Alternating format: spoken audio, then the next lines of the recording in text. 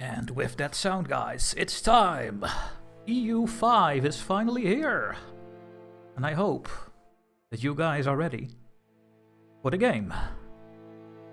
Well, I have to start the game up, so one moment. I'm gonna cancel the music. There we go. And then we go to the gaming scene. Hello, everyone. Oh, the camera is a bit dark. But I guess it's okay, so yeah, welcome guys to EU5. It's going to happen. We are gonna play the game. In 2 days it will be available. And this is a sponsored stream by Paradox. You can find the link to the sale of this game on YouTube in the pinned message. And on Twitch there will be a bot cycling to the store. So once again, thanks Paradox for sponsoring me. Yeah, I'm finally able to show you guys what I learned in around 300 hours. I think I have 300 hours in the game, so. And we can finally talk about literally everything. I have no limitations. And at the same time, there will be some guide videos now live on YouTube, and the first episode of my Netherlands run is now also available. And I'm gonna release 2 videos a day on YouTube. It will be a let's play, so it's gonna be a very long series. But yeah, I think it's the most fun when there's a new game that you just explain everything and stuff. So let's see, who do we have in the chat? We have Punteke, we have Archduke, Mr. Clubfan. Live is here, Leftymackem is here, Tuhu is here, Busy Dragnon, also Angry German, also known as Kadra. Welcome all guys, welcome to the... and Slish, yeah, welcome all guys. Okay, now, I guess it's time we are just gonna jump into a game here. I did a test run, because you have voted on YouTube. Oh, and we have a subscriber, thank you Slish for the subscription. But yeah. I did a test run, and it's... we're gonna play as Byzantium, if you didn't know. And Byzantium is not easy. So let's see how that goes. When you start a new game, you get this screen, welcome to Europa Universalis 5. You can play as a recommended country, but then you play on the easy difficulty. So I don't want to do this, so I will play as a normal country. We have another subscription, and that is live, thank you as well. No, it's not live. My multi-active is not working for some reason. Oh, well that's a shame. Now I missed who subbed on me. I think it was live. Yeah, it was live. Okay. But yeah, so we will just select any country. We are not going to play as a recommended country. Because, of course, of the easy difficulty. And yeah, there we go guys. We are on version 1.00. I have been having access for almost a month, and I started on 0.8, and there were so many patches happening the whole time, and the game has changed a lot in that month, so things that I was used to are not working anymore, so sometimes I might be a bit confused, but let's find out. I wonder what they're gonna add up to Byzantium after DLC. Yeah, I have actually no idea what any DLCs are gonna do for this game. Did they already talk about DLCs? I have no idea. So now I can talk freely. How has the performance been? So the performance in the previous patch was better. In this patch it is a bit worse. There are calculations happening each day, and in the last patch it was every month or something like that. So the last patch was better. But they know this, and they are working on it every day, so I'm very confident that this will get well solved. So yeah, the art is really nice, the music is nice. The music is made by Håkan Glente. You can also find him on Spotify. I think he also made the music for Hearts of Iron 4? Well, at least for Victoria 3, but I'm not sure for Hearts of Iron 4 anymore. But yeah, fantastic music. And there we go guys, this is the world, look at the world. We're gonna play as Cahokia. Or you're gonna play as the minded tribe of Aku. Or you're gonna play as... Are the Aztecs over here? I don't see them. But yeah, we're of course gonna play as the Byzantine Empire. Now, Byzantines are a well-flavored country, and it's going to be very interesting how this will play out, because the start is a hell. And yeah, we will just have to deal with it. So when you start a game, yeah, I can show you guys real quick the game rules. So you can turn Iron Man on, then you can get achievements. You can have the player difficulty, AI difficulty. You can do historical AI, weighted, and random. You can, sometimes you cannot change your country. Of course, when you're an Iron Man, you cannot. The missions in the game are to learn the game, so I would recommend when you start off to maybe enable the missions. You will not get achievements, but you will have missions in the game to learn how everything works. And we have another sub, and... Oh wow. Why is my... Oh, there it is. Busy Magnet is subscribing. Thank you, Busy. But why is that alert box so laggy? That is... You see that, guys? Well, I restarted it. Maybe that helps. But thank you so much. Yeah, so missions to learn the game. There are no land missions or mission trees. Also, thanks for the bits live. Thank you so much. And yeah, and you can also say if you want any rewards for the missions, you can enable it here. Ledger, there's a ledger in the game. For multiplayer, you have victory cards and other things. Doesn't really matter. And for flavor, you can do plausible countries, ahistorical countries. You can also form if you want. I will just do defaults. You can say who is gonna colonize. In one of my runs, the Pope colonized all of Brazil. Because the Pope is rich. And you can turn it off. You can also say, hey, I will only allow Western countries. Well, the Pope is still part of it. So, I guess the Pope will still colonize. You cannot turn off the Pope. And then AI exploration. Yeah, you can select which countries and stuff. You have dynamic culture conversion, dynamic religion conversion. When will the Black Death start? It will start very soon. That's gonna hurt us. Where will it start? You can decide. Normally it started in Central Asia, the bubonic plague. And so on and so on. And we can say what the name of Byzantium is gonna be. Normally, it's Byzantium, but we can also say that this is the Eastern Roman Empire. Or we're gonna call it Byzantium Empire, Byzantine Empire, and that's what we are gonna do. And I guess we're just gonna jump into the game. I'm not gonna do an Iron Man mode, I think. Well, no. No, let's not do that actually. Let's just do normal run. And there we go. Questions, guys. Are there any questions? Look at my baby Ottomans, yes. Oh yes, they are the baby Ottomans. And the first thing that we need to do is to try to kill them. Okay, let's take a look at the historical content. Once a proud empire that stretched from Egypt and the Levant to Iberia and Italy, Byzantium now faces a period of almost inexorable decline caused by the shock of the Fourth Crusade. Even after the recovery of Constantinopolis by the Palaiologos, during his reign, Basileus Andronikos II, Palaiologos, saw fit to dissolve several key institutions such as the navy in an attempt to save the dying economy of the country, while the theme system... We have a theme system, a government reform, which gives the nobles a lot of power, but we can build a building that gives us manpower early in the game. Continue to be shadowed of what was. The empire lost territory across all fronts. Now, you can read this as well, but this is just the historical context. You get hints, you have all the hints in the game.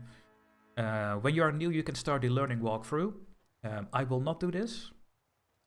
And I cannot do this because I don't have enabled the mission. So when you're new, I would recommend doing this because it really helps.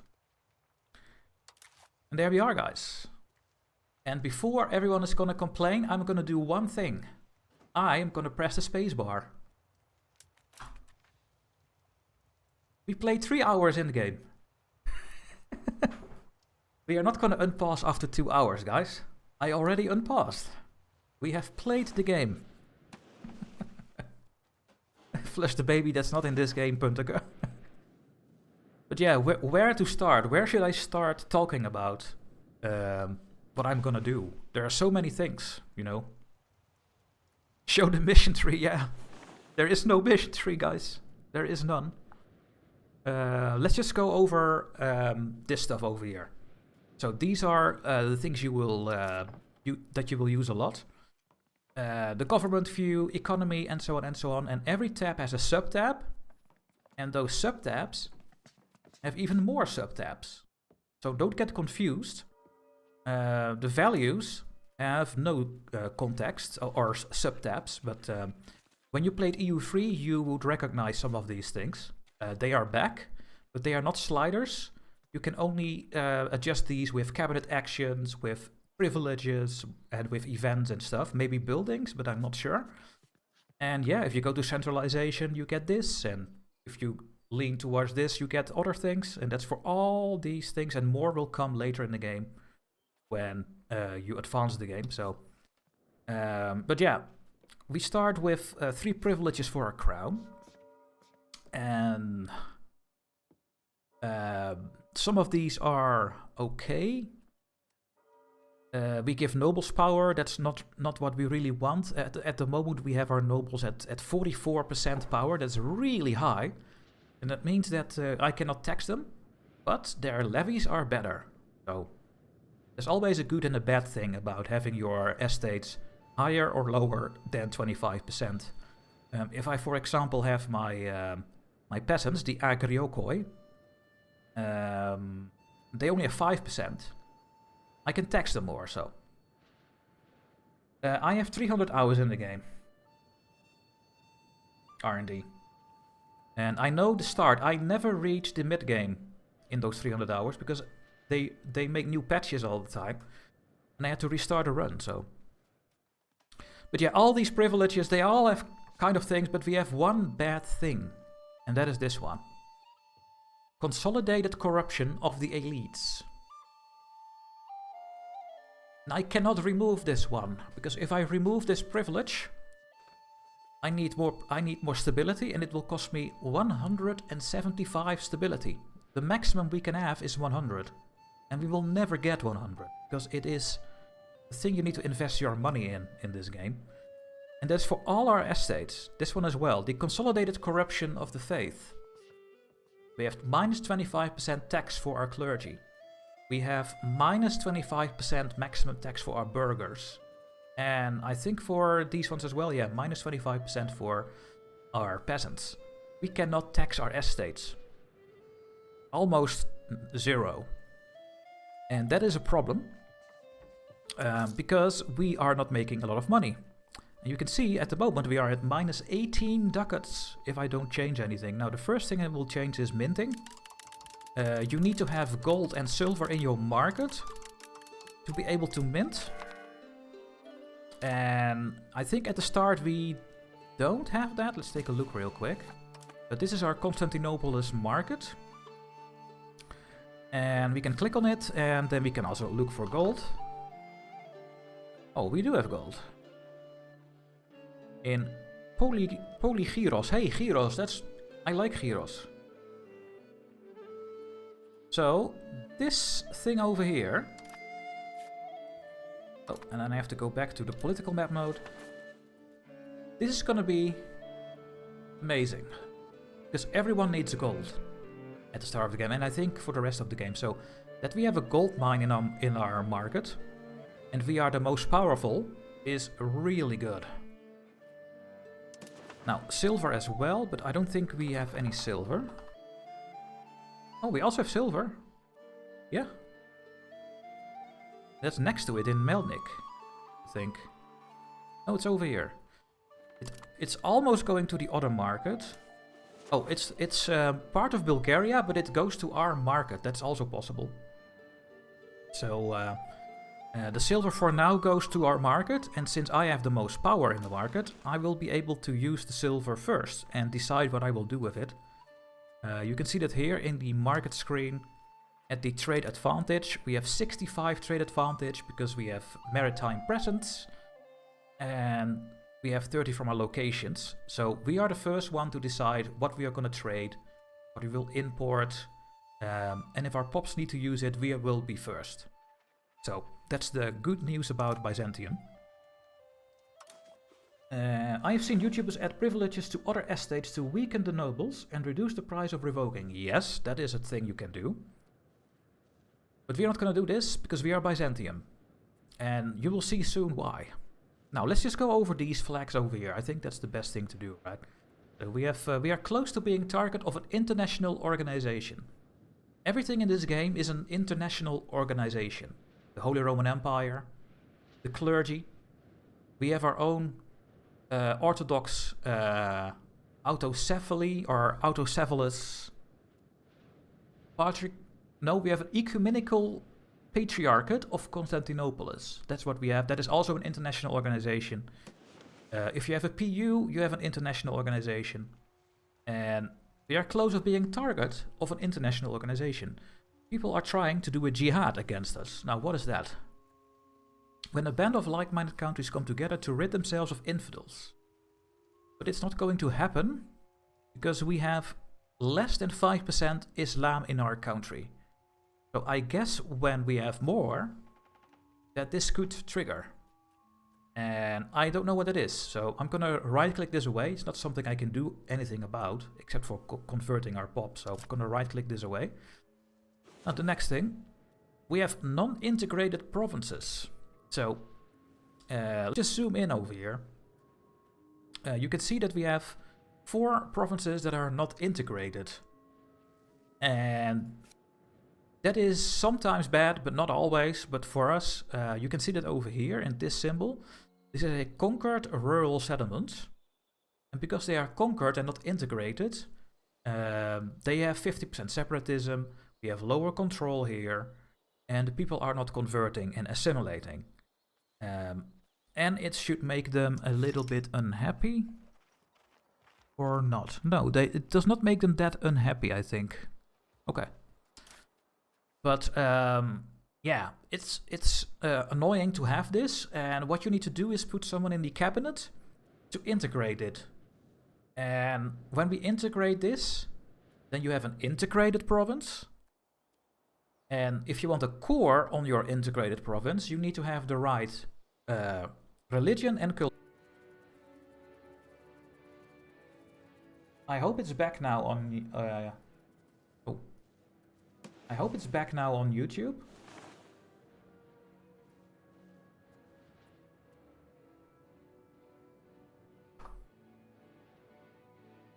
Otherwise, we have a problem.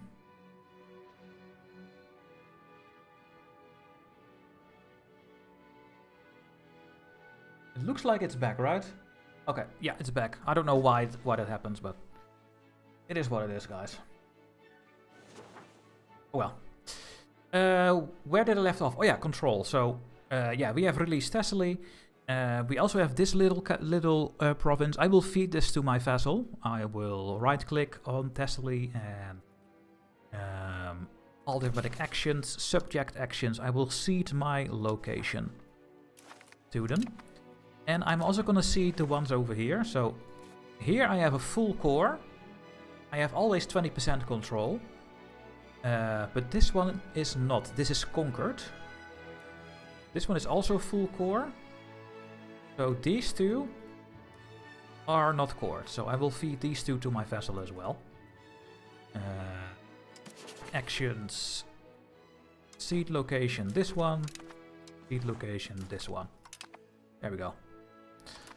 Now we have only Arcadia left. And Arcadia is over here.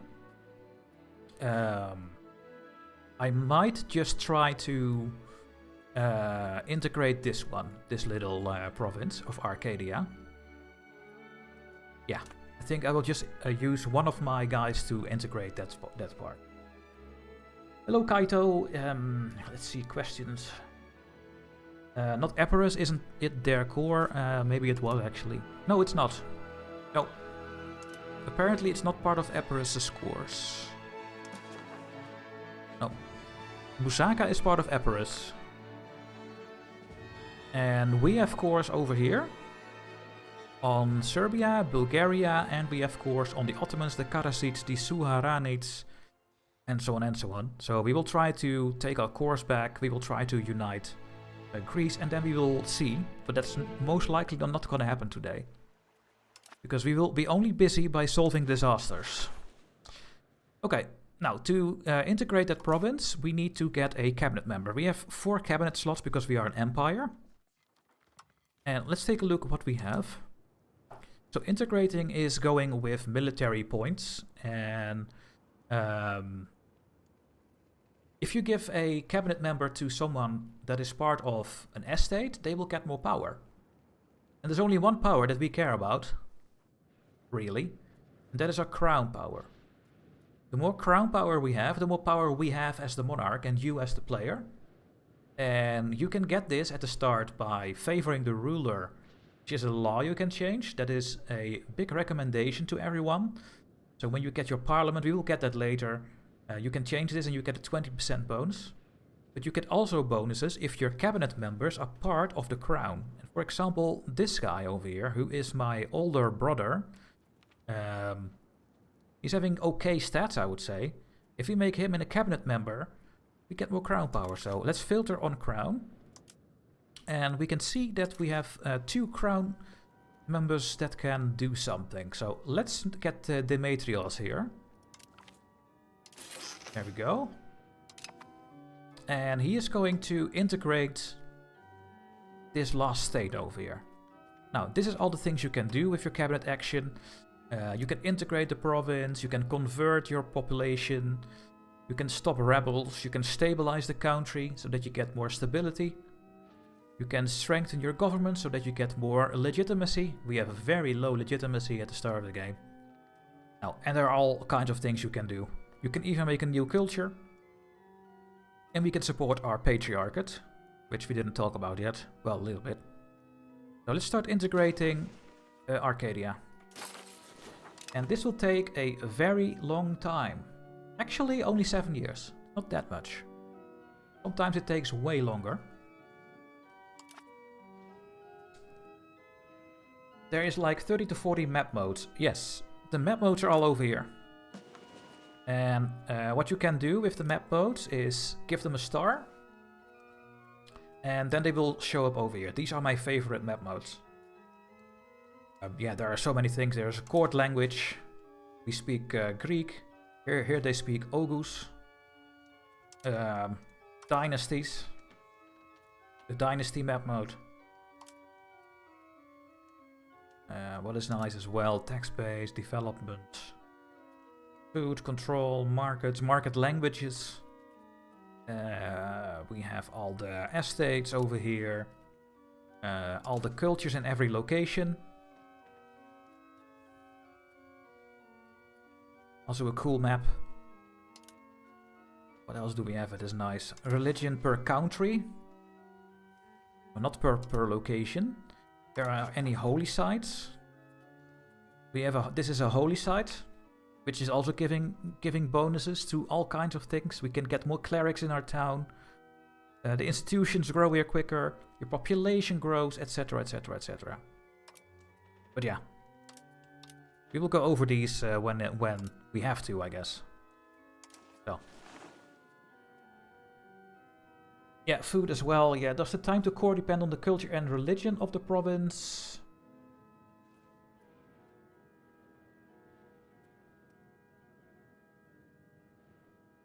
Yes.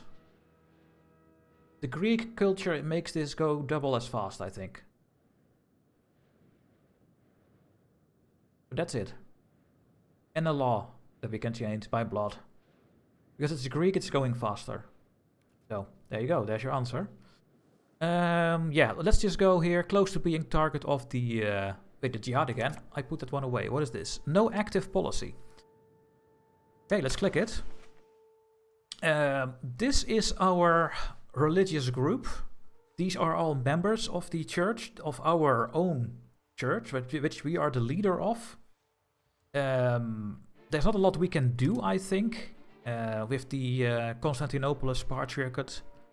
You can click on a couple of things, but we first need religious influence, and we don't have that at the start of the game, so I'm not going to be bothered by it. But it's also saying, hey, you should get a new policy.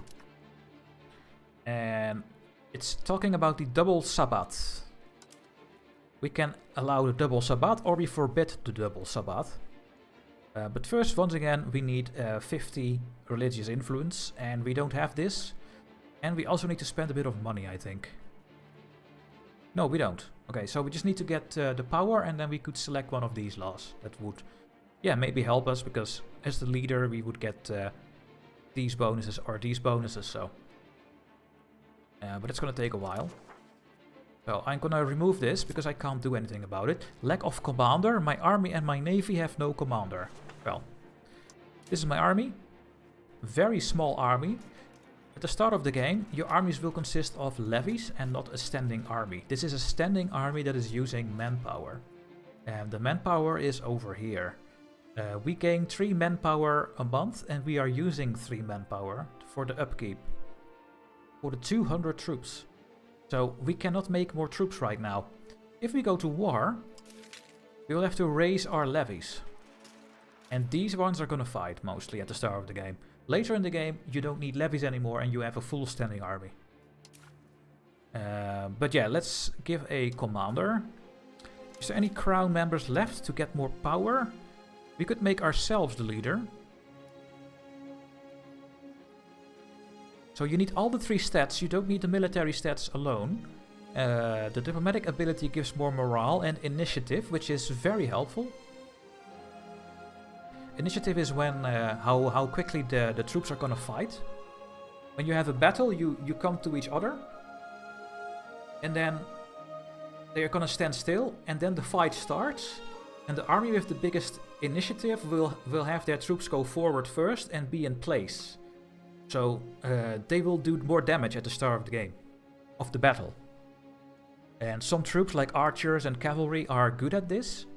But if you have heavy infantry, they have low army initiative, but they will do more damage later on. So that is how the game works. I guess I'm just gonna make myself the leader of this army. I mean, why not? We're gonna die anyway. And I'm gonna make the other one, this guy, the admiral. Just to get more crown power, guys. We need to cheese all the crown power out. Yes, Detris, I know it's a lot of information. But, yeah. If it goes too quick, guys, then just tell me, I mean. I can just not talk 8 hours about the game and not play as well, so we also have to start playing. Well, the pops need stuff, but it will change itself because your burgers are trading in the market for free. They don't give you money, but they solve problems with supply and demand automatically. And we will turn our trade on automatic at the start of the game, so they will fix itself a little bit. So don't be worried by this at the start of the game. We have rebel movements. It's a very small one. I'm gonna put that away. Some buildings are not profitable. Yeah, well, we just started the game, so we cannot really do anything about it. My heir is 4 years old. This is Crown Prince Johannes Palaiologos. And my heir, ladies and gentlemen.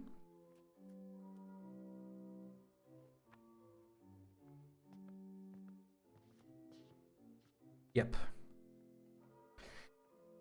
There we go. Including all Dutch's unwanted children that failed to use the toilet. Well, if we could use the toilet, then we would use it right here. Because we have an idiot as an heir. Oh man. And yeah, you can get you can give your heirs and people in your court education. If you have an heir, I would always recommend administration because that gives more crown power. So I will focus on admin ability. And it will get a little bit more over there. But yeah, you get this pop-up, you have an underage heir. Yeah, well, I know, but there's nothing I can do about. So let's right-click this away. And then we go to the research. Are you guys ready for more information? because it will come right here and right now. The game consists of 6 ages. We are in the age of traditions. It will end in 5 years. In every age, there are 3 institutions. The embracement works like the same in EU4. You have to get it spread to your country, and then you have to pay money and stability to embrace it, depending on how much it's not spread. So, we already have feudalism. It has spawned in Aachen, and it has spread to all our locations, and we have embraced this before the game was already there. And that means that we can, that we were able to do all these technologies. So all these techs over here are already researched. They have a dark background. Legalism has spawned in Rome. It has also spawned to our country, and that is all over here, I think. And all these techs have been researched for us. We have some special Byzantium advances, and this is how they give every country a flavor. They all have their own thing. So Byzantium is having tolerance of the true faith. We have access to the Acritai, which is a better regular regiment. We have the cataphracts already unlocked, the Byzantine cataphracts, who are having better stats. You can see them over here. I am not going to talk about the stats. And that is how they give every nation a flavor. And we have also, we do not have meritocracy. Meritocracy is spawning in Kanbalik, and that is in Huan, in China. So it will take a while until meritocracy is spreading to us. And if meritocracy spreads to us, then we can do these researches. But right now, we cannot do this. Why can we not do this? Because we don't have embraced meritocracy. A big tip for everyone to make the game super easy. Look where I hover my mouse. The game does not tell you this, but if you hover the mouse between the red arrow and the mouse button, here, you get way more information. So, thank me later. Don't forget this, please. Because otherwise you are... Yeah, this is one as well. Look. Not in the search queue, and you're hovering over this cross and you don't get any information. But if I go here, there's the tooltip. So, I don't know why they did this, but I think it's horrible. I mean, it's very unclear, so... But yeah, this is a lot of research for one age. Then we go to the next age. In the next age we have the Renaissance, banking, professional armies. Age of Discovery, the New World, printing press, pike and shot. Confessionalism, global trade, artillery, manufactories, scientific revolution and military revolution, and the Enlightenment, industrialization and leveamas.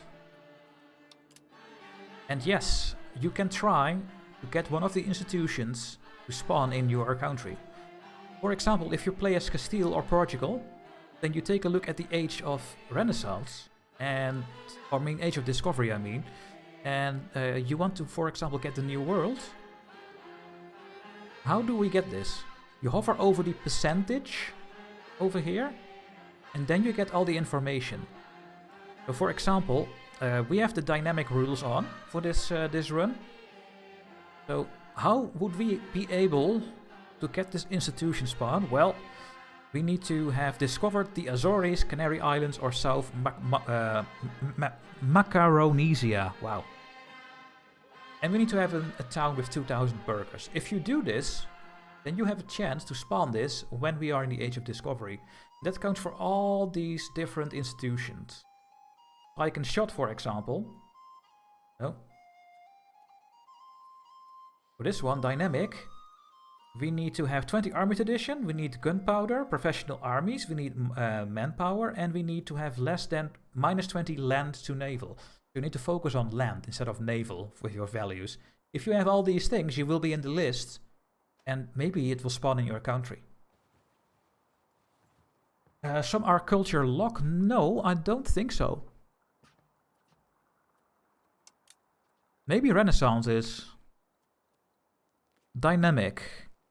Yeah, Emilia and Romagna and Lombardy.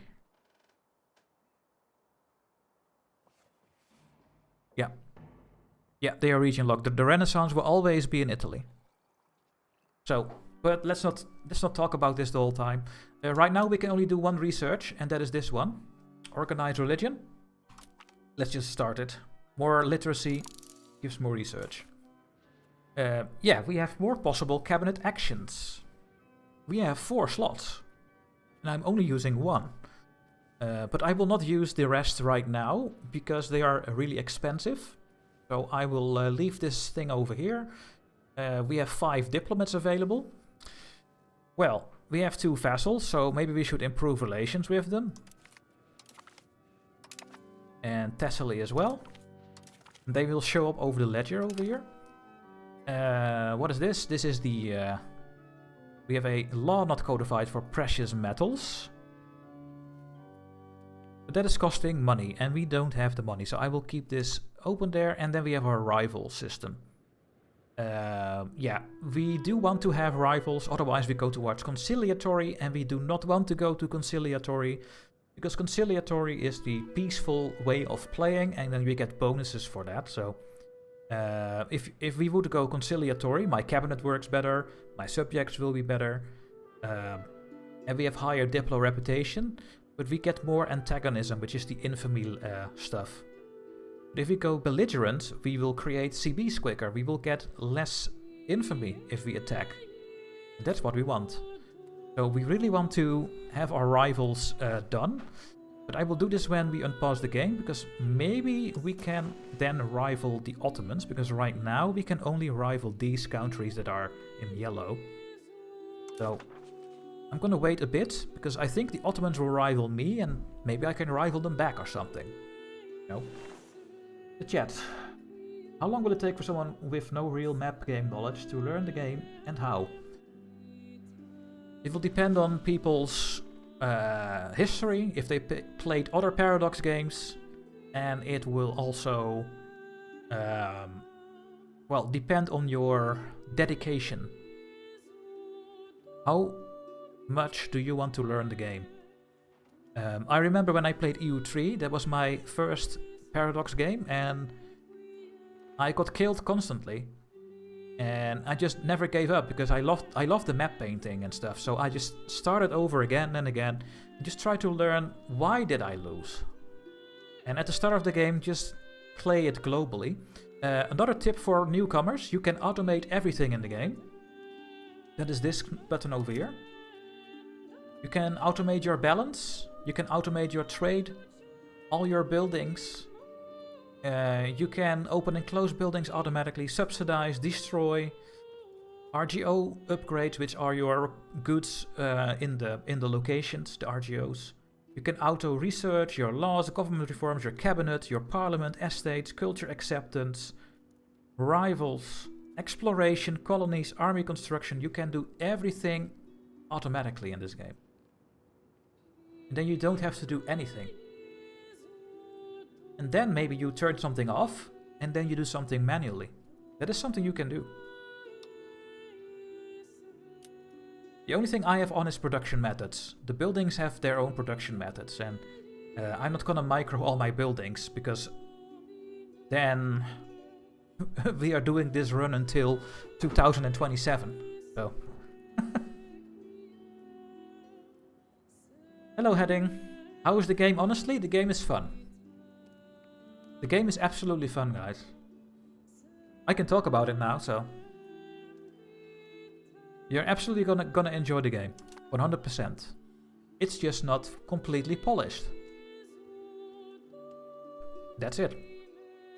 But it's very well playable. Okay, we have done all the things. Let's go back to my budget. So, another thing. We need to tax our estates. And I will automate the tax rate of my estates. How does it work? Let's go to our capital here. Our capital is having all these buildings, plus these. Don't get frustrated. It doesn't matter. But all the buildings are for a pop group. This is a building, the Royal Court, which is giving me 10% crown power, where the nobles work. If I click on the nobles, then I can see all the buildings I can build in this one location, where nobles will be the pops where they're gonna work. So for example, I can make the Royal Garden, which is a building that is only buildable in your capital. And if I build this, I would get more diplomats and I will get prestige. But it's costing a lot of money.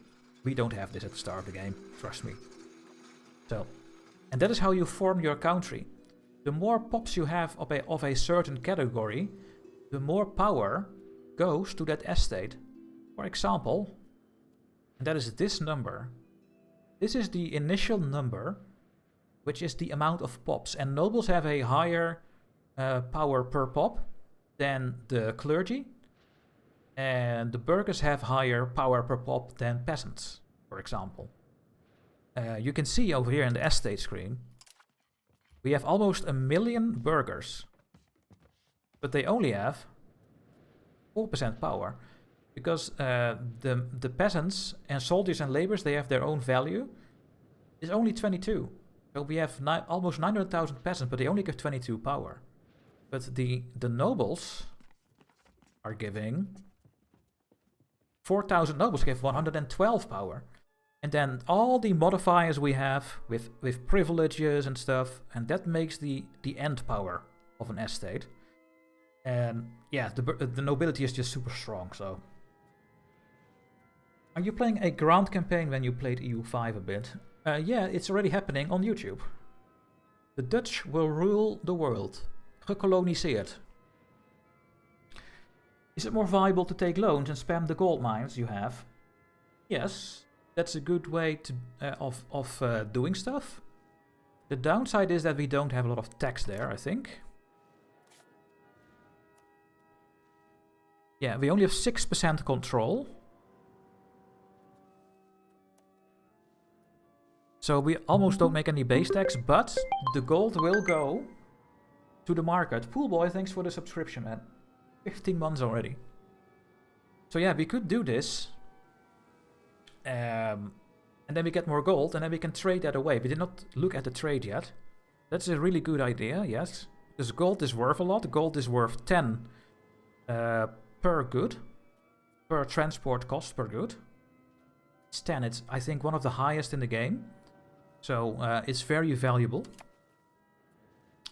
Let's see, we talked about this. The cabinet we talked about a bit. I automate the estate taxes so that they go to 50%, because if they go to 50% they don't revolt. But we have penalties thanks to our privileges. I will lower the army maintenance, I will lower the navy maintenance, and I will lower the fort maintenance. I am going to remove some forts. Forts are too expensive. Let's see, where do we have forts on the map? I will keep this one, because this fort will stop the people from Anatolia to come here, and the fort in my capital will stop any attempts over here.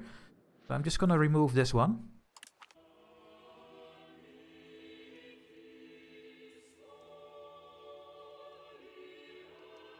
More time.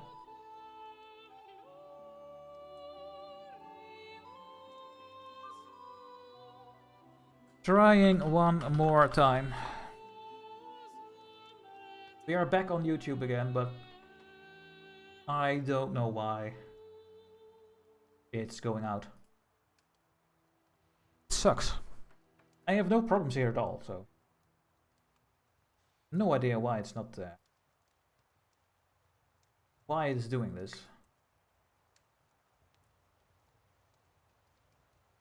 Oh well.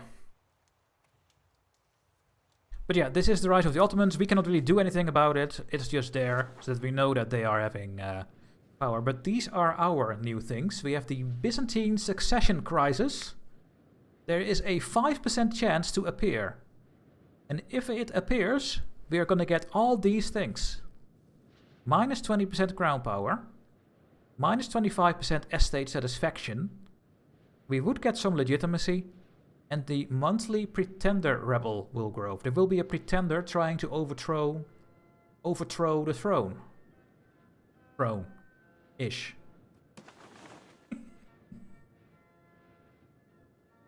%, yeah, they are gonna happen.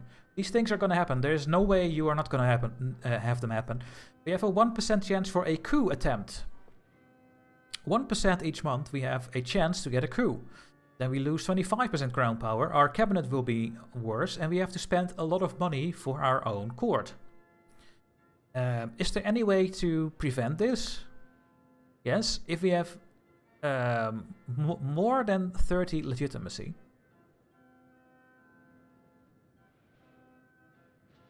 The estate power is greater than 30.76. Are we not there? That's a weird thing. I think that's broken. Yeah. Oh.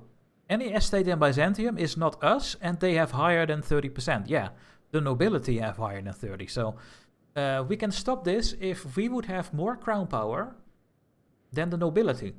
Then we will not get the coup. But that's really difficult. And we have the decline of the empire. We have a 2% chance to get this spawning. And then the estates will also lose satisfaction. The interest will go up, and we have some rebellion growth. We can stop this if we go higher than 0 stability. And if we have higher than 40% control in the region of the capital. So the region of the capital is... Where is it? The Balkans. So all the land we own in the Balkans, we should have an average of 40 or higher control. So we can do this by building maybe more roads, maybe get a bit more maritime presence. Let's take a look at our harbor capacity. So Thessaloniki has a good harbor capacity. And this number, and that makes it easier to spread control here. But it's still at -1. So it's going through the sea, I think. Yeah. So it goes through all these sea tiles. And then it's just below 0. So we are not getting extra control of proximity over here. But we can build things like wharves and docks to increase the harbor capacity. And then eventually we should get it. But there's not a lot we can do at the start of the game. Now, I hope that YouTube is not going to break down now, by the way. It looks like it's better.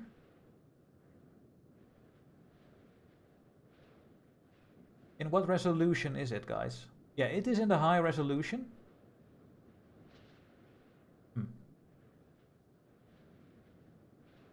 Okay. Well, I think it's going to work for now.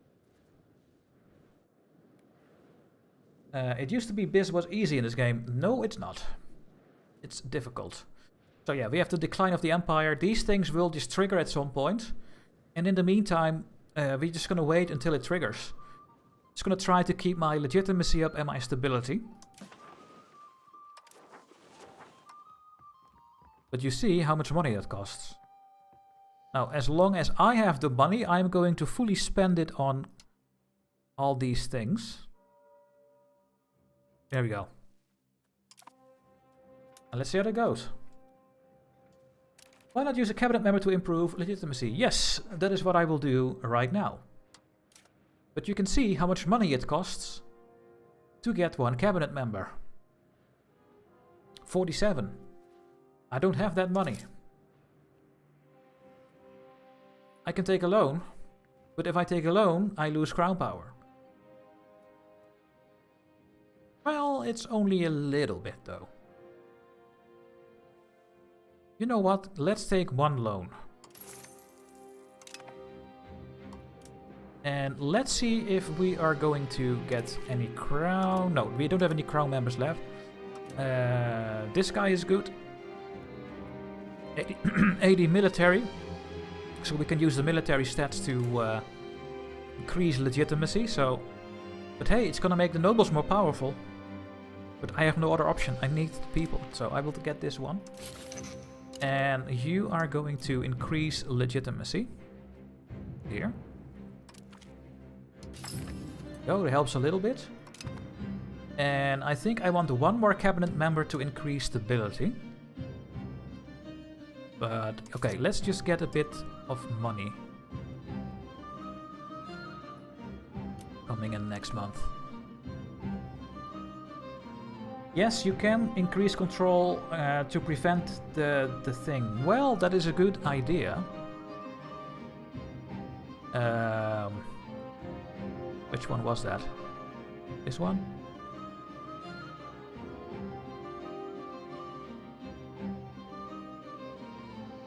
Yeah. We could do this indeed.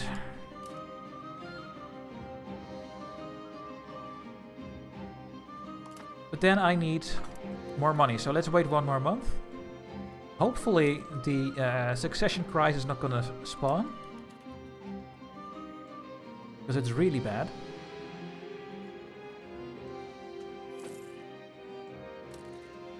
Okay, I have enough money. Who is having the highest admin skill? You do. Then I will get Johannes, I think, because Johannes is also having good Diplo skill. Yeah. And with you, we are going to increase control. Let's start in our main region. We also get a little bit more money if we succeed. And maybe we can now get... where is it? Maybe we can get this checkmark away, and then we have no chance of the decline of the empire at the start of the game. That would be really nice. They cannot trigger at the same time. Only one thing can trigger at the same time, so... And yeah, we cannot rival the Ottomans, so I'm gonna rival the Mamluks, Tunisia, and the Golden Horde. There we go. So that they are out of our way. I'm also going to fabricate a spy network on the Ottomans. Because then we can go and fabricate a CB to take our cores back. Luckily we have cores, otherwise there is a difficult, or it's very difficult to get a CB in this game. But since we have cores, for example here, look, we have cores here.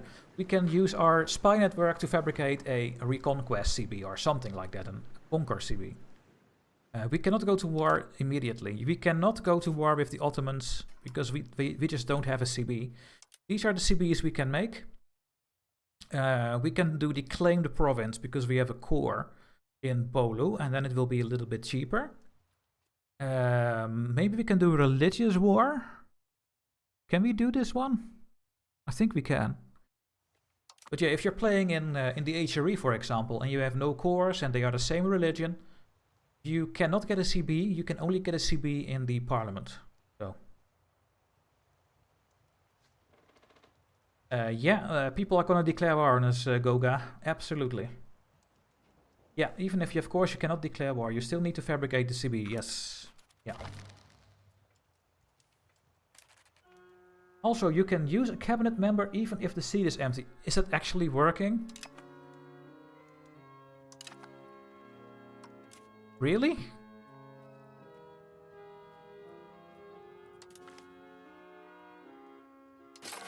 Oh my god. Paradox.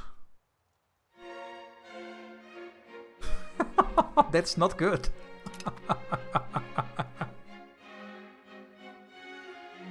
I didn't know that, so thank you for 300 hours and that you tell me this. Thank you so much. Am I paying? I'm not sure. What the hell?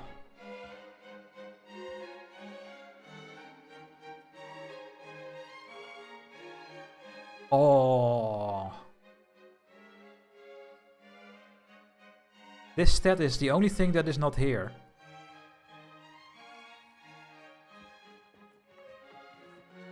Yeah, it could be intended. Now I think about it, but it never came up to me that that is intended. But yeah, I guess it's intended. But thanks for helping me out here. That's really cool. Holy shit. Oh, what is this? Oh yeah. The death of Germianoglu Yaqub Bey. Is that the brother of the Ottoman leader or something? There's nothing we can do about it. One of the most celebrated men and the founder of our Beylik has passed away. His reign has thus far marked the apogee of our influence across Anatolia. And I think they are now all free. I think one of them was the leader of another Beylik, but now they are all independent. And we have a marriage from our vassal in Thessaly. Sure. I watch all the playthroughs in this game and read every dev diary. Wow. Maybe you know even more than me by doing all of that.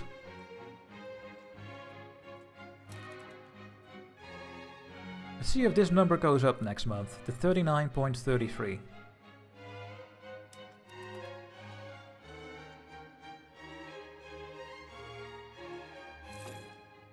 Yes, it does. Okay. Decline of the Palaiologos Renaissance. Whilst in the past many great artists flocked into our court in a phenomenon that is called the Palaiologos Renaissance, in recent years there has been a decline, where great men choose to join other courts instead of ours. Perhaps Basileus Andronikos III should invest in stopping this decline. This is historical flavor. And what are we gonna do? We do not have the funds, we lose prestige, or we spend money to get prestige. Well, we already have 25 prestige. I am not gonna spend the money, I will lose prestige. I think we need the money. I really think so.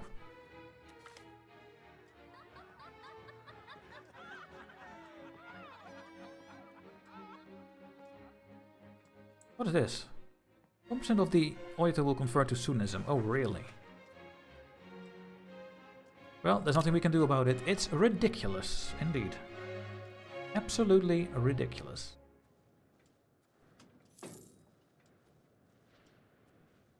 We are very lucky that the succession crisis is not happening yet, guys. We are very and very lucky.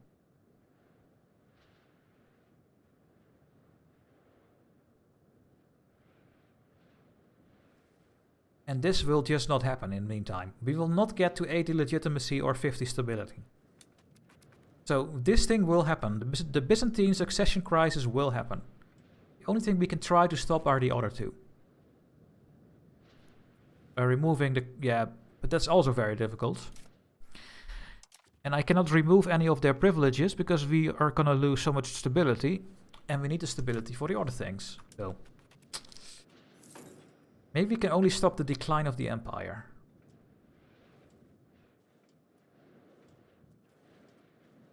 We are very, very lucky that it's not spawning yet. Now what I don't like is that we need to monitor this percentage ourselves and see if it goes up every month, because at some point you have reached your 10% extra control and then it won't help anymore. But the game is not telling you when it's done. So, if this number doesn't go up with a lot, we have to change it. So, let's see what happens next month. Now it's still going up with a lot, so we have to keep doing it. If it goes up with a tiny bit, then it's done. But we have to monitor this ourselves. Unfortunately. Yeah, it's still going up. Ooh, we're almost there, guys. Look. I think one more month and we will stop the decline of the empire. I hope. Yeah, it's gone. And now, if we did not have enough trouble, we have another thing.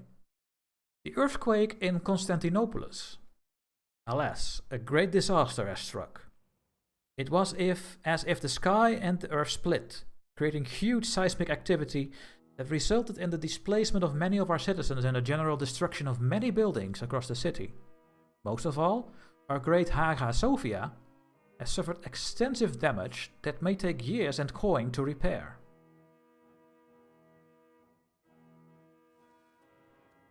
Does it kill all my troops on the tile? Oh, let's not click then and move my troops away. Oh, I can't. I have to click. Well, shit. Alas, there is nothing we can do about it. We lose prosperity. Did not talk about that, but don't worry. We lose 10 legitimacy. And we lose 10 religious influence. Or...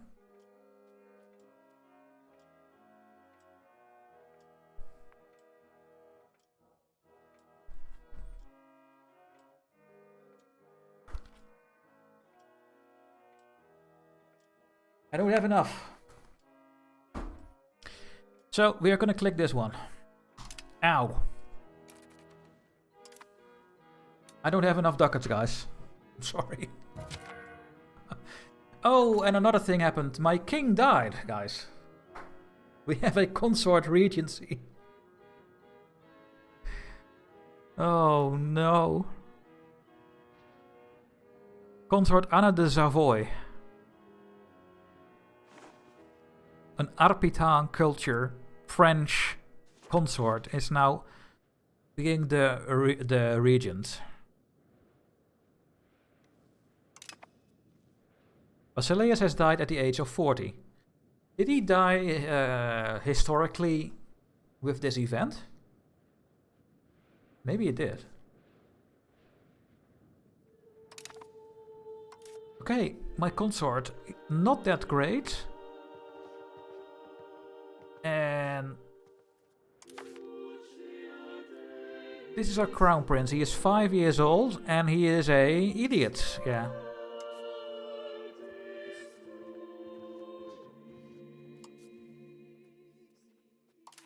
I could give them expensive education, but it's so expensive. He died of chronic malaria in 1341. Okay. Well, it's a bit close to where we are, so that's good. I will increase my navy maintenance and put my navy here to get maritime presence. Yeah, he died 3 years earlier. There are banks in the game taking over loans. You can play as a bank if you want. What is this? Hesychiasm.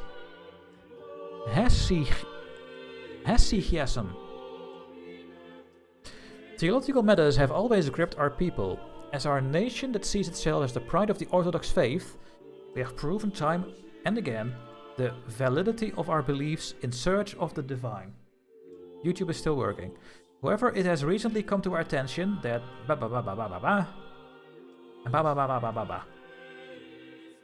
we can lose 7 stability. No. This guy will move to Wallachia. And our relations with all Orthodox countries will worsen slightly. Or we kill him. And all our relations with all Orthodox countries will worsen greatly. I will do this one. Because I do not want to lose my stability even further. We still don't have any crisis happening, so that's really lucky. But it's gonna happen soon. Don't you worry. If you get lucky, the bank goes bankrupt and you lose the loans. Oh really? Is that how it works? That's amazing. Oh yeah, we still have to do the precious metal one. Let's take a look, guys. So we have gold. We could ban the export of gold. But we get more money from minting.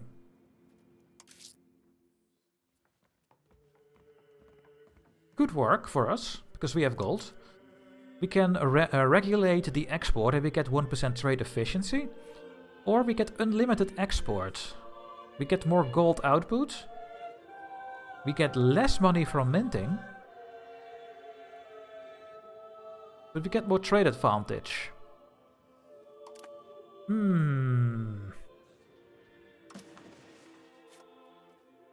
Now, that is interesting.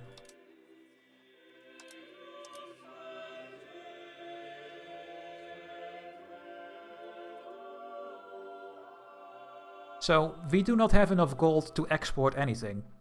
How do I know this? I know that I make gold in one location. And my burghers are also importing. When your burghers import, as far as I know, it is a waste. It happens in the background, and it doesn't give them money or you. It's just a game mechanic to make sure that the goods you need are coming in and out. And so I know that my burghers are importing gold. That means that I don't use enough for myself. That's true, because the nobles need this, we are using it for minting, my banks need this, and my royal court for upkeep needs gold. So I will not export any gold anytime soon. What I should do is increase my gold mine.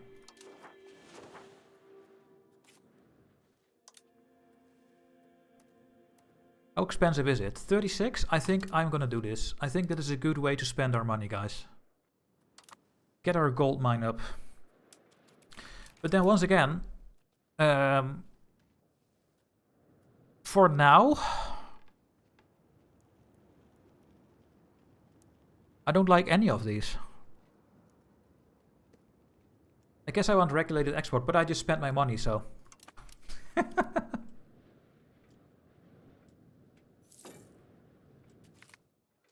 Is Shaun considered converting to Catholics? Oh, really? And there we go, guys. There is the pretender. The bid for the Byzantine crown. Years of mismanagement, court intrigue, and an unstable rule have wrought the seeds of our downfall. Like shades in the dusk, many prominent individuals with imperial aspirations have gathered in a petty attempt to prop up this guy as the rightful ruler.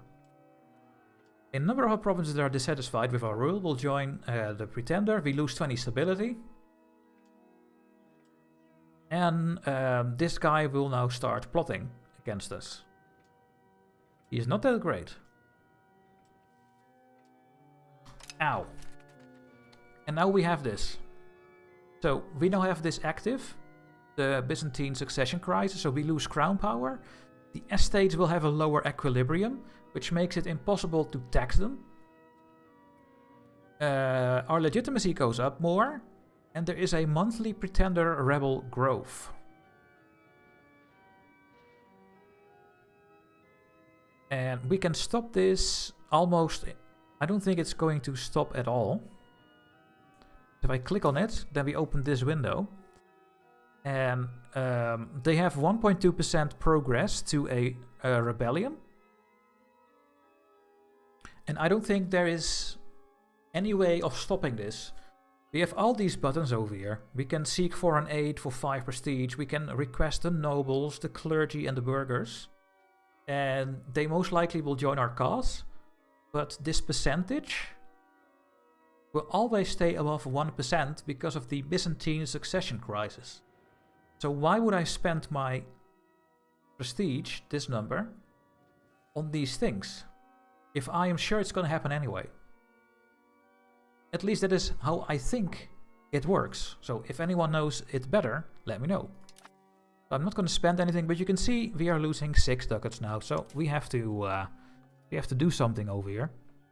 We have to stop spending our money on increasing legitimacy and on our stability. There. Why should Rome restore Rome? You're absolutely right.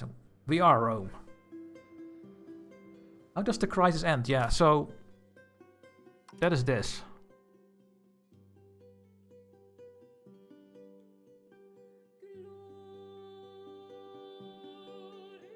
We need to kill him.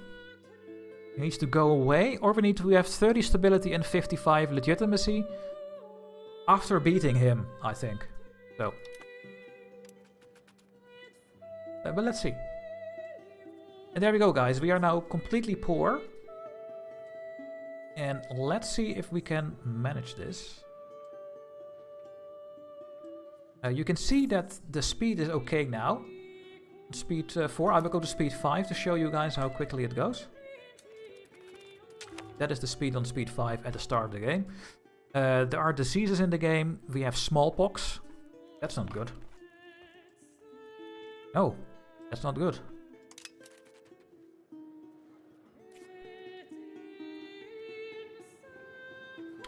We need to do a recovery effort.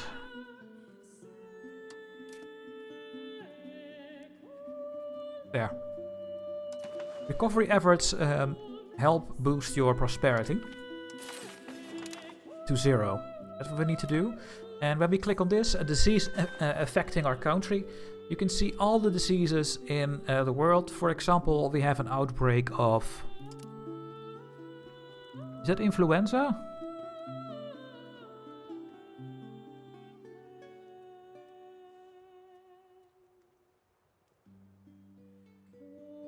This is resistance, right?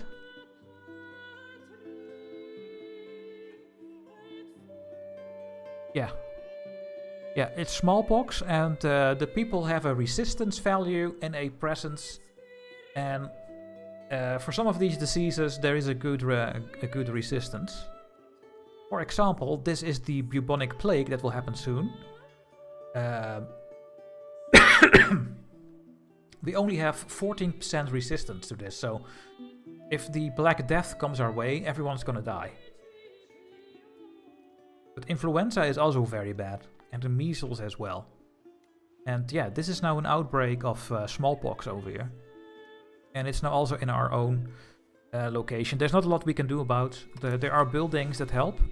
For example, disease resistance. Hospital. The hospital will give disease resistance. So.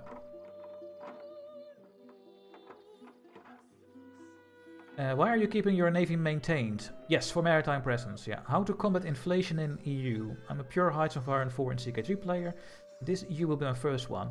Could you explain the inflation mechanic and why your stability is -37? My stability is -37 because we are playing as the Byzantine Empire. And we have very bad events. Because you see it's going up with 0.5 each month at the moment. Is this the bubonic plague that will happen soon? Yes. And then we're gonna lose 1/3 of our population, if not more. Okay, the relations improve. Just a quick event. So yeah, we are now just waiting for this this rebellion to happen. And as long as this is active, we will be poor. I'm not gonna even bother trying to solve this because they are gonna rise up anyway. The only thing I need to do is try to get my legitimacy and my stability up. And without money, it's very, very difficult. Now, inflation, because we are starting as the Byzantine Empire, we have 10% inflation. Normally, it's 0. I don't think any other country has this at the start. But you only get inflation by minting too much money. I can do this. So, problem solved. We make 12.5 ducats a month. Done. But then every month, we get 0.3 extra inflation. Also, when you have a lot of gold in your country, you get inflation from that as well. But luckily, we are having a very low amount of gold produced, so we have almost 0% increase of inflation. But yeah, there is I can also stop minting, for example. I don't make any new coins, and then my inflation goes down. So what I do most of the time is go close to the 0%. Like this. Just below 0. So that it very slowly over time goes down. And I still make 6.6 ducats. Yeah, pump it and worry about it later. Can you look at the diplomatic map of Georgia? Sure.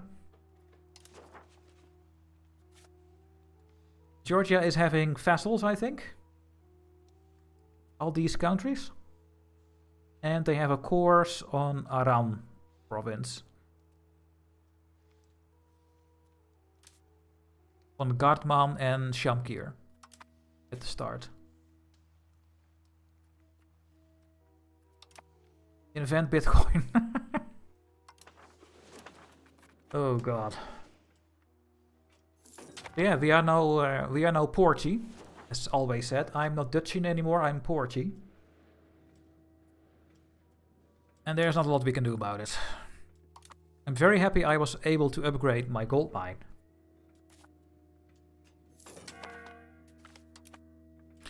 Another event. Foreign merchants' privileges. I'm not going to read all of this because then my voice will be done in 1 hour. But we have to decide what we're going to do. We can sign an agreement with Venice. My burghers lose satisfaction. That would be okay because they are at 76. So they go to 56. That's still above 50. And we gain reliance on Italian vessels. Galleys will be cheaper. We lose legitimacy. No. We can build ships quicker and we get trade efficiency penalty. And we can do the same thing with Genoa. Or we sign both. Or we say these leeches are up to no good. And then we get mercantile self-reliance. Of course I will pick this one. I have no money. Why would I pick this one? I'm not going to build any ship. So I will do this and piss them off.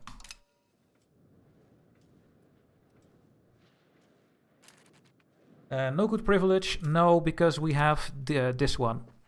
The consolidated corruption, which is a very bad one. We could revoke one of those privileges, but revoking is costing stability.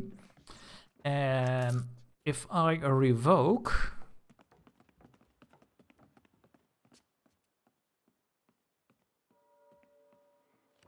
Yeah, we are not getting tax anyway, because their satisfaction equilibrium is going down because of our Byzantine succession crisis. So I cannot tax my estates. They are at 0, and they still go angry. There's nothing I can do about my estates right now, so... Yeah, everything is going down the drain. That is just the Byzantine Empire. I think I will not choose for my first campaign the Roman Empire. It seems to be something that will obliterate me. Oh, it's fine, Punk Life. But yeah, don't start as the Byzantine Empire.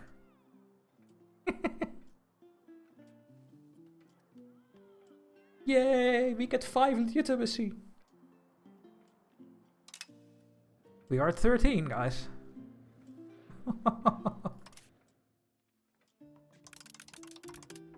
Oh, this is so bad. There are also positive events, yes.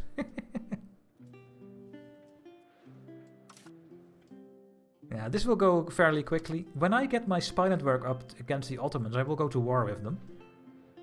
We need 20 spy network, and then we can get a... then we can fabricate a CB, so... Hey, another one. Another 5 legitimacy. Nice! Country is losing... is going out of our patriarchates. Okay. And the mines are expanded. There we go. But now the people need to promote. They need to become laborers. My peasants need to promote to laborers, and it will only go with 4 per month. No, more. 7. Why? Because we have no control. So it will take a very long time before all these laborers are gonna work in the gold mine. But yeah, that is dynamically going, so. And we need the gold for ourselves first, and then hopefully we can trade some away. Or we're gonna turn it into jewelry. Okay, we have done our first technology. And now... Oh, and the recovery effort is done. So, we can choose between these 3. What we also can do is make a plan. You just go to your tech tree and then you are like, what do I need the most? To be honest, none of these things are very interesting.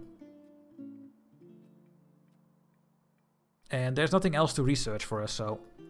the Age of Renaissance will happen in 5 years, and then we will unlock more research in this step over here. So it doesn't really matter which one I pick. Let's just do the guilds.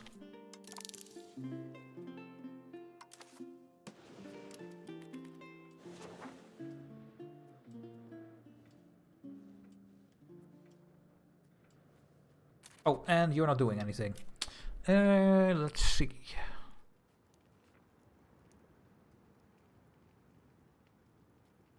Creation, we can increase the control in more provinces, so we make a little bit more money maybe. We can assimilate people to our culture, convert.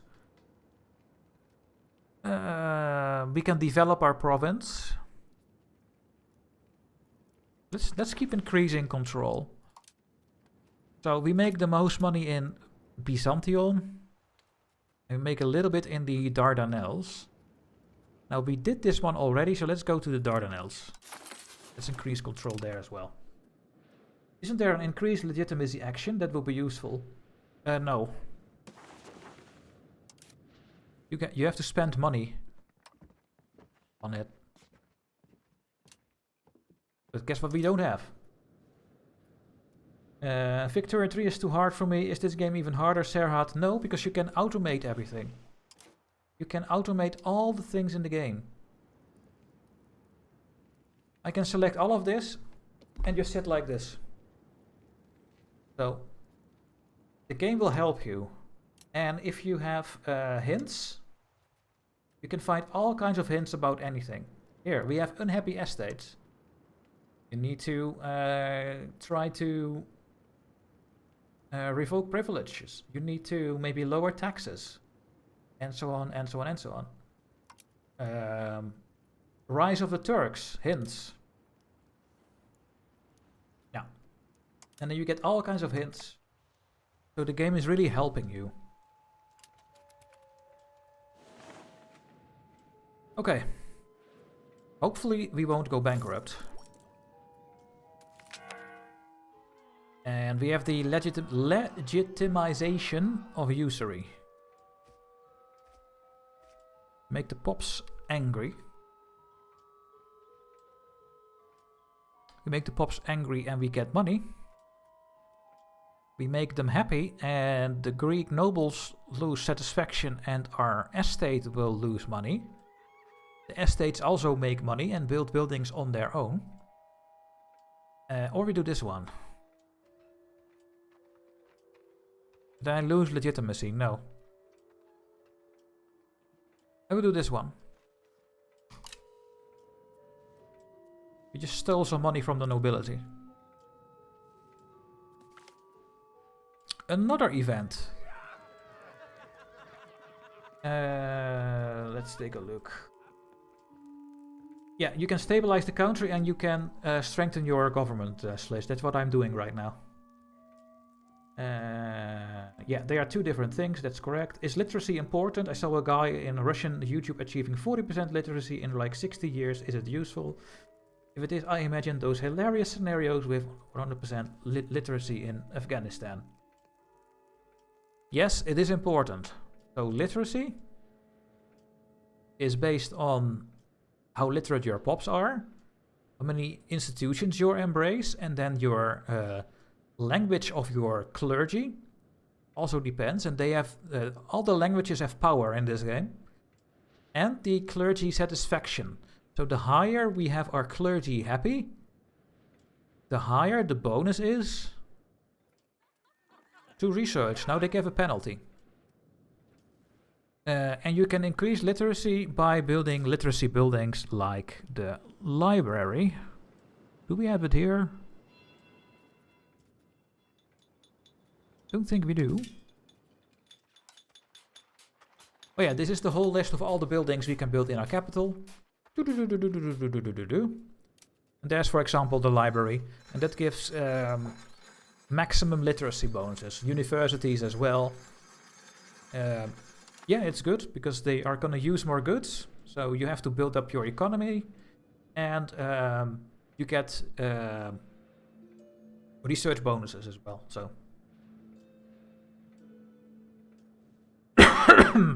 What is this? Ooh. Are we gonna lose money, guys?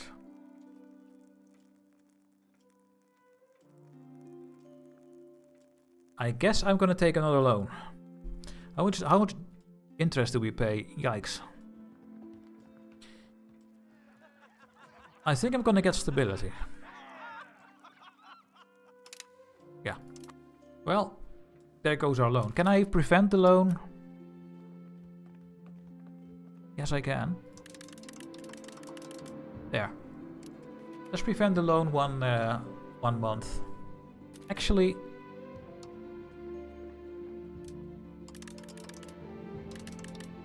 there. Just take 0.1 inflation to not get a loan.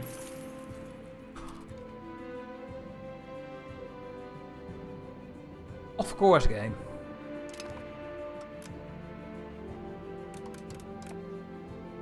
Of course.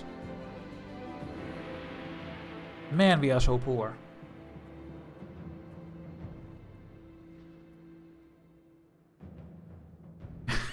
Yeah. And YouTube is still working, I think, so. Very happy about that. Hello, YouTube. Is the stream working? Yes, it is. So is boosting economy is more taxes?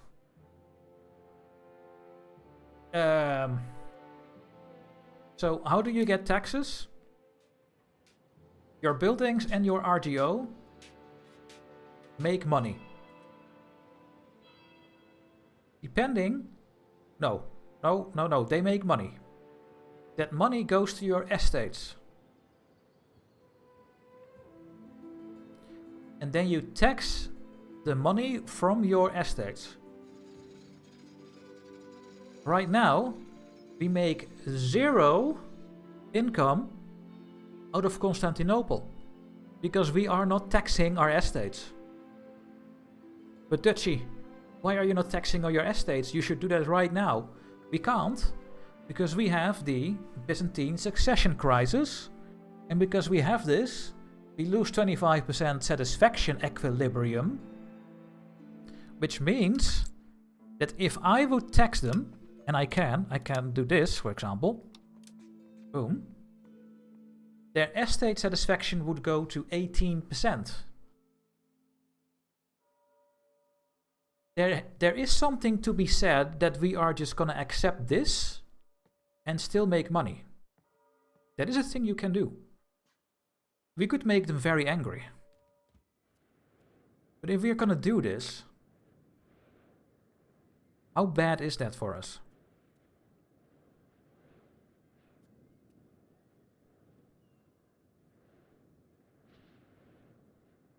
If they go down in satisfaction, we have to spend more money to increase our stability.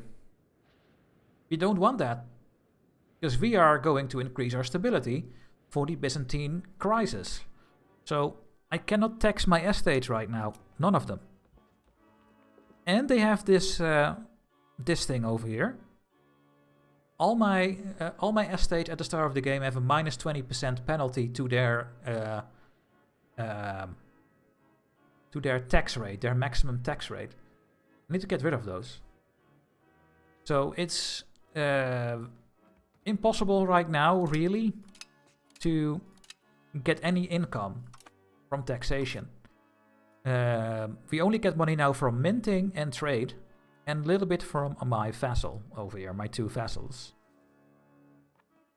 And that is what it is. I mean, we just have to get through this, let him spawn, and then we have loyal estates again, and then we can tax them again.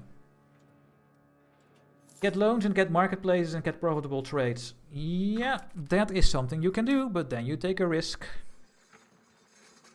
That is possible. But as you can see, some of my trade routes are already having a very low value. So I don't think there is more to trade. We do have slaves though. But I guess no one wants them.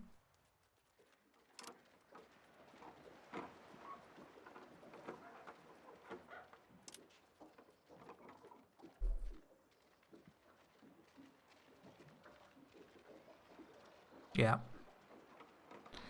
So the game is, the whole trade information you see in this screen is so not useful.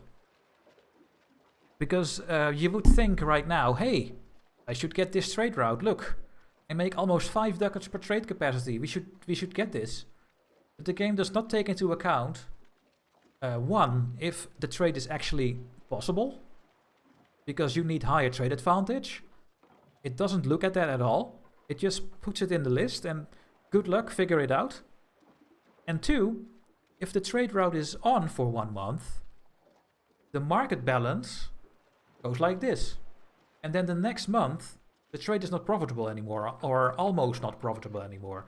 And all those things are not calculated in this number. So this number is completely, well, almost completely useless. That is why I look at this, that I can see the situation in both markets, to see if it's actually going to help me. This trade route is saying, hey, maybe you should import, and that is another thing that this screen is not helping you with. There is only 0.11 trade capacity there to take. The market where I will import this cloth from is only having a 0.11 surplus. But this number is per whole trade capacity. Why? This number is completely useless, this number. Because this number is not even going to happen. So it's these 3 things you need to do yourself. And that makes trade sometimes very annoying. But yeah. So that is why I just leave this automated, because the automated system will find trades that work eventually. Here, another one. Oh, we make a big amount of money per trade capacity. Yeah, but there is only 0.46 there extra. And when I take a look, we see that it's very stable. So we are not going to make that much money out of this. And that is a bit annoying.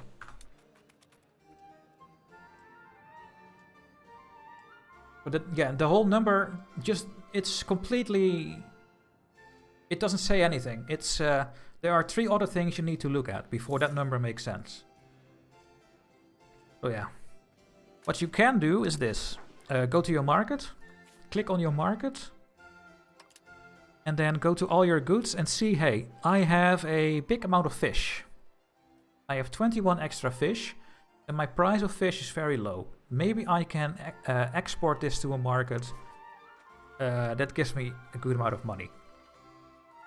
Now, another annoying thing, it's now saying that we cannot export this. Oh, they fixed this, I think. No, they did not. Yes, they did. So, look, now I need to do this. I need to do this manually for some reason. To take a look. And no, it's not working because it doesn't show the projected profit. So what you need to do is this. You need to remove your trade route. Then go back to your market. Then go to the stuff you have a big surplus. And then you go to export. And then suddenly it lists the number. So yeah. I don't like this. Naples is having more demand than supply of fish. So yeah, maybe this one is going to work.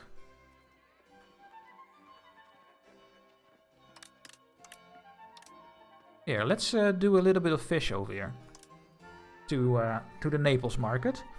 When you click, you don't get any pop-up that the trade is working, but it is working. It is in the trade screen now. But you don't get a confirmation. Now let's go back. What do we have here? Hey, we have wine. Is there anyone that wants wine? Well, it looks like that all the markets have at least their demand, so that will not be a very good trade. What about wool? We have a big amount of wool. The price is very low. Is there anyone that needs wool? Well, we can only make 1.5 per trade capacity. That is not a lot, so no. Slaves? Hey. So I can try this. I can try to put 1 trade capacity of slaves to Kava. And to Genoa. And to Dubrovnik. Now let's see if these trades are doing well in the next month. But you see already that we are only making 0.7 trade from fish. And in the other screen it showed me a way higher number. So I'm now talking 10 minutes about trade. And in those 10 minutes I only talked about things that I don't like.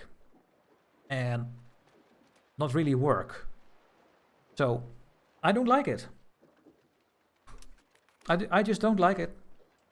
They should show other information. They should also not show trades that are not going to work or something. And that's the thing. For example, in the Prague market, there is a lot of gold. Here, not anymore. In the Pest market, there is 11 gold. They're using 1.7. So yeah, we would be able to get a lot of gold from this market to make money. Especially if you need it.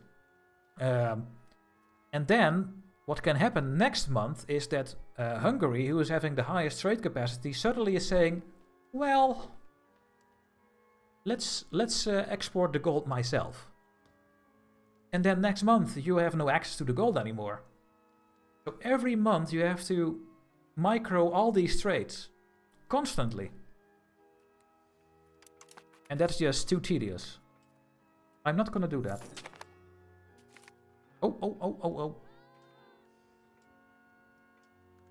The chat. Jack is excited. Oh yeah, you should be. I imagine Rome have debuffs for trade capacity too. No, I don't think we do. Auto trade, yes. They may do another category for trade that isn't possible, but maybe if. Yeah, exactly. Yeah. What is this?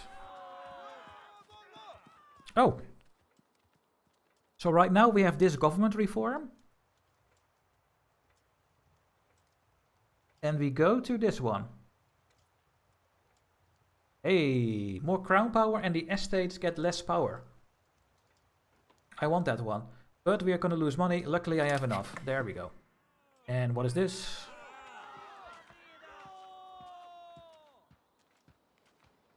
Wow.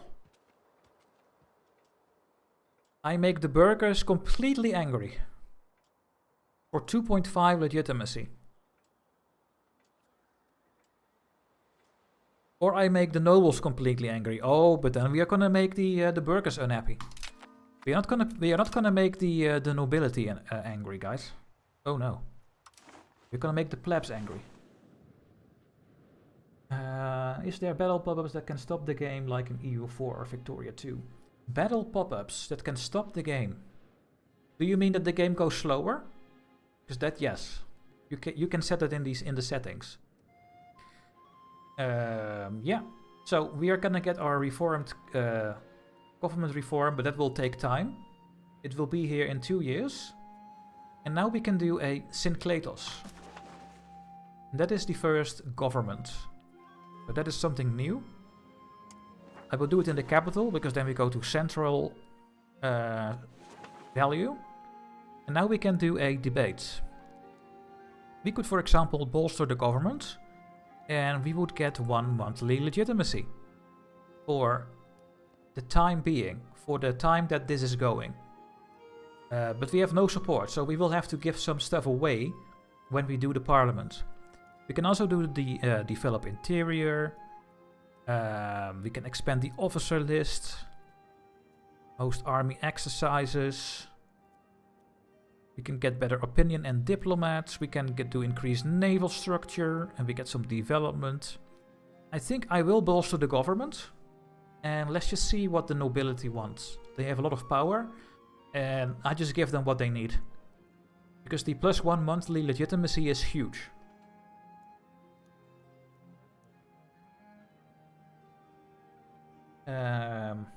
Yeah, OA, yes, that is exactly what... and you can set this in the settings if you want to have the game auto-pause or go slow. You can get a parliament CB if you have high support though. Easy targets in Anatolia.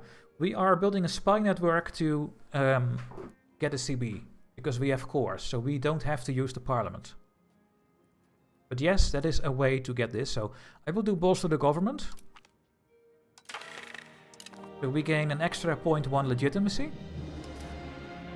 But we only have 10% support, so we will now have to give our estates things they want.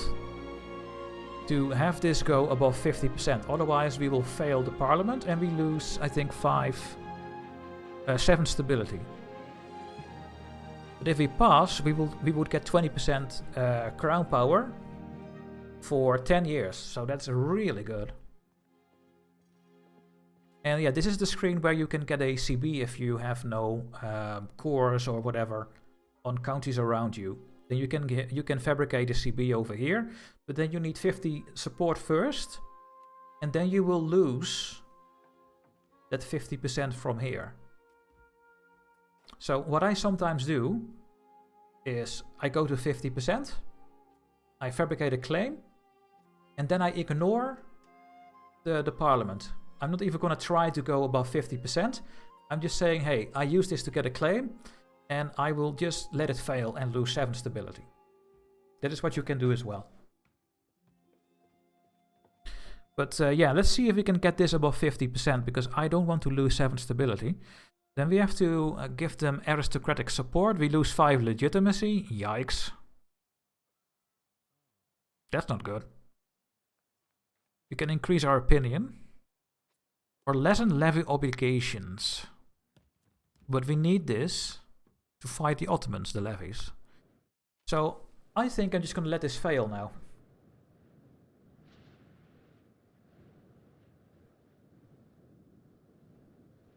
For what the button form country serve for? So you can form other countries, but we cannot at the moment. We're already an empire. If you play as an Italian nation, you can form Italy. If you play as Castile, you can form Spain. If you play here, you can form the Netherlands. You can form the Germany and the HRE. You can form Scandinavia, etc. That is in this screen. This tab. So yeah, what I'm gonna do, guys, I can let this fail or try to solve it, but then I lose 5 legitimacy though.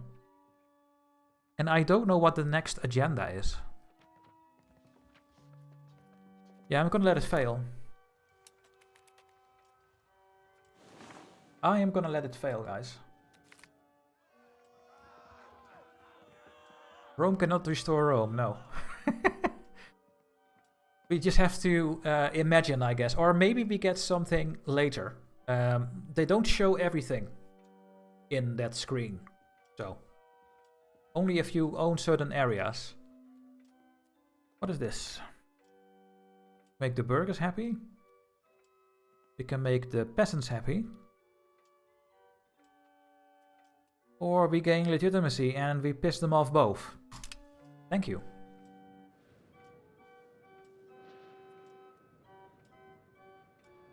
It will probably be in the next Biz DLC, yeah, most likely. Can I still change the game settings? Or the game rules? Yeah. I can go to plausible. Maybe there is a Rome that we can form. And I think you can change this on the fly, so. But yeah. I don't think it's a thing.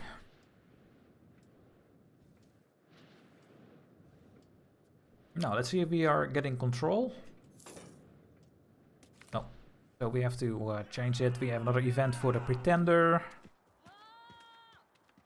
Ooh.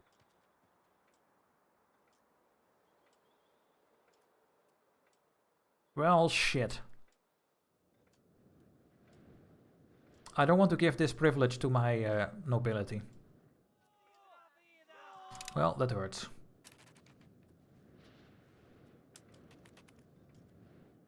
It is allow a historical. Yeah, I think so too. Yeah. I think that is why it's doing that. By the way, guys, do you see in the chat the bots posting for... Yeah, the bots are posting for EU4, yeah, because that was part of my my deal with Paradox, so just checking if that is happening. Link to the game store. I think on Steam, right? Yeah, it's on Steam.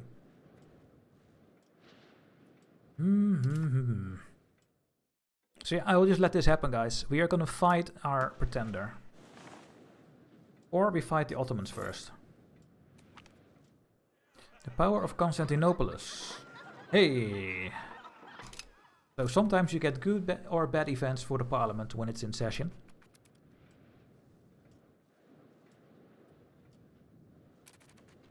Now I need to spend some money. Oh yeah, let's take a look at our trades. So the slaves are doing okay. But these ones of the fish and the slaves are not making any money. So I'm going to cancel these. And I'm just going to let the game do this automatically. It's too tedious. You got any allies to help with the Ottomans? Maybe Trebizond, since they are the same culture group. Trebizond is my ally, I think.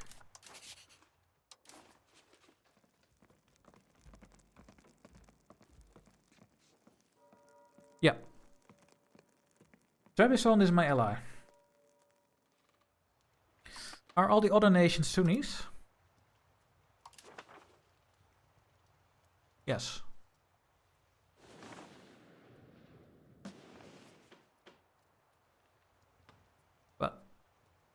But why are you showing this then, game? I'm asking to show the religion of the country. Here. Why are you saying that they are Orthodox? Are these Orthodox nations? No. No, they are not, so I don't know why they are color-coded in that map mode. I should... when I was designing it, I would put that around. I would show them as green. Because they are Sunni and not purple.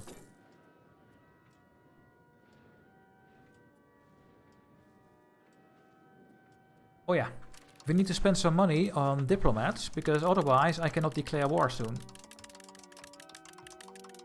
So you see how expensive it is? I need one diplomat to do anything in the game.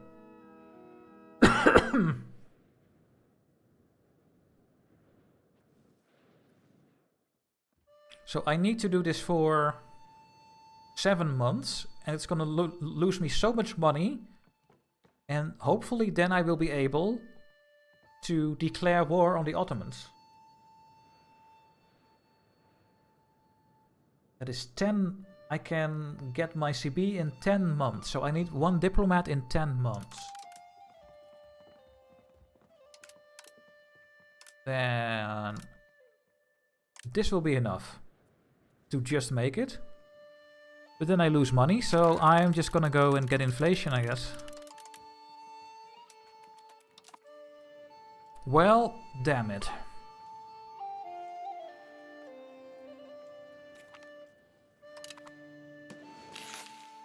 Yeah, so we failed the issue, but we gained some legitimacy from it. Yeah, we could stop the relation improvement. Yeah, I think I have to. Now, a couple of patches ago, you could not stop the relations before you got a diplomat, so think about that.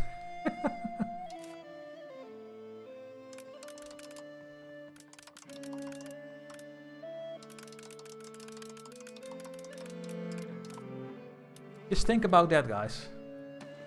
2 weeks ago, you could not end a thing you were doing without a diplomat. If you beat the Ottomans, will another Beylik become the dominant one? I think so, yeah. Or is it about the Ottomans?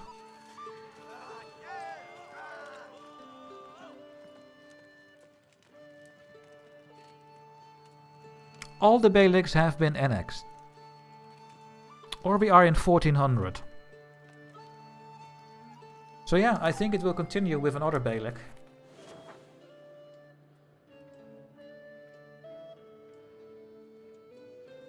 Yeah. Another country leaves our thing. Hey, our lender is in crisis. My loans are cancelled. But we do get this. Oh, we don't care about diplomatic reputation. Yes, cancel my loans.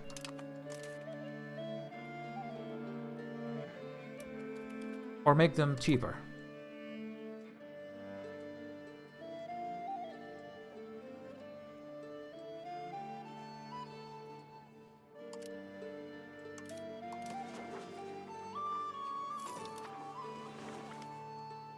Testing one's metal. We can make you into our cabinet. Oh, you're pretty good.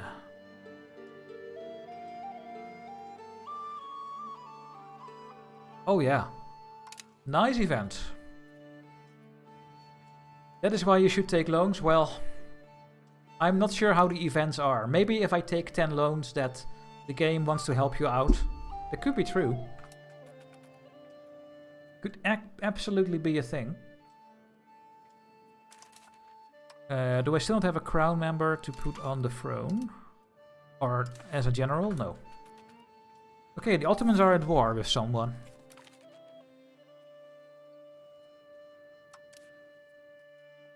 They are at war with the Saruhanid Beylik. These ones. I wonder how they get there. And we have a request from the Ottomans. In the midst of a power struggle that has thrown all of Anatolia in turmoil, messengers from Beylik of the Ottomans have arrived, wasting no time to deliver a request from their liege. We lose 10 legitimacy, we lose opinion, and this guy will go to the Ottomans and they get a response. Or who do they think they are? We gain legitimacy. Oh, who do they think they are? Thanks for the legitimacy. We are getting there. We are getting there, guys. I almost have my spy network ready.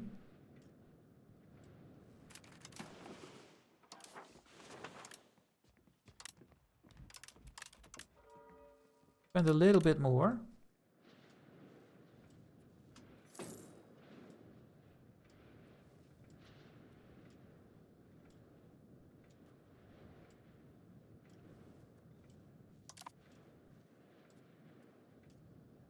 Yeah, some of these events are always happening, yeah. Yeah. Yeah, well, Goga. I'm not here to play meta. The game's leaving out, I mean, come on.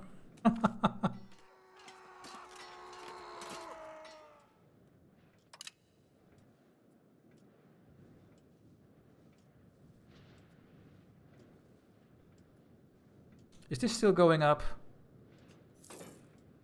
No. Oh, first we need to do this one. What is this? We lose money and we gain prosperity, or we don't do it. We don't do it. Okay, we have a spy network. We need to increase control somewhere else. So not only you want to increase control where you have base tax. I mean, it doesn't matter right now because I cannot tax my estate, so we don't gain any money. But you also want to get control over your population. The more control you get over your population, the more crown power. So I will go over here. And yeah, there we go. We have 20 points now. So I will now go here. Create a CB. And we could go for the claim on Bolu. We can get a dubious claim on Bolu, but that is more expensive. Parliament approved claims on Bolu, which is also very expensive, and we have the religious war, which is also very expensive. So we will go for the claims on the province. We can do this one because we have cores on the Ottomans. There. And we will go for...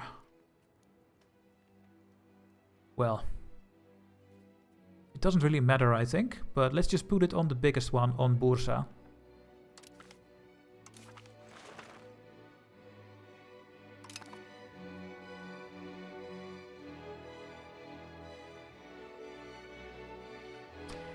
We need another diplomat.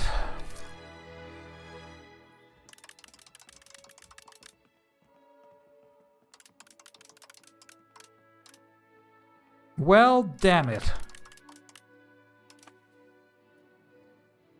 Thanks for the playthrough, getting excited to play the game now. Game seems not perfect, but so much things to do and content in the game. Yes. Hey, Mikhail, how are your initial thoughts of the game? I think the game's fun. I think the game has a lot of content. It runs well enough, at least in the beginning of the game. It doesn't crash anymore. It crashed a lot 1 month ago. It's not crashing anymore. But it's not polished. So there are still some things that are not working as intended. But it is good enough to have a lot of fun. And I would really recommend the game to anyone right now. Or can we declare war without a diplomat? No. You need a diplomat to declare war, Dutchy. It's also saying that they are stronger than I am for some reason. But I don't think that is correct. So that is another thing. The game thinks that they are stronger because they have raised their levies and I don't. That is why they think they are stronger. And I cannot raise my levies when we are not at war, so... Also, this number is wrong. We don't have 1,000 levies. We have like 7,000. I don't know why it's saying this number. That's also broken. Can you only gain other states besides the one you have a claim on? Yeah, you can conquer the whole world. If I want, I can go to war with the Golden Horde and take this. That's possible. But without a CB, it's very costly. If I do a no CB war against Bulgaria, it will cost me 25 stability. And it's generating some antagonism. And it will be more expensive to take stuff.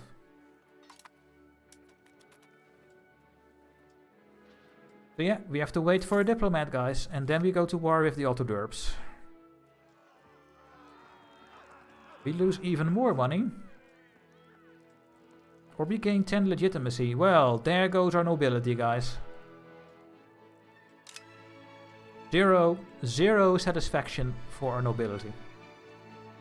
We have the Crown Pretenders uprising, we have Patriots, we have the Nobles uprising, and the Burghers.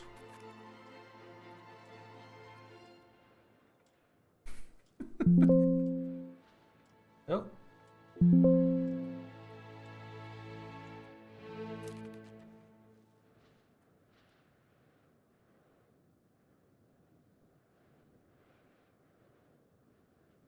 And I think I'm back.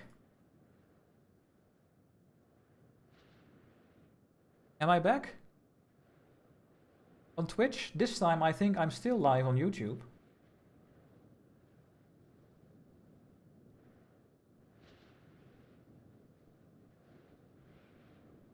I don't know what's happening today, but it's weird. Yeah, on YouTube it's still working, and now Twitch crashed. Yeah. Wow. Maybe this game is not good for streaming.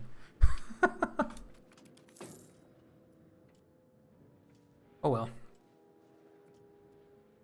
It is what it is. I think it's time for the first break, guys. I'm gonna take a coffee. I am talking the whole time. So my throat is very dry. And I'm gonna take like a 3-minute break. I will run 3 minutes of Twitch ad and then we will be right back. So see you very soon.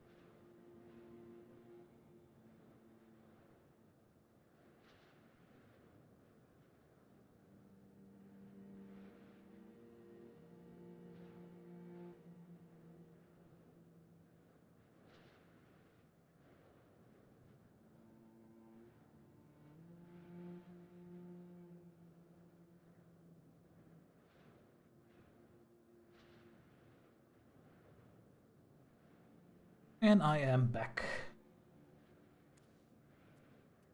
There we go. Stream is still working, yes. Got myself a nice cup of coffee, guys.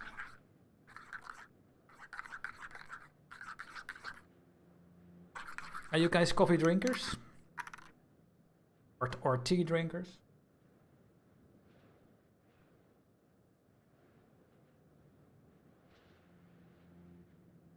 I like coffee at 8 o'clock. The last wake up drink. Yes. I am back, Puntaka, yes. Yeah. Quick break. Okay. And once again, guys, this is a sponsored stream from Paradox. So, once again, I want to thank Paradox for having me involved with 1 month of development. I had time to figure out the game. I gave them bug reports, and they fixed a lot of the bugs I posted as well. They were doing this every day, and it was a really nice thing to do as well. I really enjoyed it. So, but yeah, this is a sponsored stream, and you can find the game in the links that pop up in the chat sometimes. Oh yeah, lots of coffee. Indeed, Caito. Coffee is coffee, and we cannot go without coffee.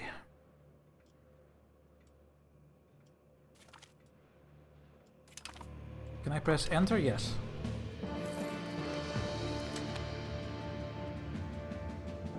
Research is done.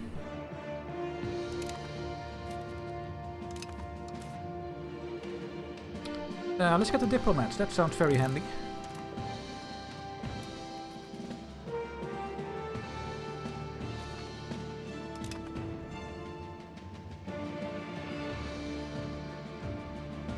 So I would love to attack the Ottomans right now, but I can't because I have no diplomat, guys. Oh, a proposal of the Dinatoi. We can make the nobility lose money and we give them noble navy. But we lose legitimacy, or we say no. They have no state satisfaction anyway. They are at 0.6%, so why would we not pick this? Because you cannot go lower than 0. And local opposition. Crown pretenders will get 5% progress. That is fine. Yeah, I will just give them more progress. I want them to spawn so that it is over. I want the pretenders to reach 100% so that I can try to fight him. We're at 52 legitimacy already. That's pretty good. And we are a great power, yeah. We are a great power and then we are not a great power. We gain more diplomats though, when we are a great power.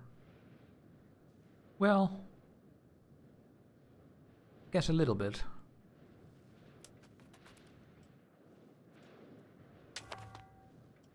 What's this? Oh, smallpox is back. The smallpox is almost out of Europe here. It's now in Constantinople a little bit.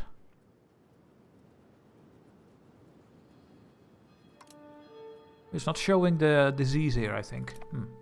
Okay.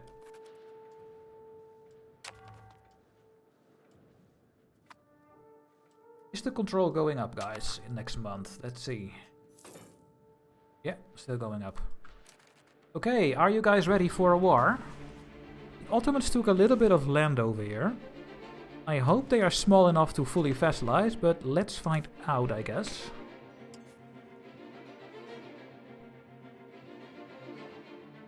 Wait.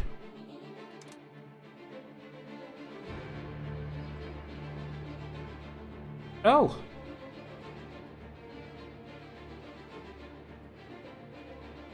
The claim needs to be fabricated first. I am 100% sure that that is not always the case for every CB. If you take it from the parliament, you get it instantly. I didn't know this. Ugh. Well, at least we keep our diplomat now. We have a great power.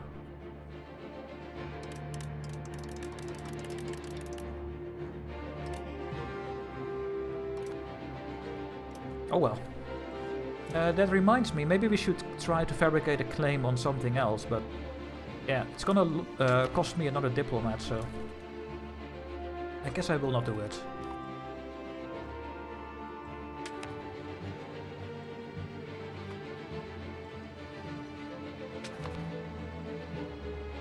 What the hell is happening with the smallpox? It's going back and forth in the country. Go away, smallpox.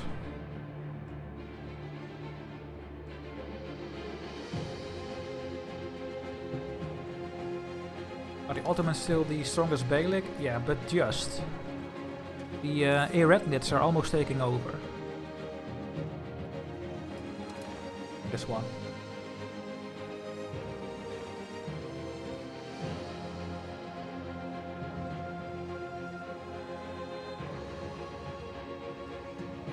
.25% speed. Fortifying the Theodosian Wall. So the Theodosian Walls is a building in Constantinople. This building over here. And we can now upgrade it.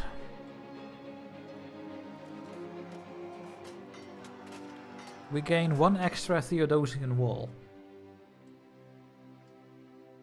Question is, do we need this? And I don't think we do. So, and we don't have the money for it, so you know what? Let's go towards more offense and do not build this wall. Nope. And we get another event for bureaucratic aid. We can make the clergy happy.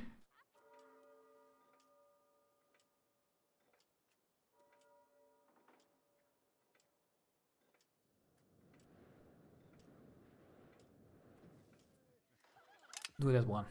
But it's going down because of our succession crisis.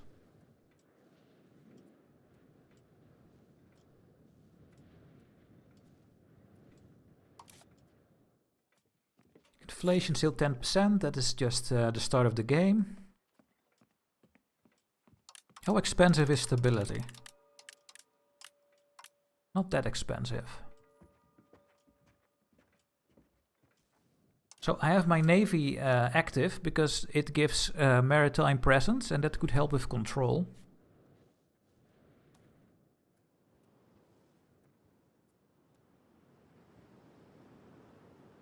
For example, this one, this town of Kallipolis is gaining their proximity through the sea.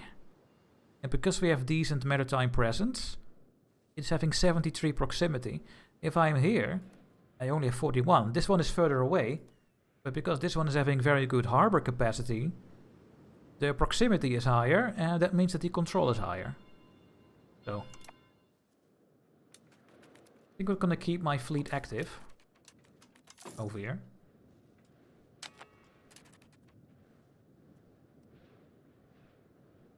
What happened? I don't know. Let's see. We are integrating, strengthen. Oh, the stability one.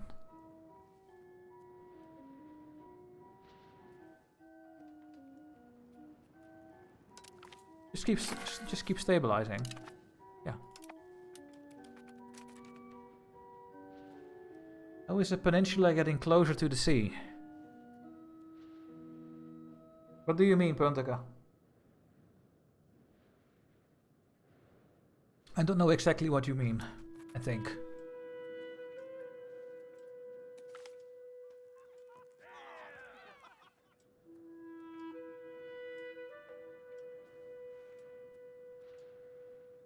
Oh, and all thanks for the follows, guys. I just see who followed, and it's a lot of people. Thank you. The Astoria requests privileges. We will allow the trade center sponsorship to the Burgers. Well, we get more market attraction. That can be actually pretty good. And since the nobility is super angry anyway, I think I will do this one. Yeah. So we will give them a new privilege. And that gives me more market attraction. I think there was a silver mine somewhere over here, right? Maybe that is going back into my market now.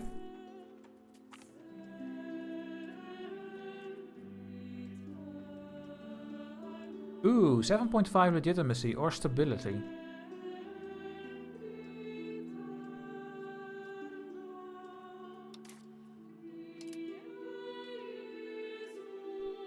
We need stability, guys.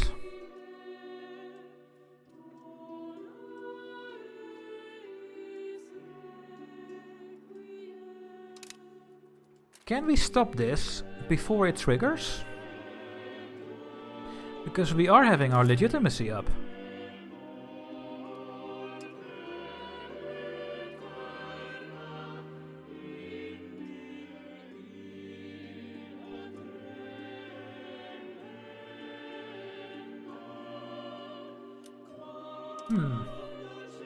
Hey, Irvin Abbey. Welcome. How is a peninsula getting closer to the sea? Yeah, there's a silver mine. Oh yeah, here it is. This one. This is the silver mine. Oh yeah, it's now in our market. So we have access to the silver. The proximity 3 thing. So how does proximity work? Proximity works from your capital. And then it goes or by roads, or by rivers, or by the sea, to any location what is the quickest route. And because of this location, which is the town of Kallipolis, is having a good harbor capacity, it is better for this town to receive the proximity over sea than it is over land. So if it would go over land, it would go from here to here to here to here to here, and that would be almost 0. Because if I go from here to here, I lose almost 20. And if I go from Byzantium to here, I lose 40. I lose 60. Oh, it would be 80. I would lose 80 proximity, and if it would go over land, we would only have 20 proximity, but we have 73. And that is because of the proximity that goes through the sea. So it starts from our capital, which is having also full harbor capacity. So it's a really good location to have your capital in, because we have very good harbor capacity. That is also why in my Netherlands run I make my capital in Antwerpen, because the harbor capacity is the highest there in the region. And then it goes from our capital to the sea tile. Then it goes from this sea tile to this sea tile. And then from this sea tile to the town. And you see that the steps from the town to the sea are very low. And that is because we have a good harbor capacity. We only lose 17 between these two sea tiles. And we lose this because we have 50% maritime presence. And it's not going up anymore because our navy is not strong enough. And later when you go to the next age, you unlock better light ships that give better maritime presence. And then at some point, you will be able to... Oh wait, other button. You will have this very high. And then you can spread your control over the sea to towns that have good harbor capacity around the sea. And then you can spread it from there by road. But that will happen later in the game. And is the proximity something you can expand through the game? Yeah, by roads, you get better docks, and so on. Better boats for your maritime proximity.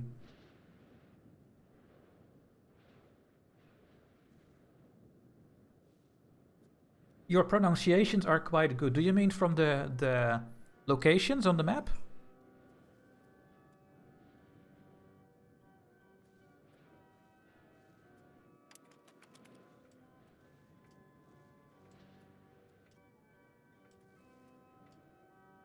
Oh, and we have a new sub goal on Twitch. It's now 20.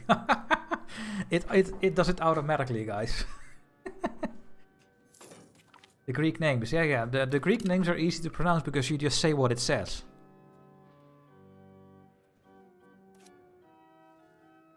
I just pronounce every letter. Raidestos.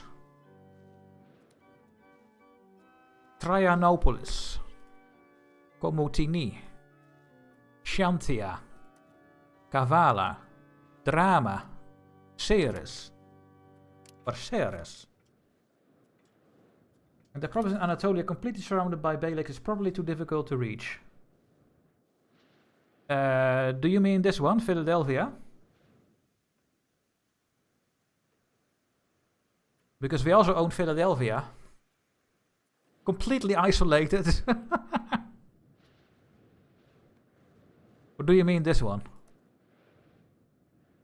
Yeah, Philadelphia has no control, yeah. It's impossible. This one does, because it's close to the sea. It's very bad, because the last step... Remember, this is going from Constantinople, our capital is in 100, to the sea is good, because Constantinople is having good harbor capacity. Then it goes from one sea to the other, which is losing a little bit, because I don't have full maritime presence there. And then minus 40, because this location has no harbor capacity, so it will be very difficult to land stuff in this location. So this minus 40 will only go lower if I build docks here, but I can't because this is a rural location and not a town. So I cannot build a dock here. And so on, and so on, and so on.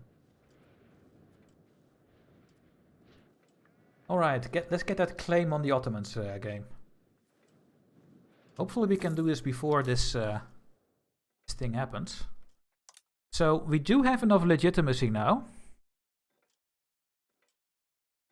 Now we need to get stability. Yes. Hey, stability.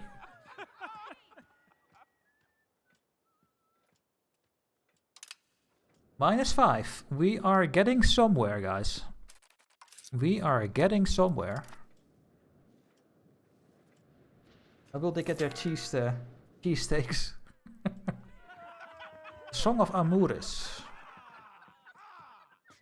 Amuris Amuro Paulos.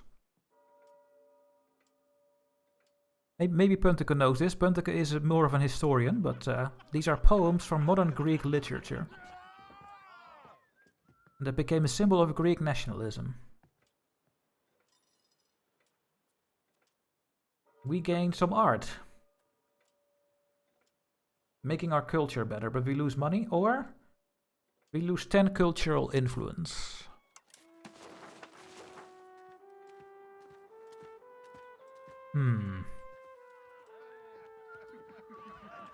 I think I have to pay. But can we then not get a loan?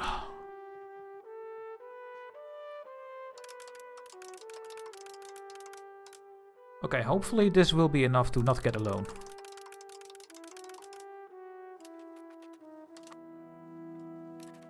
What does art do? Good question.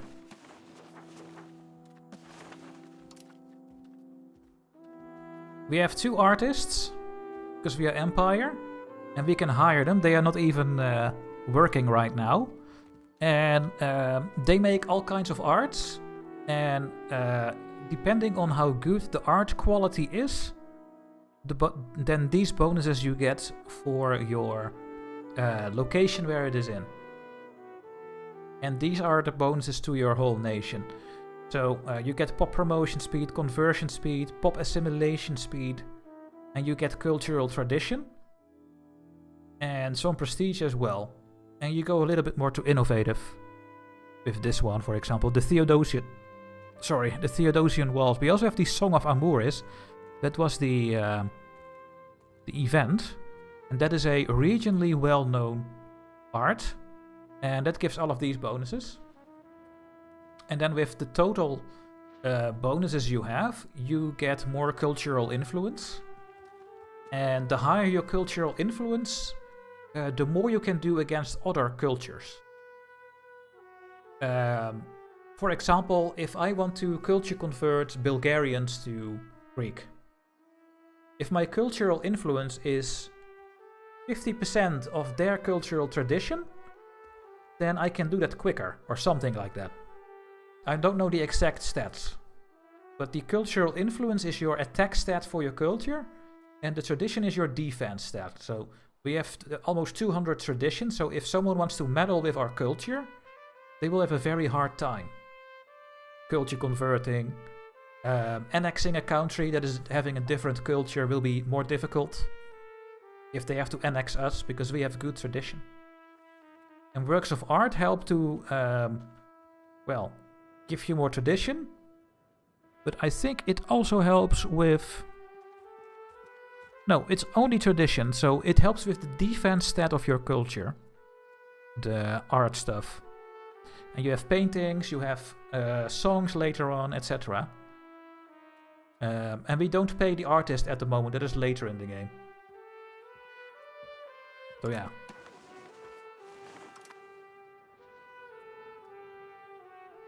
Yeah, that was not an EU4. No. That is in this game. Yeah. Yeah. The walls are indeed considered.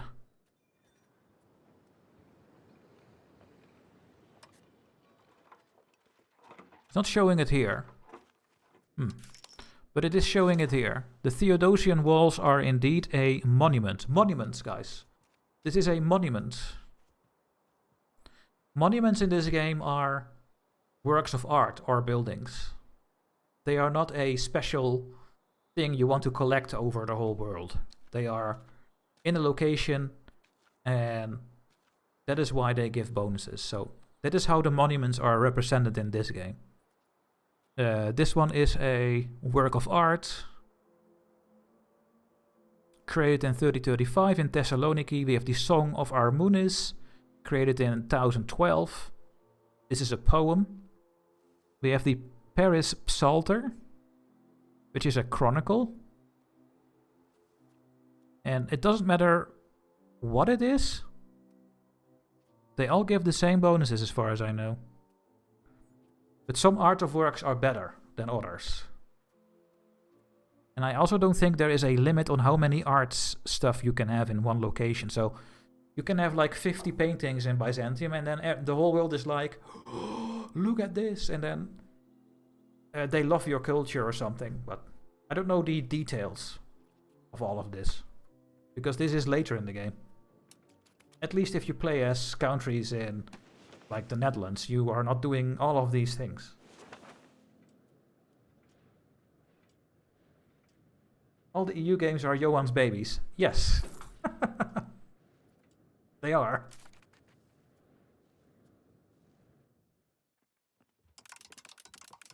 Okay, we have no loan, so we will do this. And I guess we are just going to spend on stability, because that is the only thing we need to stop this. Maybe we can actually stop this, guys. Oh no, we can't. We can't stop this because we need all of this. The pretender needs to go away, and this will never go away. So, but after we have beaten the pretender, yes. Then we can stop it, I think. Yeah, it was the center of European culture, yeah. That is why we have these mechanics already active here. Come on, give me the claim. We can attack in 6 months. Yes. I have my diplomat, and I cannot wait to vassalize the Ottomans. Vassalizing? Yes. In this game, you want to vassalize everyone. Because if you conquer it, you need to integrate it. And after you have integrated it, we won't get a core because it's... Well, we will get cores here. But on these stuff, we have the Turkish culture. So we will not get cores there. So what I will do is vassalize the Ottomans and maybe culture convert them to Greek, if I can. And maybe convert them to Orthodox. But let's see if we can.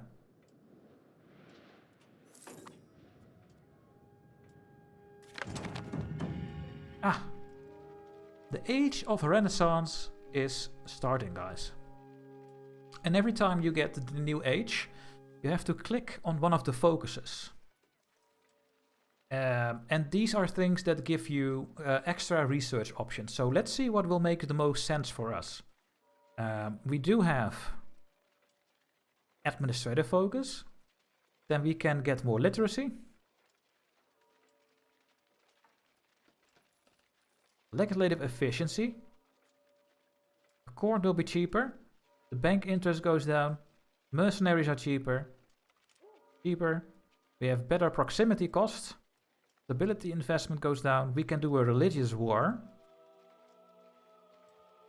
Day is full. And we have anti-piracy leagues. For the diplomacy focus, we can get diplomats. We can make a march subject type. We can create claims quicker. Better market attraction. We have better maritime advantage. We can hire privateers. Diplomatic reputation. Improve relations. Subject income goes up. And war score goes down. I took this one in my Dutch campaign, of course. And we have military focus. We have tolerance of heretics and heathens. That's good for us, I think. Glorious arms, more prestige from land battles. More army tradition from land battles. Our cavalry will be stronger. Our levies will fight better. Our non-culture levy size goes up. We have more levies. We get more naval tradition. We do more damage with our navy. And we can disembark quicker. I think we're going military.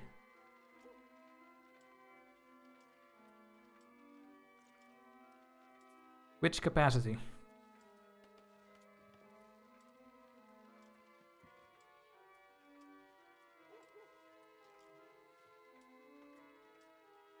I think you mean diplomatic. Yeah, admin capacity isn't like EU4, yeah. I will go with military, guys. There. So what did I just do? We are now in the next age. And you can see that at the start of the age there's always some sort of generic research tree that everyone can do. And that is this one. Huge tree. Over here as well. And these ones are locked under a institution. So Renaissance, banking and professional armies. Now if we would unlock professional armies, then we have now access to these extra things. Because that is what I clicked when we went up. So you get extra options hidden under one of these options. And I think the military one is the professional army, the Diplo is under the banking route, and the admin under the Renaissance route.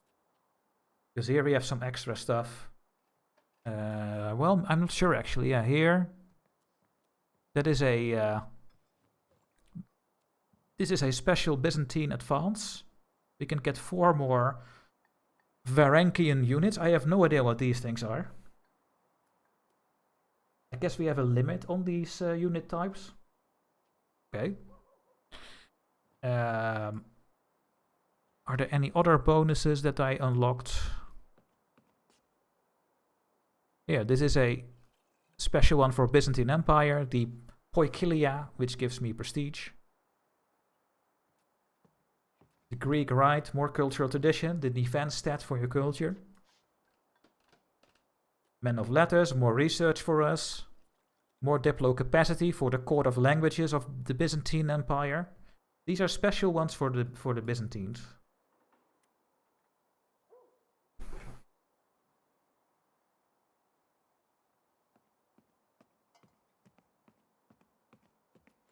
So, what are we gonna pick?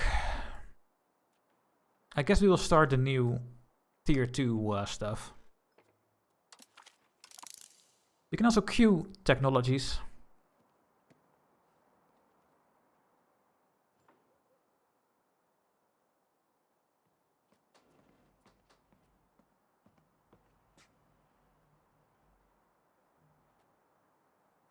The annexation cost is good.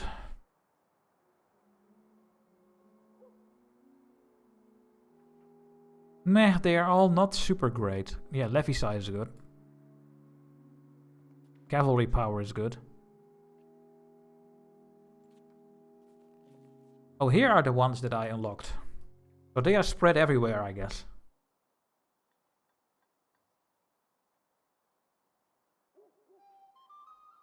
Here we can get some maritime trade advantage.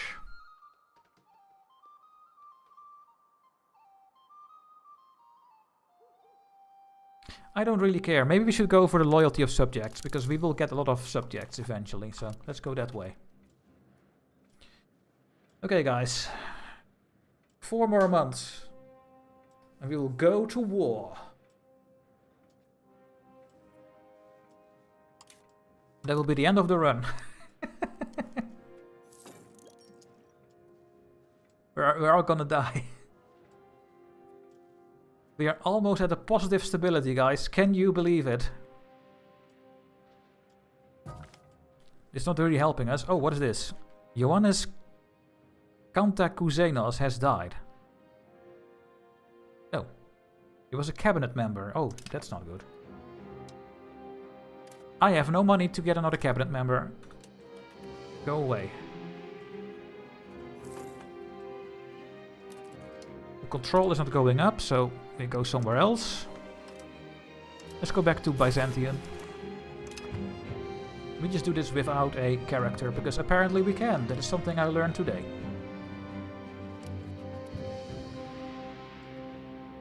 Are they also making a CB? Yeah.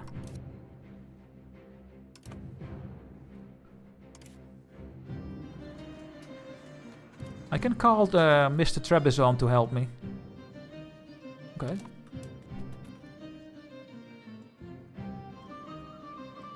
And we have Thessaly and Epirus to join as well.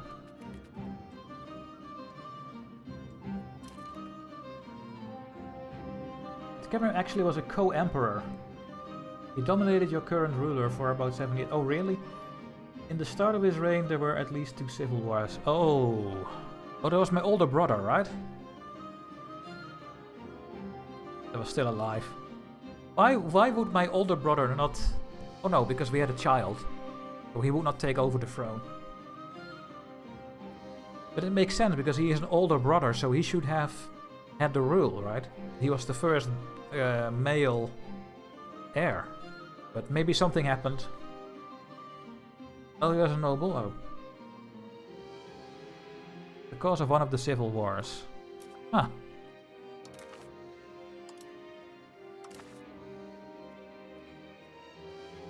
There's a despot of the Peloponnese. Okay.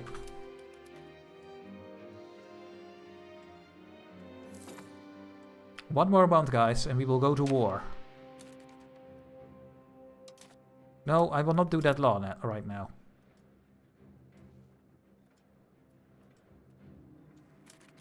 The nice thing is, when you are at war, your rebels will not be able to spawn.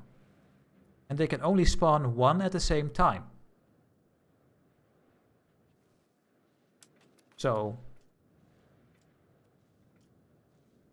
Wait, there is maybe something I can do.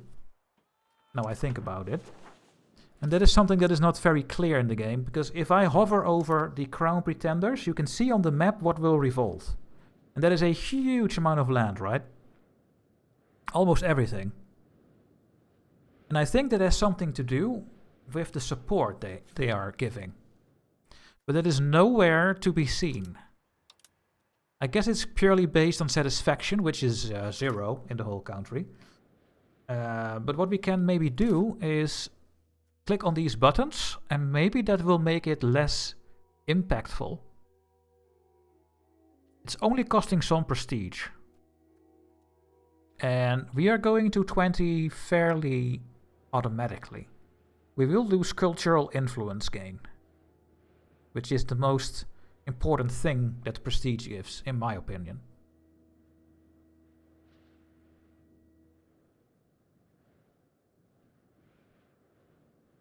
Oh yeah, parking your army. Oh yeah. Yeah. True. Locations. Locations. Where do we have the most population? Well, first in Constantinople and then in Chalcedona. As if I know where that is. Oh, that's over here. So if I put my army over here, that should help a bit. What was I talking about? Oh yeah. So maybe we should click these buttons. We can ask countries to help us.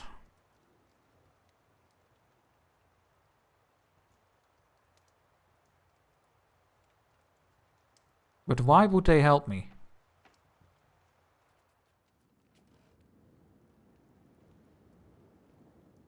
A war enemy. Two countries that are at war against each other will view each other as enemies. But I am not at war. Here, the Kandarids. Let's see what happens if I go to the Kandarids. A request from the Kandarids. And then we can get... Should they accept, the following will occur. We gain 50 opinion and we give them a loan. No, we get a loan of 50 and we have to pay 10% interest. Or we create an alliance with them.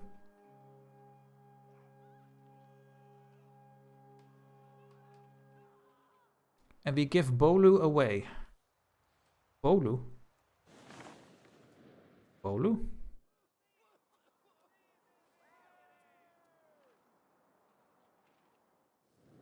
I think I'm giving this province away. Yeah.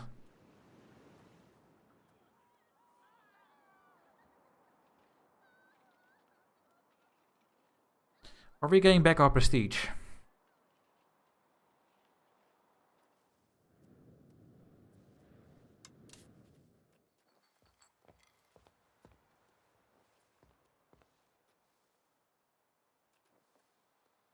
Huh.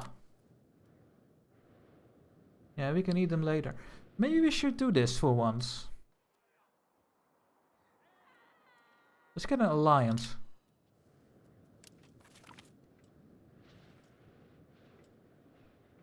Yeah. I think we have it. Yeah. We have an alliance. Would they help me? No, because they have a truce. But... No, and I cannot have enough favors to call them in. But this alliance is completely useless, to be honest. But at least they will not go against me, I guess. We can also request help from the nobles.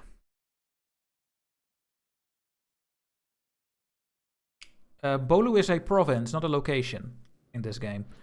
The Bolu province is all of this. Bolu is over here.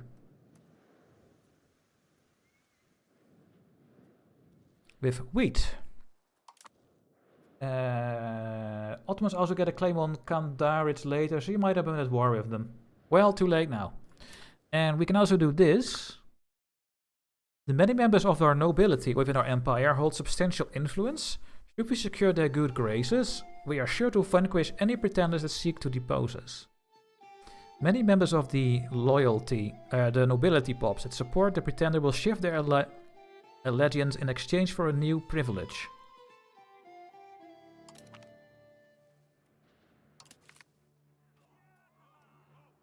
We give primacy of the nobility. Oh no!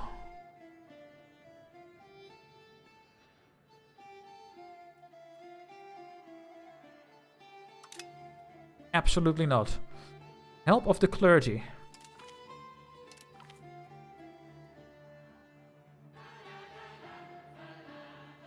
The clerics will stop supporting the crown pretenders. In Thessaloniki, Adrianopolis, and so on and so on and so on. Or... Well... Why would I not click this? It doesn't cost me anything, right? Yeah. I only get positive things from this, so I don't understand why they made this title. What choice do we have? It should say, oh, fantastic.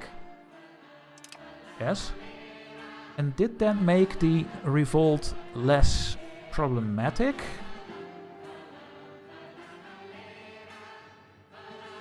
No. And then the burgers, guys.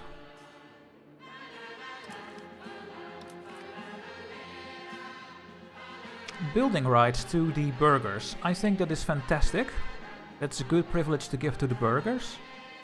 And they gain satisfaction and stuff. Yeah. Okay. That's all I can do.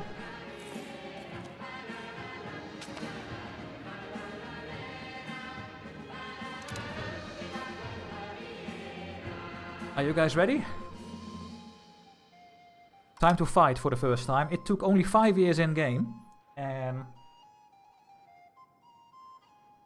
well, yeah, I don't know how long I'm streaming anymore because the stream stopped. But it took 3 hours and 5 years in game to get to this point. Oh, I love Paradox games. Yeah, so let's just declare the war.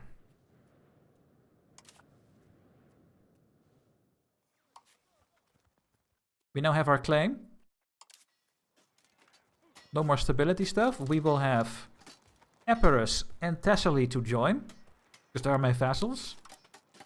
The Kandarids will not join, and Trebizond will also join us. Versus the Ottomans, which, oh, that is why they are so strong. They have the Karasids and the Saruhanids as their allies or vassals. Yeah, they are vassals, these two. Well, it's time. Hey, Ravensword, welcome.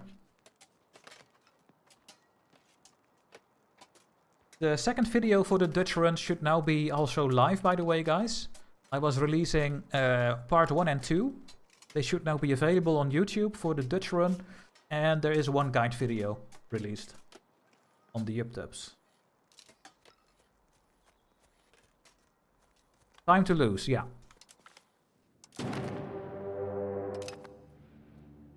New song? Yeah, but it's a very non-war song, but okay. Since I have this automated, the army maintenance and navy maintenance and my fort maintenance is going up. This is bugged. The game shows that it is like this, but it is actually paying full maintenance. Not a bug. And yeah, I think I will for now stop putting stuff in my stability. Because I don't want to go bankrupt. There we go. This is very... Let's just turn it off for now. We are gonna raise our levies.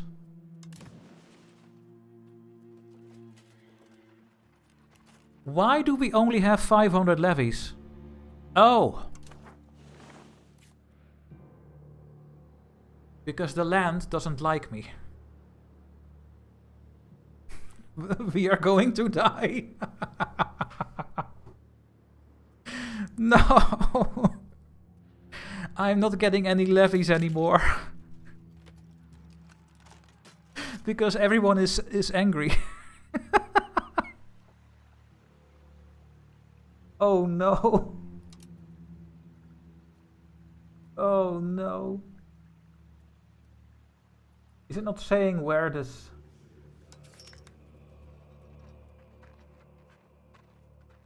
Not showing it anywhere. It's over. I think it's over, guy, but I will try it. And we have no naval levies. Oh god damn it. Oh no, guys. Oh no. Let's go behind our forts, shall we? I will tell my vassals to attach to me. And I will tell in the army that they should do this. There we go.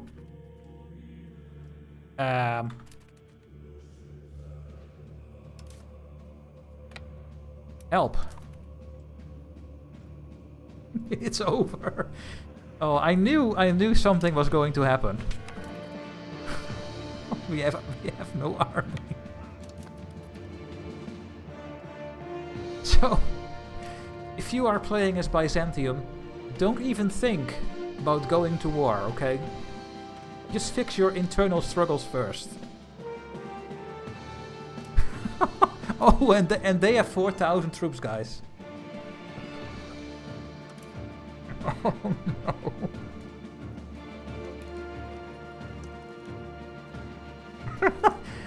And if I want to hire 600 mercenaries, it's gonna cost me 827 ducats. For some reason. If you look at this tooltip, that number doesn't make any sense, but hey, it's a paradox game.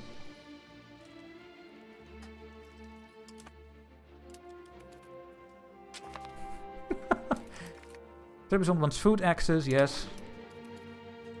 Come to me, armies. And Agria is having a true on threat CB. They are having a claim on their cores on my territory, apparently. Yeah, they are trying to take Agria back, which I'm integrating from the start of the game. Okay, if my vassals would come to my army, we might have a chance, guys. Come. Come to me.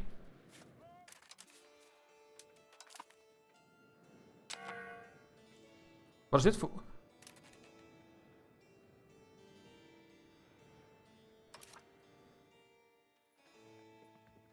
So,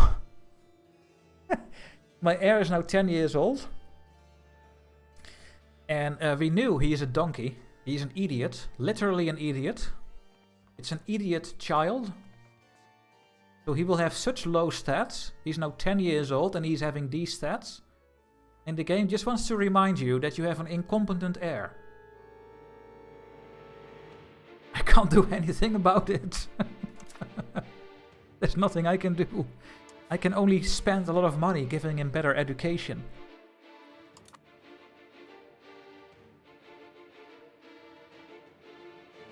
Do you think the game calculates that you're in a war, you're losing to the mercenary companies charge you more? I don't know, Smijos. Maybe. Yeah, I ordered them to attach me indeed. So let's see if that's gonna help. In history, he reigned a very, very long time. The idiot?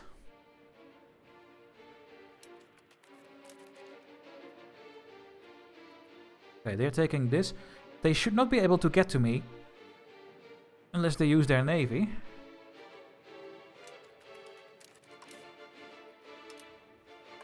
Which is very scary, to be honest.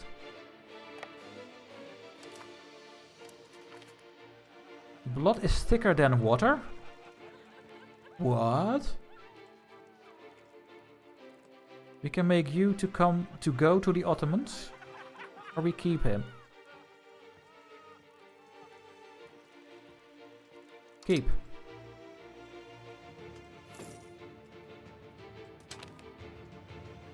And the acritic songs.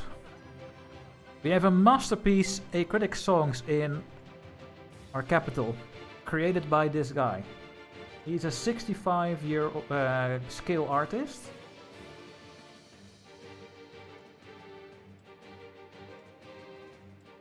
But he has a slower start chance. He is our artist, so he is working, and he made a new song.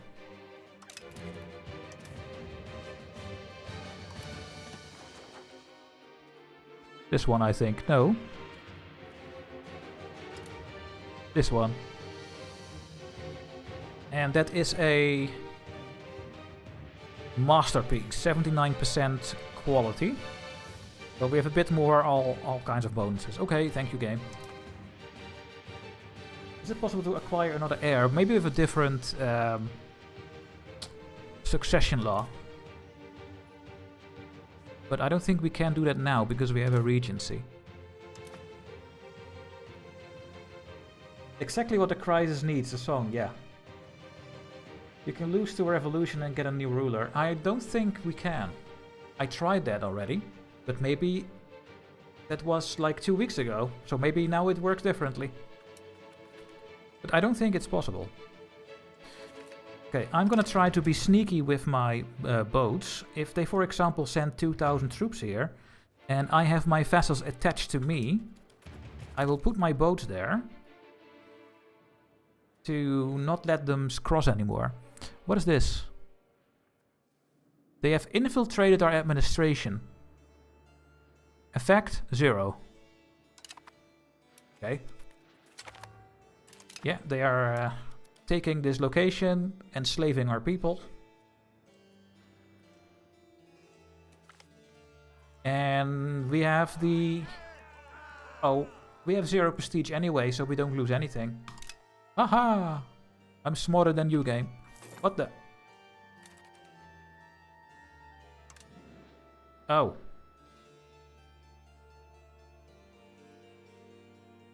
We had a small levy raised here that I did not pay attention to, and they just got destroyed. Luckily it were only 24 pops. What fort level is Constantinople? 4. Because we have 2 castles and 2 Theodosian walls over here.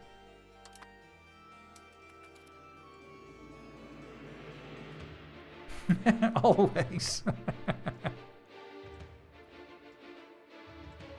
I am very scared of crossing the... Oh, yeah, okay, this is what I want. Hey, my vessels are going to attack, guys. You arrive on the 25th of August. I arrive on the 29th of August. I will balance my army so that I have 2 units on the right flank, 2 in the middle and 2 on the left flank. And then hopefully I can show some battles and how that works. My vessels are going to attack. There we go. So, welcome to battles in EU5. We are looking at my vessel's army. So not my army, but it's a good way to show off how it works, right? Here are the rules. There is still terrain penalties. If we attack in the hills, we get a dice penalty, etc. It's the same in EU4. And I guess the attacker is rolling the dice. I'm not even sure. Who is the attacker? They are. They are attacking me over a river crossing. So they have -2. And they have a terrain -2. What is the terrain over here?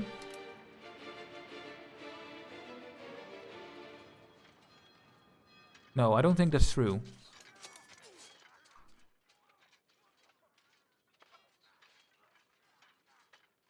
No. This is the -2. This is the total of all the modifiers. So the -2 is this -2, I think. And they rolled a 3, -2, so they rolled a 1. I, or my vessels, rolled a 6. So we are going to do a lot of damage in the first days. Now, then we have the stats of the commanders. And I think the best commander takes over. So if I have a 90-90-90 commander, I think I take over. But I'm not sure. And of course they all have their own stats. Now, then we have the amount of troops on both sides. We have the morale.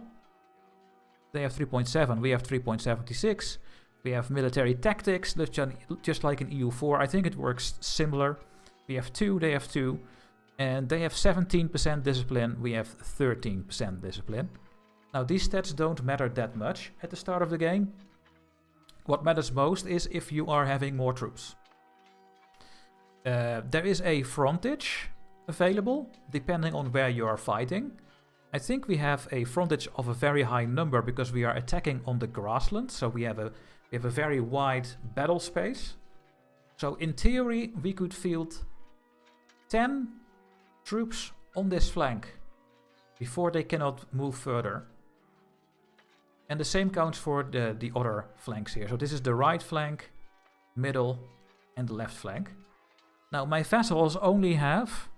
Wait, they are the attacker. So this is the enemy.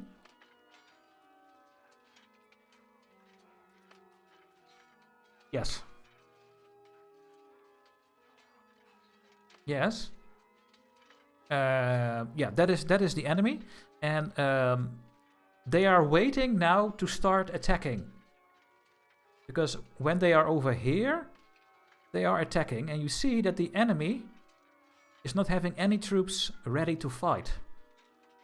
We, my vassals, are over here. We have 1 unit already ready to fight. So there was a lucky roll. There is an initiative roll happening. And also depending on which unit you use, they have a higher chance of being ready to fight. Horses, for example, this horsey unit, will fight very quickly. Because they have a very high initiative. Higher than normal troops. Archers are also good for this. So every day, or every hour in the game, there will be a roll for these units. To see if they roll high enough, that they move forward. And when you're over here, you do a lot of damage. I'm also damaging their troops that are not ready. And that gives an extra bonus. There, 200%. We are attacking them while they are not engaged. Over here. So, in the beginning you want initiative, and then the longer the battle goes, you want strong units with low initiative. Let's go to speed 1. And let's see what happens. Oh, I can't go to speed 1 because I have a setting in the game. That goes to speed 2, so we have to go with speed 2. But let's see what happens next hour. There. Now, one of their troops is now forward. But I have these troops forward now. I have 1, 2, 3, 4. I am damaging them a lot because they are not ready. And this one is now fighting the cavalry. These troops will hopefully come into play in the next hour. Let's go to the next hour. No. No. There. 6 o'clock. Another troop joined the fight here. So now these 2 units are attacking 1 cavalry. And that means that I'm also flanking, I think. Some units have flanking ability and some don't. But I'm going to do a lot of damage now because I have more troops. If these ones come in, I have 4 versus 1 or 2. And here I will have 2 versus 2. And when we kill this one, this flank can also attack the other flanks. I don't see any numbers, unfortunately, because I'm not in the battle myself yet. Oh. And thanks, Live, for the bits. Thank you so much. Thank you guys, for all the support today. Are the Turks not the attacker because they are sieging your fort? Yes, so they are indeed the attacker. They are sieging my fort, and yes, they are the attacker. Now, we have a new rolls happening the whole time. But I'm more focused on my troops getting ready to fight. There. Now we have 2 horses flanking this infantry unit, so that's really good. And when I arrive, we will see more stats. But I arrive on the 29th of August, so that's going to take a while. 27th of August. You see that they are now flanking this. They are helping the other ones. We have 4 units fighting this one and 2 units fighting these 2. So this one is the weakest part of the army. And we should arrive soon. Next day.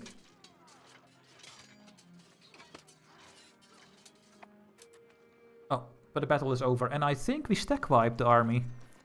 And why did we stack wipe it? I think because I'm blocking the strait. Yeah. Okay. So that was a little bit of battle stuff here. Yeah, we are losing our great power status. It's happening the whole time. I think I'm gonna follow my vassals. Can I attach to them?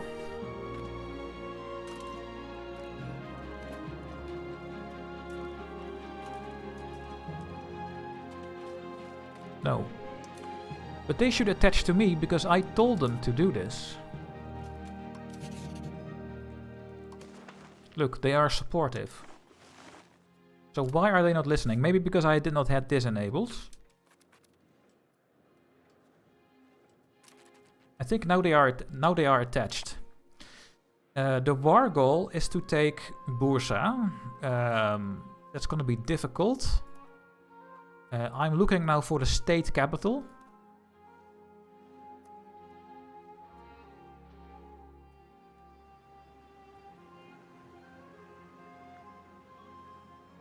They have no state capital? Oh, this one. No.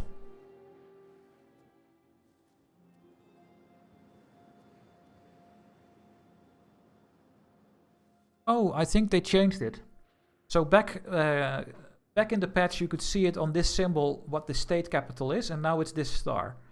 So Banderma is the capital location of the province. So if I take Banderma over here,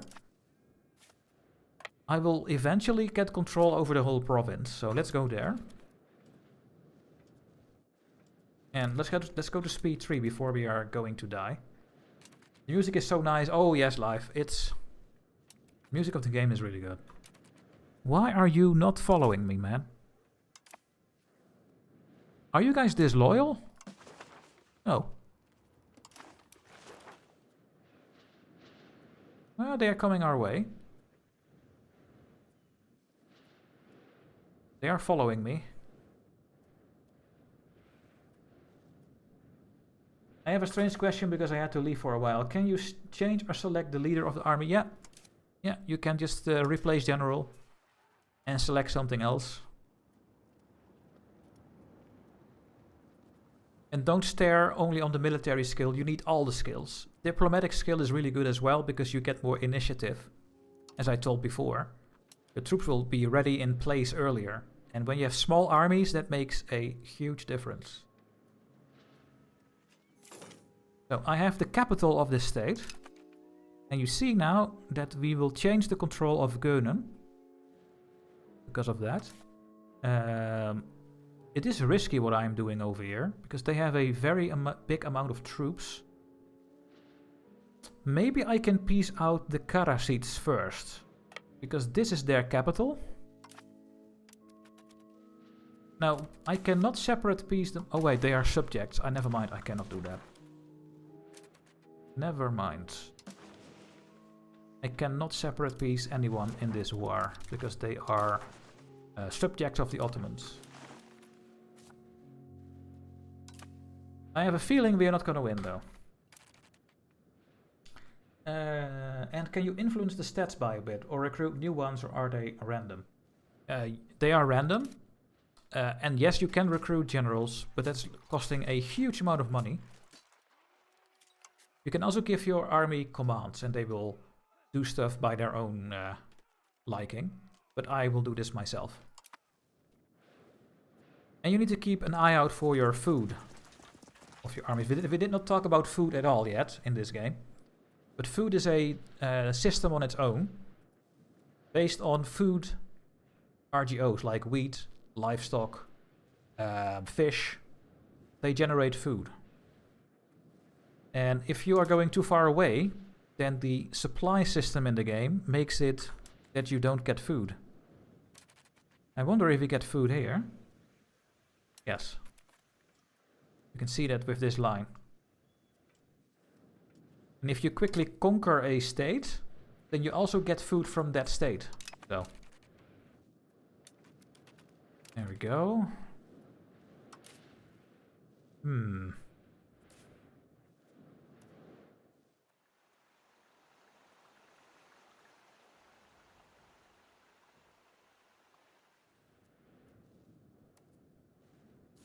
Take this one. As long as they are over here, I can get myself some war score. A request from the Eretnits.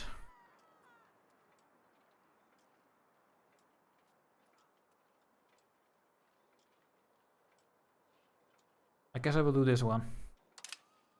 And a resourceful minister. We gain legitimacy and we lose crown pretender progress, or we gain stability. I think I'm going to go with the stability. If we reach 30, succession crisis will not happen, I think. Oh no. No, I always think that, but that's not true. It will happen no matter what. Never mind. Yes, 8,000 Ottomans. I declared war because I'm stupid. I bought the game and I'm looking forward to playing, but it is seriously boring to stream watch. Building a power base for 100 years just isn't quality streaming content. Yeah, well, this game, the first 100 years is building up your your country, really. Some people really like that.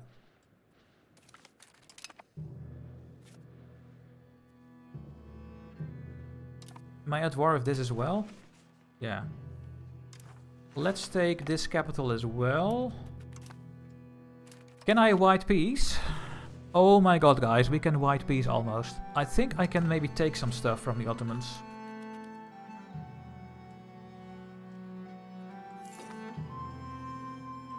I mean, I am losing ticking war score because I'm not having the war goal, but I'm occupying so many things that I might get out of this.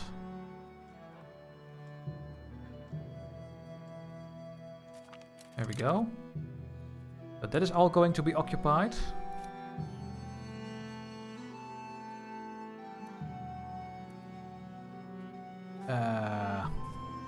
Go here.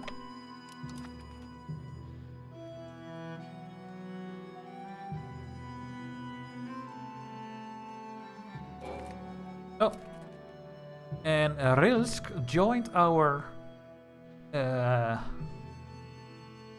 church. And they left again. Okay. Blockade with your navy. Yeah, that's what I'm... Oh, I'm not doing that. Yeah. Should blockade as well.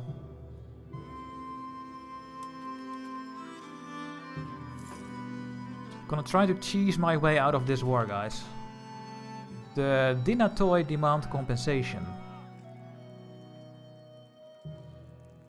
Oh.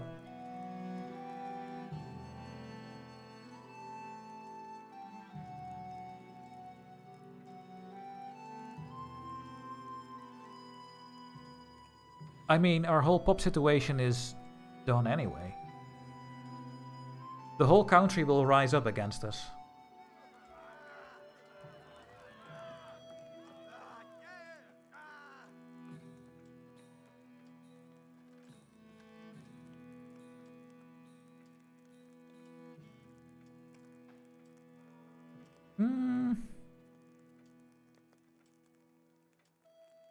Let's just piss them off.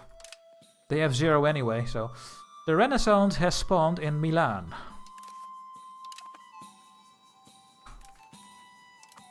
Institution map mode. There we go. So, if we want to get this institution in our country, we need to try to trade with that market, and then we have a chance of getting it some progress. Right now we have 0 progress. We do have modifiers, because we have a university here, for example, and we have a market center. So if we can have this spawn, we would go and get this very quickly, because we have Byzantium, and we are having Constantinople. But we can only get this if we're going to trade with that market. So we have to trade with the Genova market eventually, and then we can spread that institution to us. But right now, that's not going to work.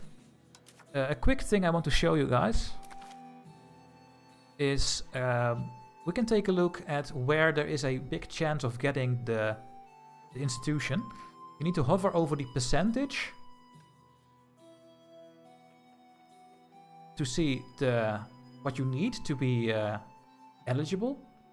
But when the age is actually happening, which is right now, we can see the location. So it's having a 42% chance to spawn in Genova right now. And it's based on their literacy, this one, and etc. Professional armies, Paris is having the highest chance right now.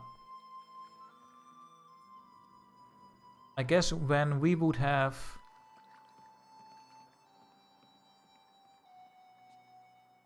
Well...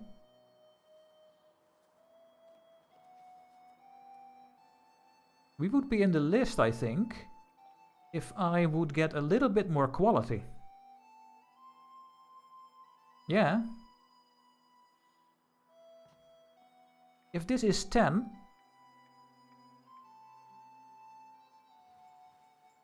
So it's very confusing, and I don't know why Paradox did this, but it's saying -10. But this -10 is based on the value ladder, which is this one. We are -10 to quality. If you're going positive, you're going to quantity. If you're on minus, you go to quality. So when we are over here, Professional armies. We have the dynamic rule, we have all the things, we have more than 0 manpower, we have the right culture. So if we are having a little bit more quality, then Constantinople will be a possible location for this institution to appear in, I think. I'm not 100% sure, but yeah, there's nothing I can really do about it, or I have to change privileges to go towards quality quicker. But yeah, there's now a 14% chance that this will spawn, so the longer it takes, the more chance we have, because we are slowly going to quality. But let's see. What is this? Hello, Adam. Oh yeah, it works better for my type of content. That's true. Yeah, yeah. Does it matter if the countries around also don't trade with them? Not sure. I only know that you get some progress if you trade with where it is in the market. Okay, a little bit more war score.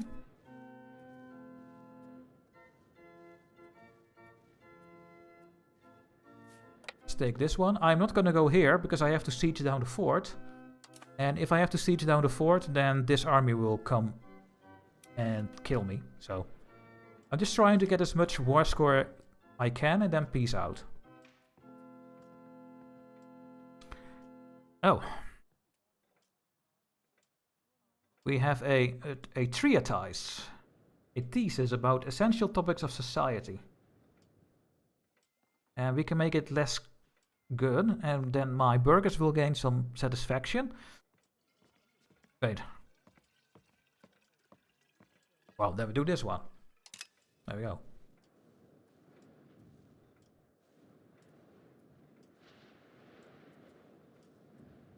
Okay.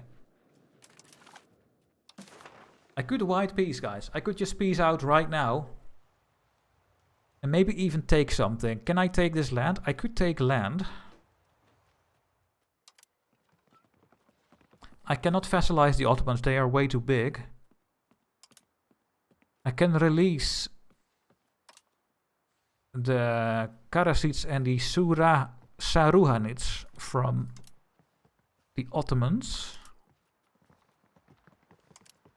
Or I just take a province. But then I have to integrate it.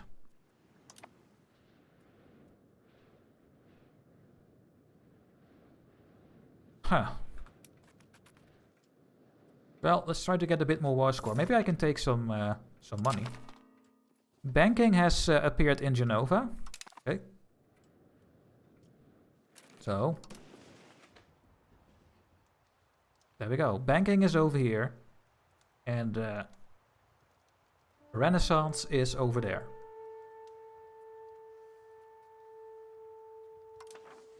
And we are now trying for a small chance to get professional armies, but we need to go.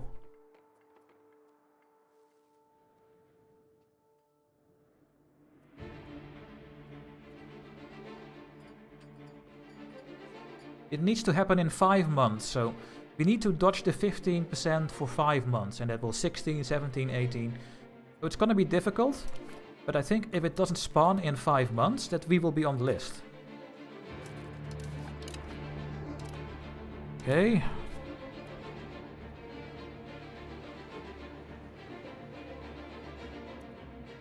Let's find the state's capital, Bozan.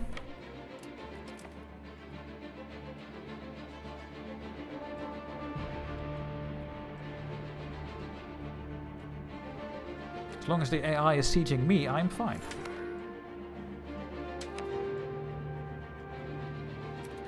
Who's having no food? Oh, the market is losing food? Yeah. But that's fine. We have 34,000 food in the market. Ajin is just starving because they are getting sieged down. Okay, that's Bozan.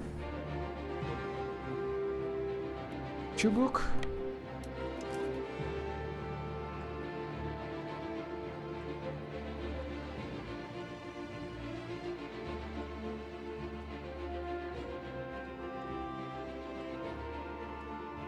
It's going well, guys.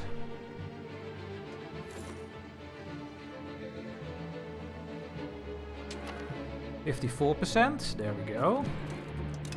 We are getting almost alone. Oh, we can... No, we have to keep our maintenance up. I guess we have to stop this for a while.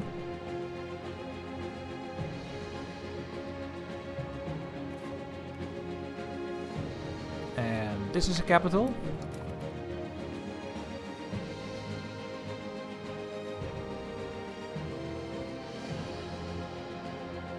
So this is what you can do if you cheese the AI. They are stuck here and I'm just getting all the war score.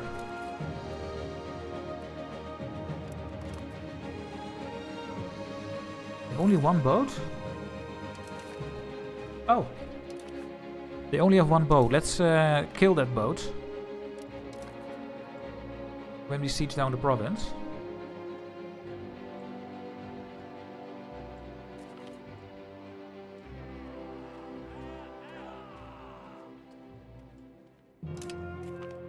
There we go. Killed, and we get a trade for that that commander.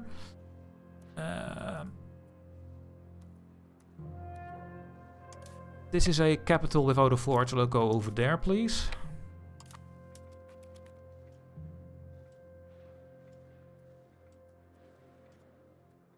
Doesn't matter if the counties around take the province. Oh, Ravensword, yeah, I think I will take some land, of course, because we need to weaken them.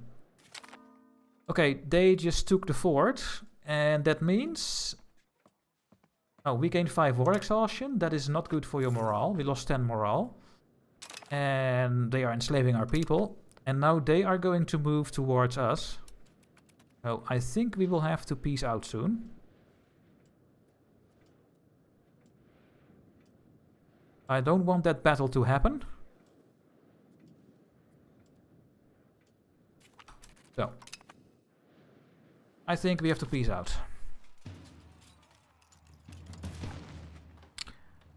What are we gonna take?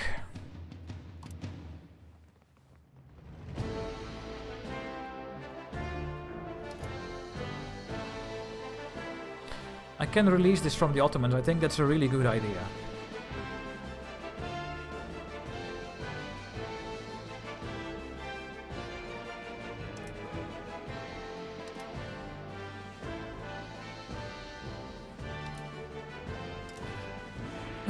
What does make the most sense? Izmit is a really good good city though. So many population. Izmit.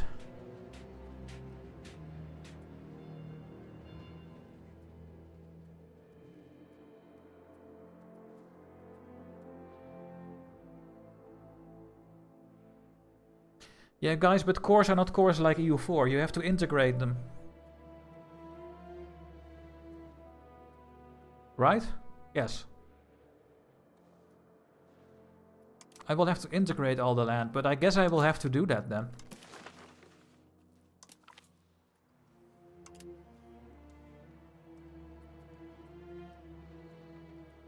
I mean, if I take the whole coastline... So I can't take this because I don't have the forts, so... But I can take Izmit. They are faster if it scores. Not sure, I don't remember. But I will check that out. I guess I'm just gonna take some land, guys. And since this is close to my capital, we will also have some control. How much money do you have? Oh my god.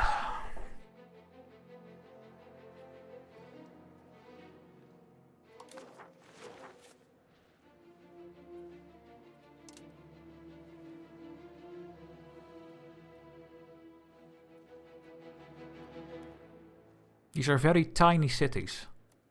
Very tiny. This one is bigger. This one is even bigger.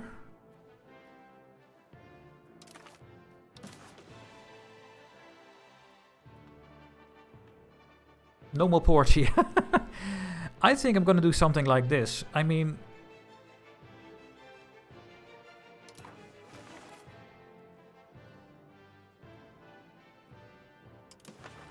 It's already in my market all, so no matter what, so...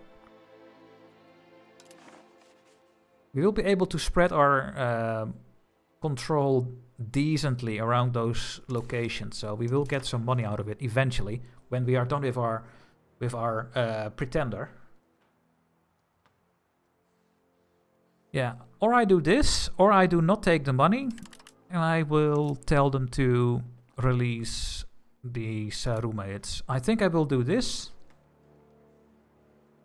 Take these lands and some money. I think that's what I'm gonna do. Boom! And you see that we have some control. Do I have to integrate this now or not? No, we don't. Okay, I remembered that wrong then. Yeah, it's already cored. Well, that's great. And now they have the Greek names, so this is now Nicomedia, Agrilium, Kaliata, and we have Banderma, Artemis Thermaia, Pegai, Lapsakos, and Dardanelia. Okay. Meanwhile, we cannot take this coastal stuff because we don't have the forts. We need to take Bursa next time. Isn't it better to get location from one province to speed up integration since there is less of them? Yes. Yes, because you can only do it per province. But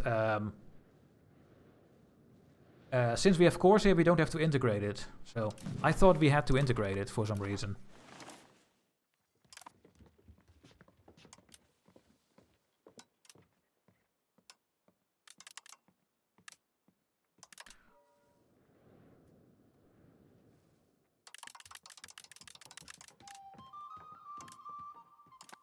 Okay. Well, we took a bit of land. The Pretender will come in a couple of months, so let's prepare for that one. This is gonna be so bad.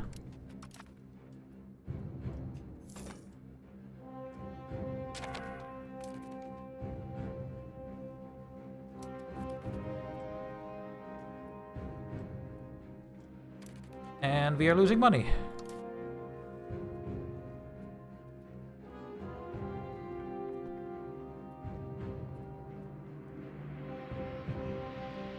We are buying food, yeah, we are buying food in the provinces we just conquered. Cannot really stop that. So food goes per province, and if there is not enough food in a province, they buy it from the market. And if the market is not having enough food, but we do, then the price will go up. So if you're playing in a very urban region like the Netherlands and Flanders, you sometimes get food problems. And the food price can go to 15 cents per unit. Now it's 1 cent per unit. And that would make you go bankrupt. Just imagine if this would be 15 times as high. Then we pay 90 ducats a month to buy food for the province. And that sometimes will happen. So you need to keep that in check, your food situation in your market. As long as this is good, your provinces can buy food cheap. Because otherwise you're going bankrupt. Okay, integrating, we are strengthening the government, yes. Now, we can, let's see, I think we can do some recovery efforts. Yes. Yeah, but 10% is nothing. Who's this? Okay, the whole generation is dead now, I think.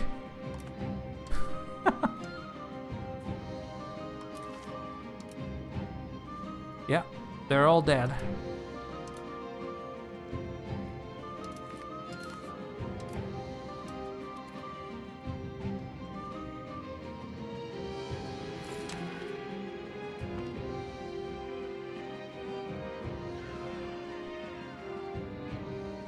Well,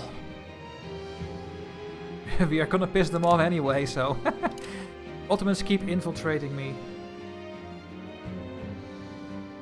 We have pirates.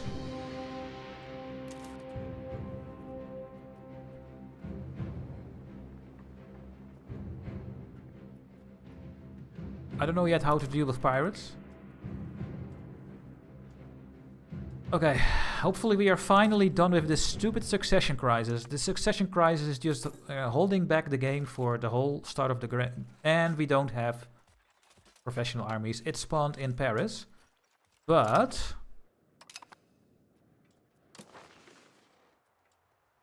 professional armies is spreading, as you can see. Why is it spreading, Dutchy? Well, it could have spawned here. So I was right. The professional armies institution can now spread in Constantinople because we are just over the quality threshold. And this is giving us 3.33 towards professional armies. So it's spreading here because of that. So that's really nice.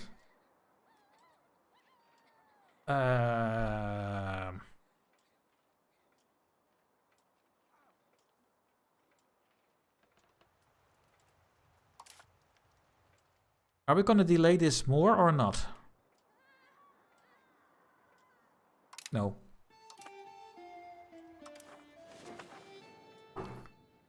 Yeah, it's spreading really fast because of our modifiers. And since it can spawn here. So professional armies will come to Byzantium quickly. And that's good. It's really good. That gives tactics bonuses, discipline bonuses, and better units. If we can afford them, of course. Okay.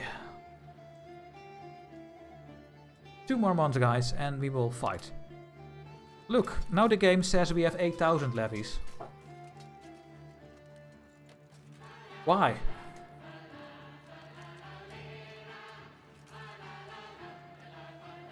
What changed?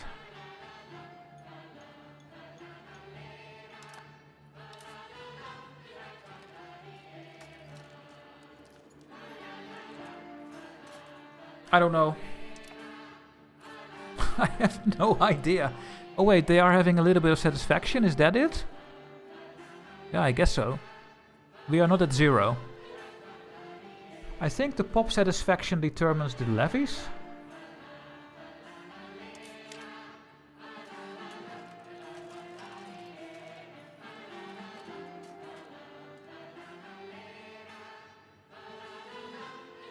Not saying it here. I don't remember. I do not remember. So we now own this this city over here, the city of Nicomedia, which is mostly Greek.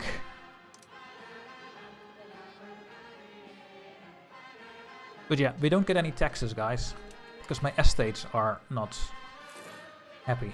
And they cannot be happy because of this stupid Byzantine succession crisis.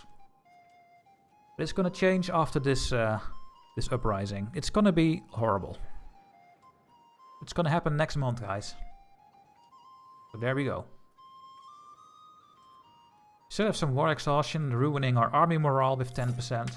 And there it is, civil war.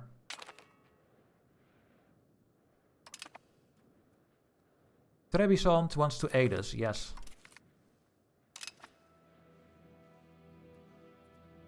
Oh yes.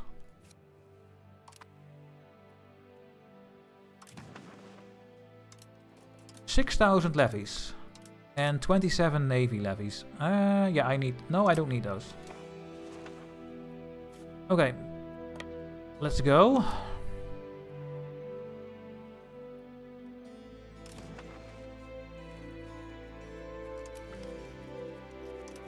Wait, did I not raise all the levies?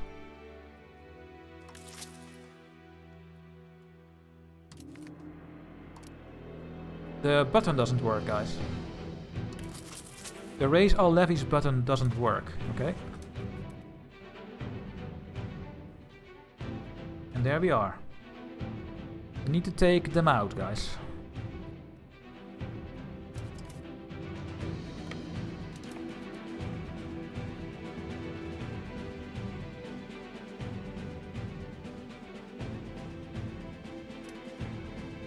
And now we just need 30 stability, and then we have this. Then this is over.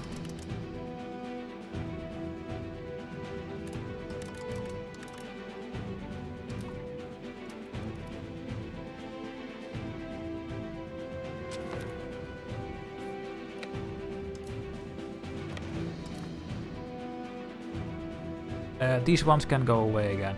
Disband this one and these ones as well.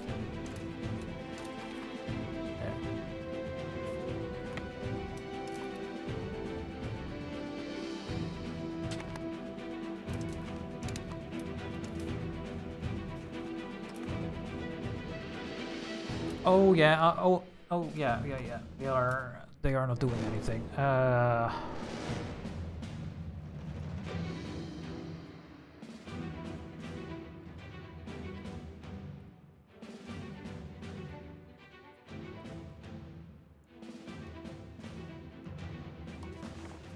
Get some control over here.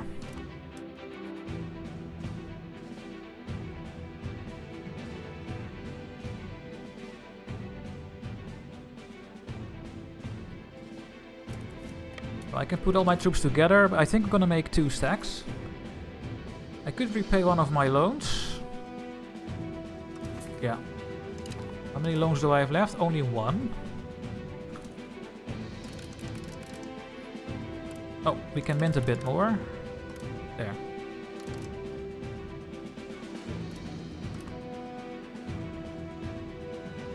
Yeah, we won the war. We took a little bit of land. And we let them release this Beylik.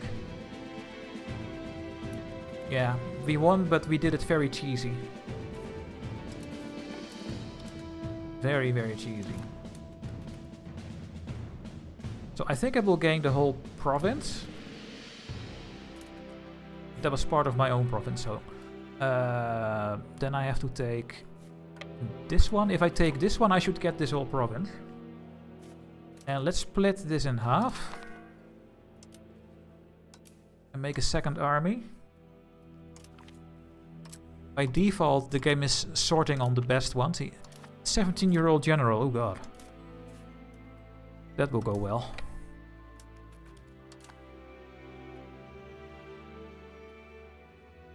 How many troops do they have? Oh, they only have 2,000. Let's go to speed 4. Oh. Why did you not move further?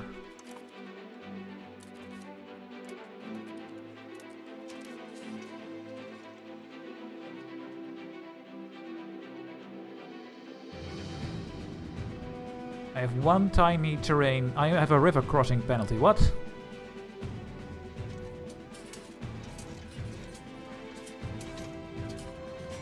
There's no river. The river is here, not here. Okay, that is weird. I'm the attacker. These are my 5 troops, and that is their 4 troops. I have more units. They are in place first. Now this one is in place against them. Now I have more in place than they do, so I should do a little bit more damage. Yeah, double. And now I do way more damage.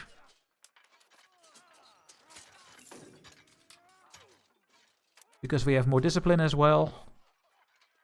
Only my morale is not great, but they have even lower morale, so... This green bar is their morale. And this is their strength? No, frontage. Okay. And the frontage is how much? 10. And it is 10 because we are fighting in a normal location. I guess it's also grasslands over here. Farmlands and flatlands, yes. So that is why we can use the full frontage, but we don't have 10 troops. So we just fight with everything that we got. And there we go. And they don't have a general, that is why.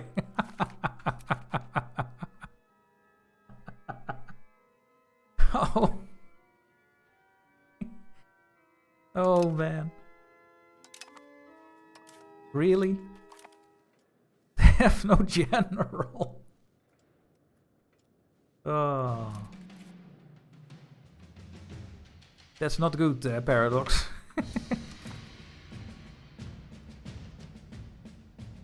Oh, I can't wait for this to be over. If we have this succession crisis done, we are gonna make a huge amount of money.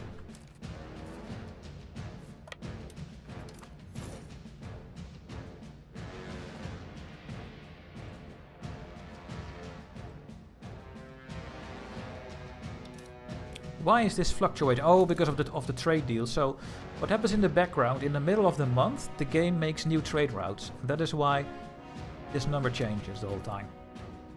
Because the game's trying something, and then the next month it doesn't work, then it removes the trade route and it tries something else.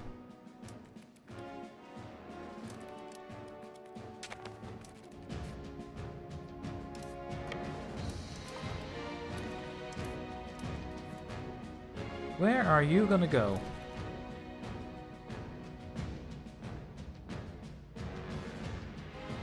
Mountains. We get a -2 roll, but I still think I'm gonna take the battle. Let's rebalance my troops a bit. What is this?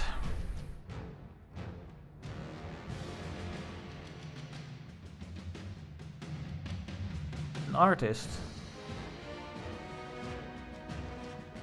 And he's gonna make a hexabiblos. No, I'm not gonna spend the money. And we have a new parliament. We can balance the budget.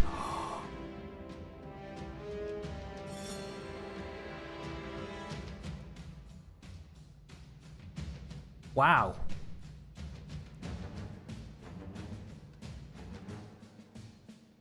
Yes. This is amazing. Is there anything better? No. Balance the budget. As long as the cabinet is going, we have -40% inflation. And we lower a loan.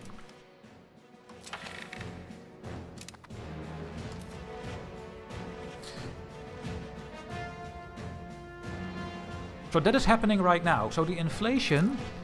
Yeah, so we can do two things. Or we keep our minting how it is, or we do this. Because we don't get inflation. So I think I'm just gonna go and mint like crazy. Yeah. And maybe repay my loan. And in the meantime, do I want to lose the 2.5 inflation? Yes. So let's try to get to 50%. We have very low percentages over here, though. This is fine.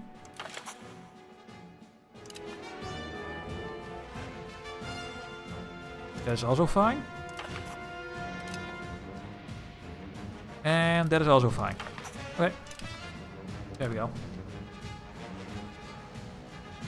Yeah, as long as the parliament debates the issue. Yes. And that is for how long? 180 days. There's the battle. I will kill this very quickly, then I'm gonna flank, so I don't see any problems over here. I could help.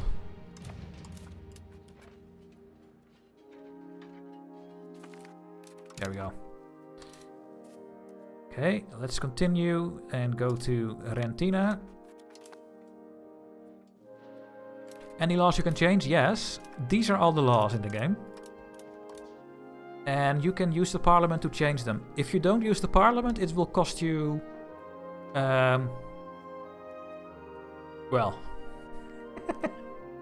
everything. So you should do that by parliament. But yeah, you can change whatever you want, guys. The most important one is this one. The estate law. And go to favor the ruler for 20% crown power. But we started this law as the Byzantines, so...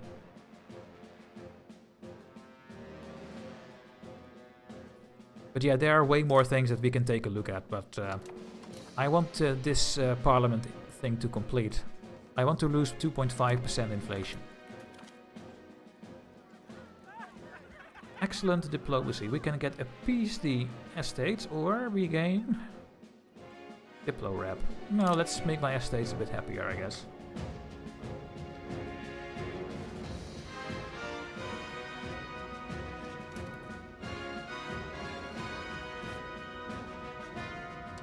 Take our city back.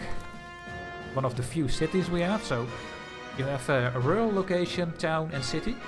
And city is the highest, and I think we only have 2 or 3.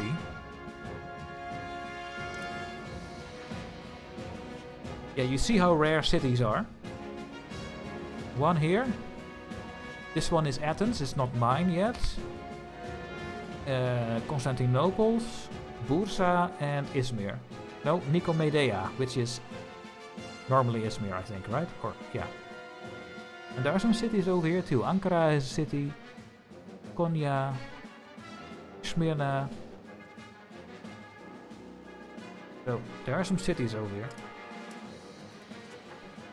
I guess there are a lot of pops here, isn't it? Oh, game, don't stop with all the events.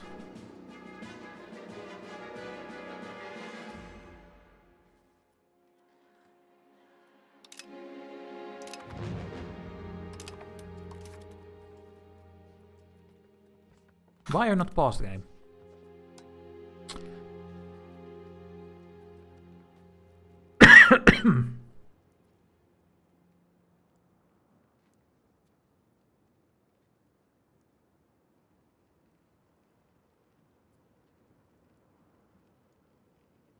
Convert?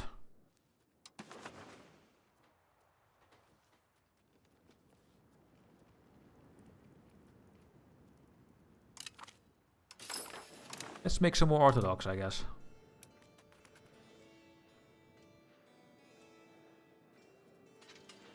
Yeah, done.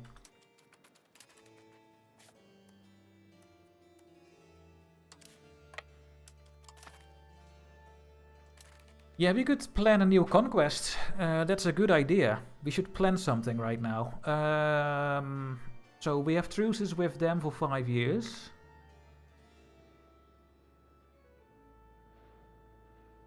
We could go after Bulgaria. Go after more over here. I guess you are a vassal of Naples?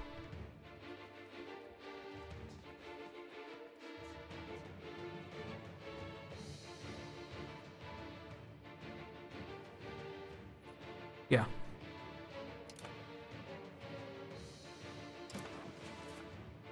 Naples owns this land here. And also these tiny ones over here. We could go after this region. Or Bulgaria. Bulgaria, do you have any allies? Not really. I think I'm gonna go after Bulgaria.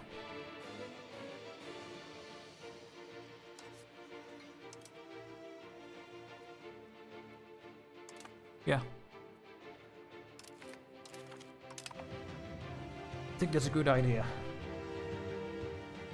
Yeah, and also this part is also good.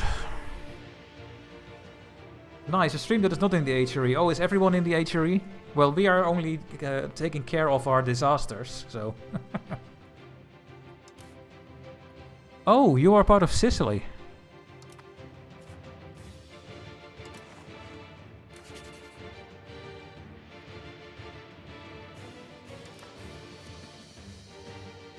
Okay, so this is all part of Sicily.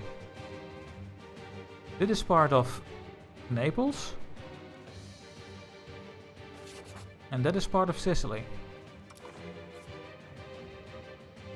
Okay, so that is really difficult to take. Well, Sicily is not difficult to take, I guess. Well... Oh, Aragon is in this list. And the Pope.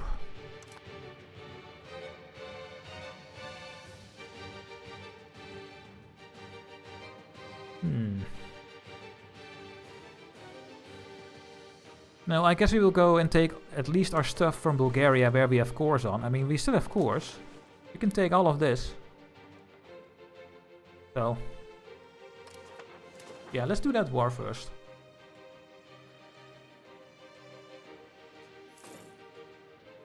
I guess this is all Greek culture?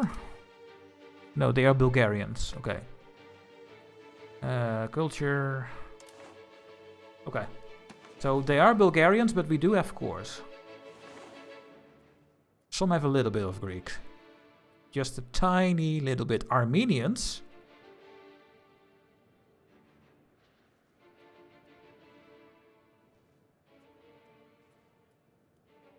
Oh.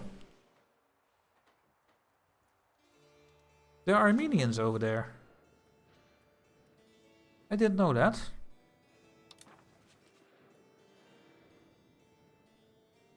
Quills in the HRE, so everyone else but for one Netherlands and one Norway. Okay.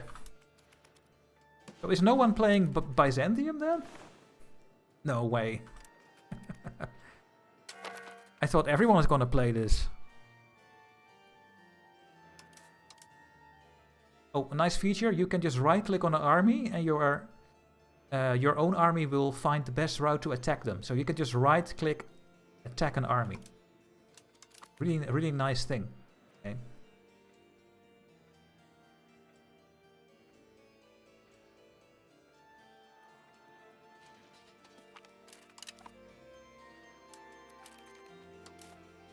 Yeah, we need to take this part, so we need to send our fleet. Now the fleet is saying we have only 1300 transport capacity, but I think the game is lying. Look. I can still... Oh! I learned something new. Now I finally know how this works. Ah, finally. I'm so happy about it. So, I always thought, hey, this fleet is having 1375 transport capacity. So it can only transport a 1375 size army. But that's not true. Because this army is 2700. But it's only costing 600 to embark. That is why it can go on these galleys. It's not one-on-one. Thanks for the follow, Katie Cat. Do you feel confident enough for a defensive war against the Ottomans? Yeah. Now for sure. I want to see if it's like EU4 where you have to game the system to survive. Well, we just gamed a little bit by gaining some territories. So we just made use of the AI sieging a fort while I took their states where they have no fort, giving me 50% war score. Oh, let's kill that and then go there.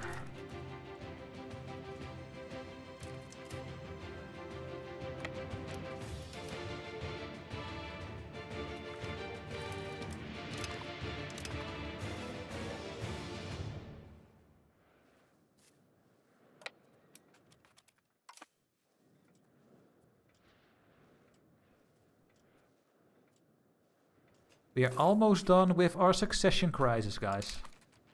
We need only a couple more months. We need 30 stability.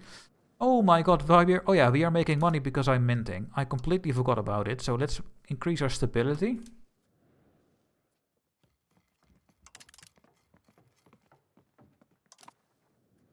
What a great parliament thing to have.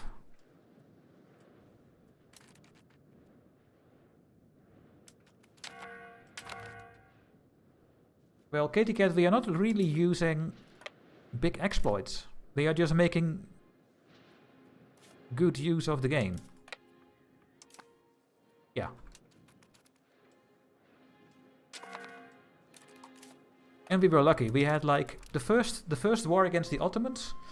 I used a very small army because apparently I had no levies. So I just used my vassals, that let them attach to me.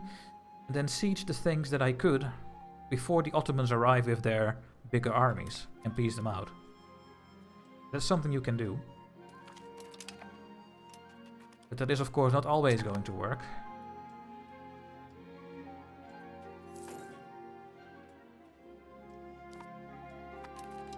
Okay. Whoa, look at this look at this location. Look how mountainous it is.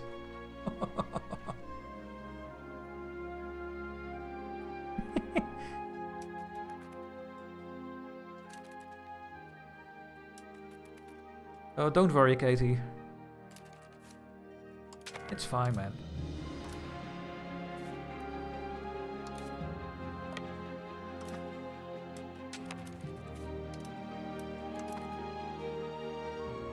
I'm just very happy that we have a start.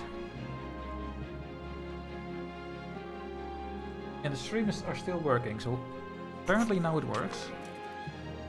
Okay, we have lost some inflation, but now we need to stop minting.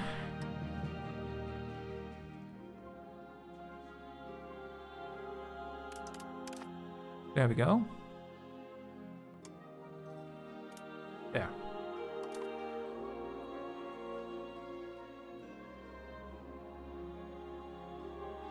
Yeah, that's true, Puntiker. Yeah. Yeah. I think indeed it's a bug. Okay, let's put these troops on the boat because we still need to take this island. So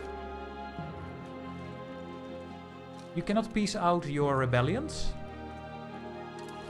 So imagine if you play as a country with colonies around the world and you don't make subjects. If you get an uprising, you need to go through the whole world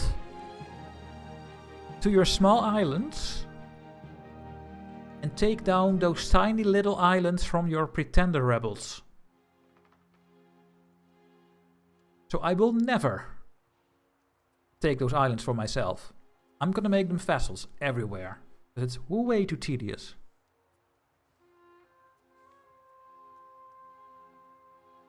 See, AI moves through other territory. Yeah, I don't know how that works yet. Sometimes it does and sometimes it doesn't. I don't know. I don't know why that sometimes works. But this is now left. This tiny island, these two. And I need to take it down before they surrender. Luckily, I am very close to everything over here.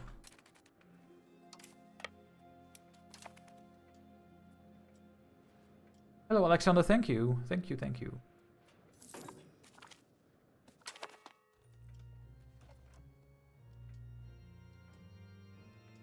We lose money? Or not? And so, Vintony, thank you for your follow. Well, we have no prestige, so we could just go back to 0.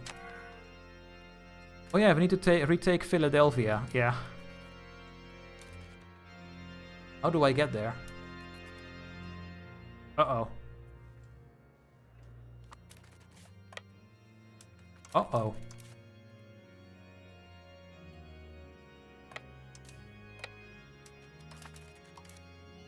Can I get there? I don't know.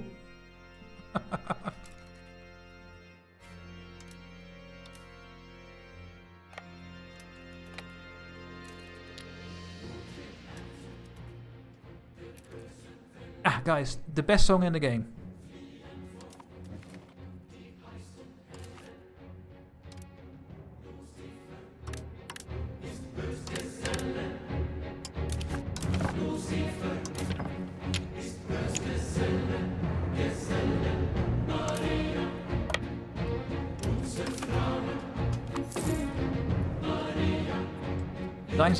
Dancing dinos, yes.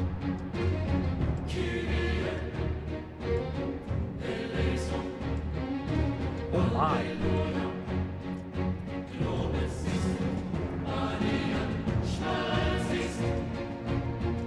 Oh!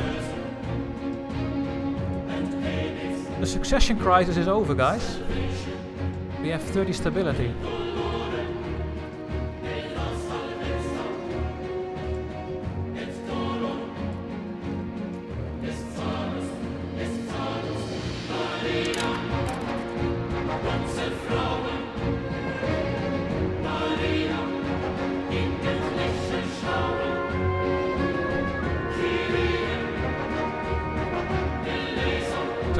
But we are still at war. That's interesting. Oh.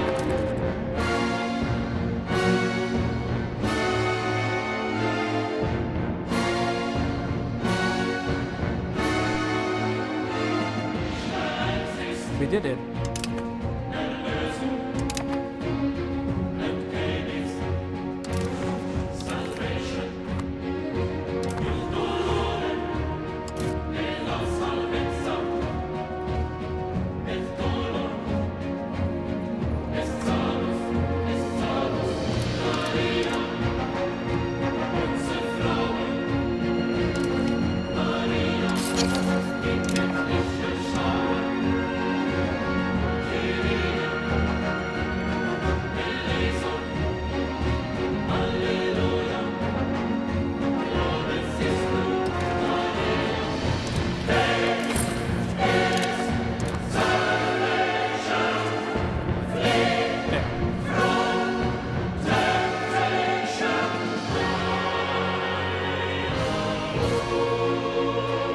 you guys need to go back to my territory.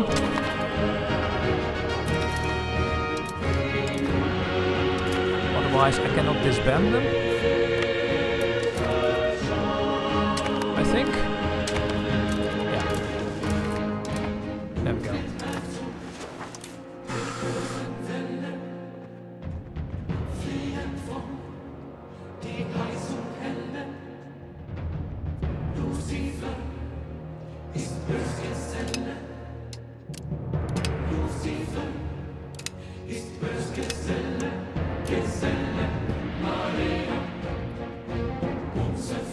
Okay, now we need to get rid of this modifier. Otherwise I cannot tax my estates.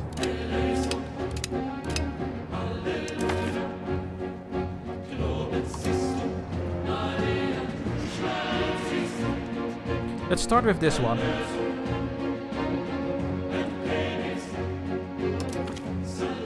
It's gonna cost me 15, but we don't need it anymore, so... Gonna piss them off like crazy.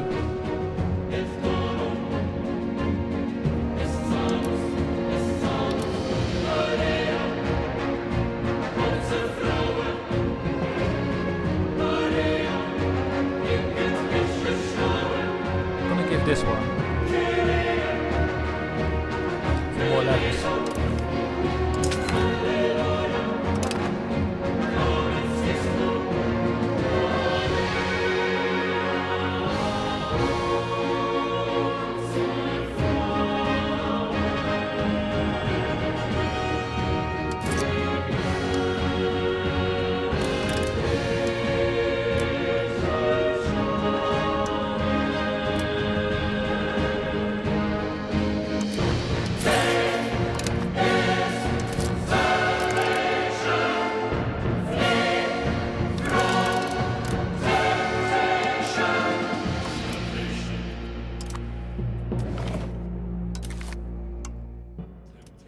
So,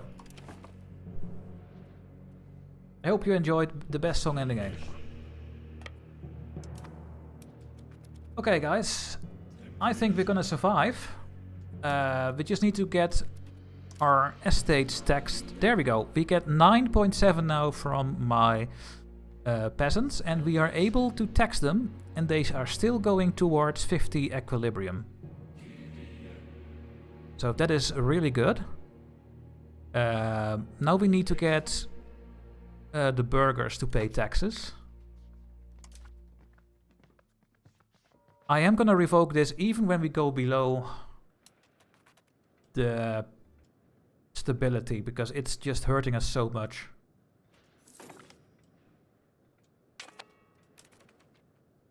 And we are a great power again. The game just doesn't know. I can create a new CB on the Ottomans. I don't think I have the CB anymore. Yeah, and I have 35 spy network, so let's create a CB. And we do the claim on the province. And I guess we will go for Bursa next, finally. At least we have the claim. The truce will be over in 4 years, though.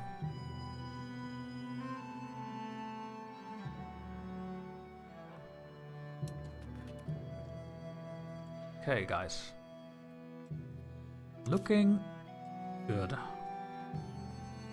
The cost of the court is very high, though.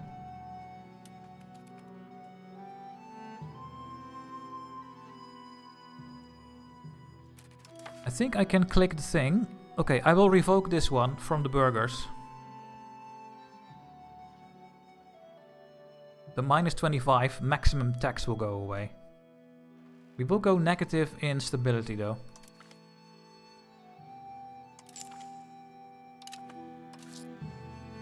There we go. Oh, it's only 3.2, but at least we get a bit of tax from them. Can we tax the clergy as a Orthodox nation?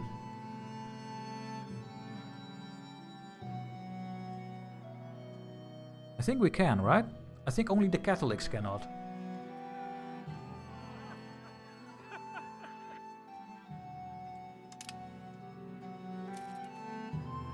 Yeah. So if I get rid of the Kleros one, we need to spend 68 stability. Or we have to lower their power.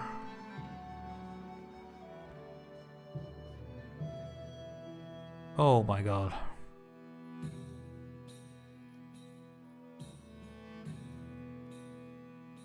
And if I want to get rid of the one from my nobility, it's going to be 138, so that is impossible right now. Yeah, we just need to get more crown power and give the burghers more power compared to the nobles and the clergy. So me and the burghers and the commoners now need all the power they can, so that will become cheaper. How's the gold mine, guys? We can finally think about expanding again instead of solving. Let's upgrade my gold mine. There we go. Yeah. Going.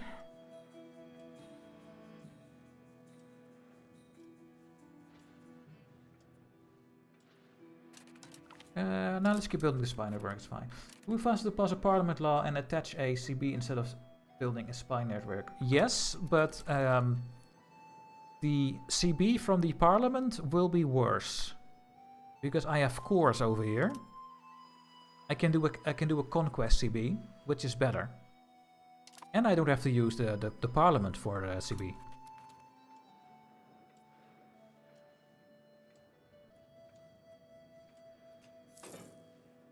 Take a look at our trade situation. What are they doing?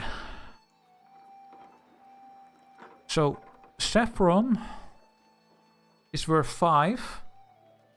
It's only costing 0.5 trade capacity to trade. So saffron is as good as gold, really.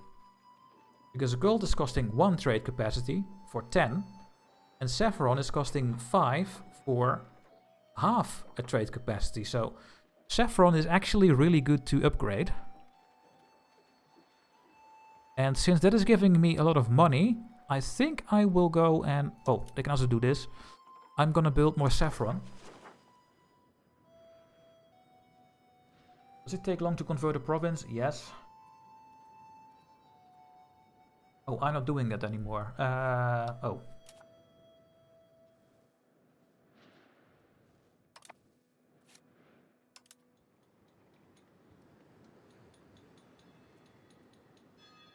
Okay, we can go to 100 control over here. So, we're gonna get the 85,000 pops fully under our control soon. That will give me more crown power. But we will keep increasing the control here. We are integrating Arcadia, which is almost done. What's this? Cod red hooved.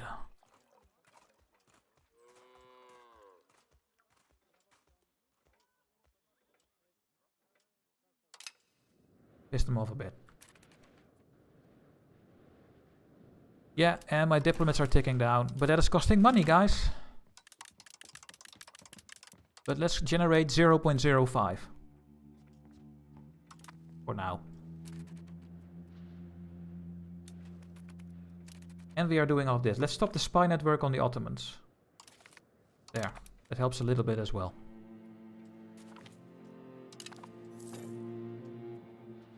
Now we make point 13. Serbia joined the Patriarch of Tarnavo. Oh. Wait, what?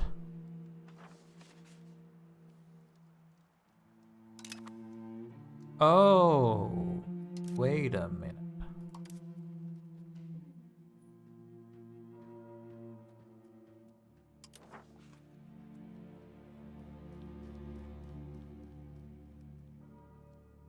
Oh.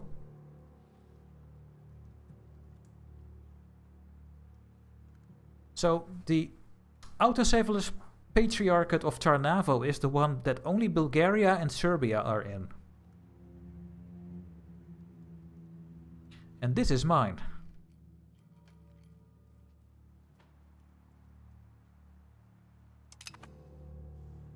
Are the policies only available when you have a certain amount of members?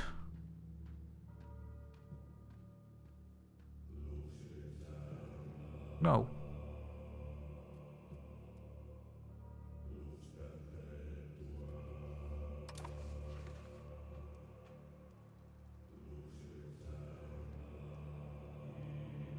You can also peacefully take land. You can vassalize countries. If that is what you mean. You can...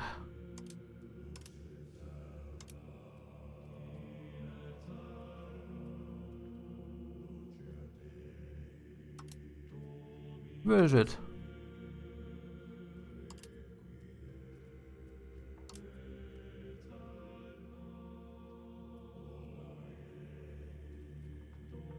I don't know where it is, but you can normally diplo-vassalize. Maybe I can't see it because I have no diplomat, but oh well.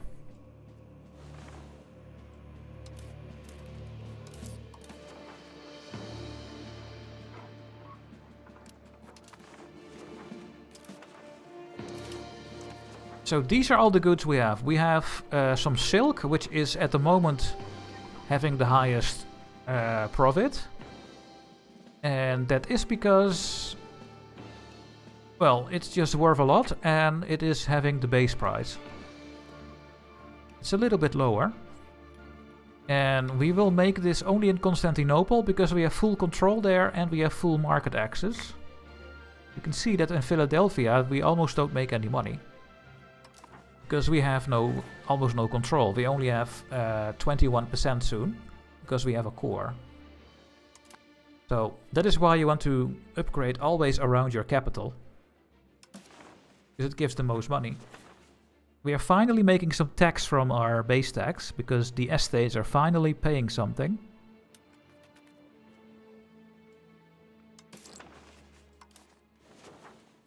Gonna repay my last loan. Because that is hurting my crown power. And where is my heir? Okay, he is 13 years old. Oh my god, he's gonna be so bad. And there we go, we have more cores because we have integrated Arcadia. This is now fully integrated.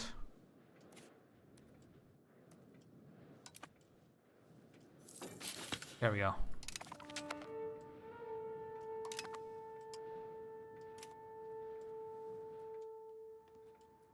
No more integrations possible. We have a recovery effort. Let's recover this one. The recovery effort is for the prosperity.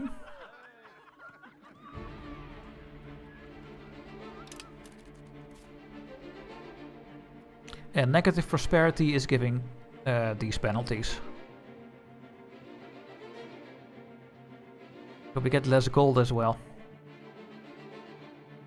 And over here we have good prosperity, 28% right now, giving more migration, attraction, etc. So you just want to be above 0 to not get any penalties. So let's do that first. Can you ask your vassals to transfer trade power? Yeah, that's a good idea.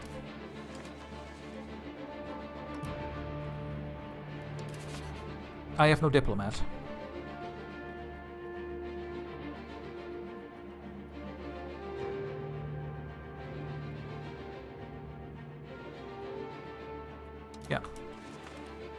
Yeah, we should do that, but on the other hand...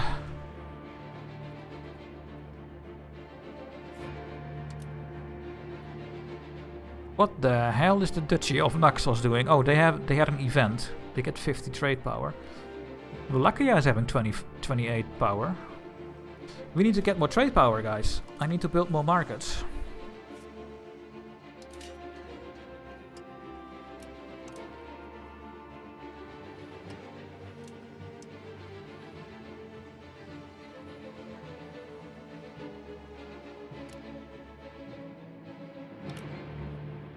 Let's build a couple of markets in Constantinople.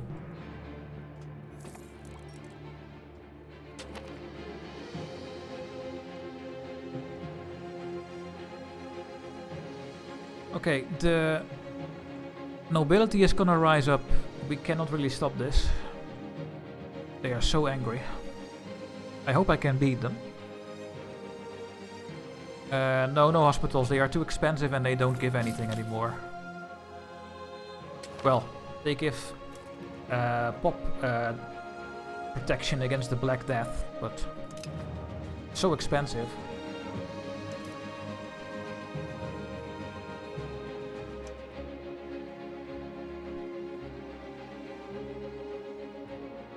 The war exhaustion will go down automatically.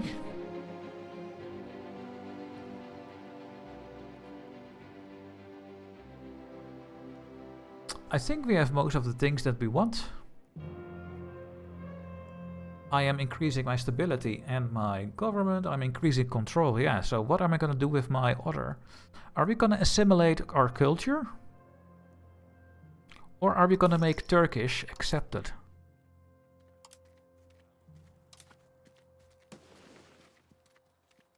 Oh my god, it's going to cost me 3 cultural capacity. Yikes.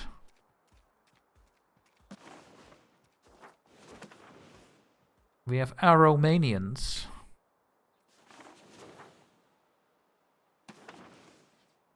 Bulgarians will be easier to make accept.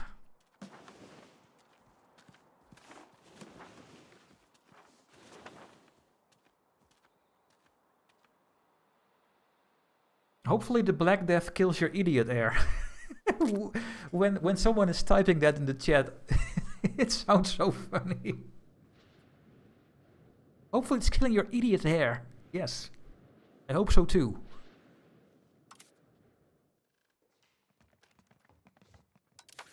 How are the children of my heir? Oh yeah. Oops. A 13-year-old has no children, Dutchy. Well, don't tell me that is impossible. Yeah, I think it is. I think it's just possible. Let's go to a different discussion.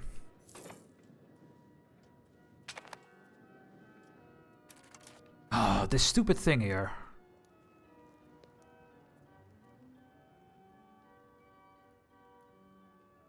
I don't like both. I don't want to ban exports because at some point I might have more and I make a lot of money. And on the other hand, what is 33% extra income? Nah, that's really not worth it.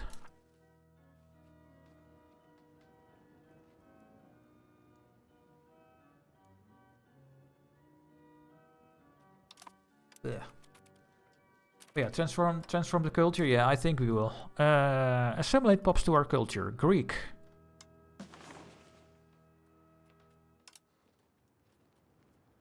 Absolutely over here because we have the most population and that I think works the quickest as well.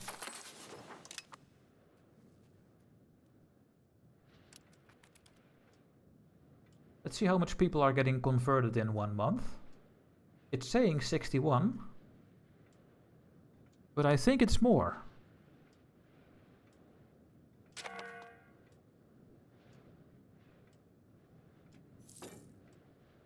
It was way more. It was more than 100, so... No, this number is just a UI flaw, it's not true. It's per location. Oh. Oh, that makes sense. Yes.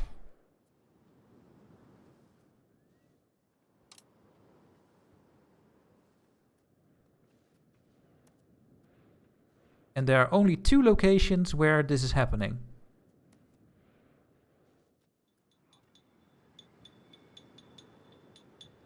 Oh.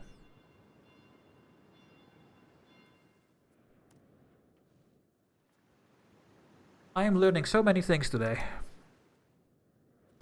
Can we get more control here? No, we are almost at the maximum. Oh, we can go to 100, so yeah. The conversion will go very quickly. No kebab for Europe for a long time. Absolutely.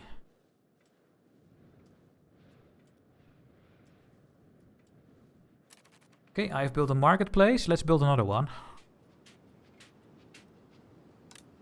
I played the game so long that I know all the icons of almost all the buildings. That is where I am. Yes, we have almost full legitimacy, guys. Can you believe it? Gonna help me with my money situation as well. Now, we really want to keep investing in stability heavily, I think. Yeah.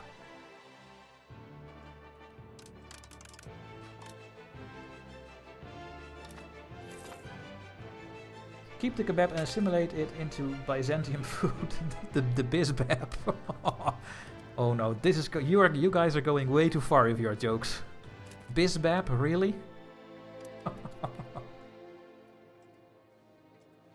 Oh no. What have I done? Gyros, yeah, the gyros. We are eating gyros, not kebab. Yes. I like both foods. I like kebab and gyros.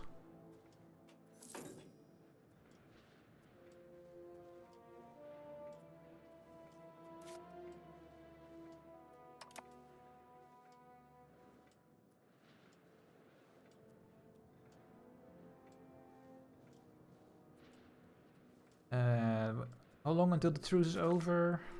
Okay, a little bit more than 3.5 years. Yeah, so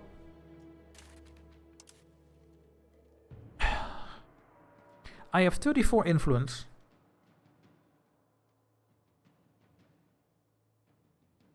I just don't see any modifier or whatsoever of my international organization.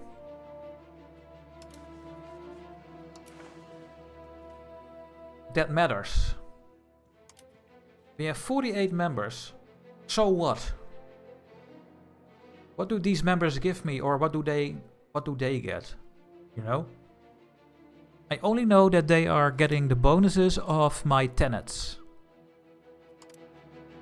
And that we have saints, and that we have holy site, but the amount of members doesn't matter to me at all, I think. If I have 2 members or 48 members, I just don't see any difference.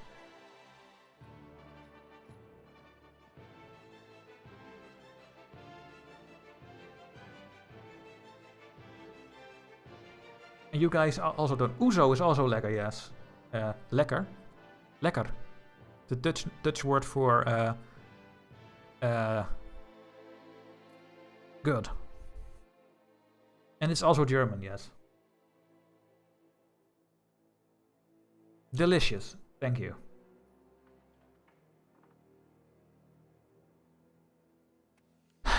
I wish I knew how this works.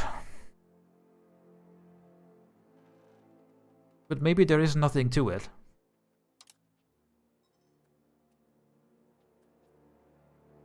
I don't know. Invite traps on. Can they join?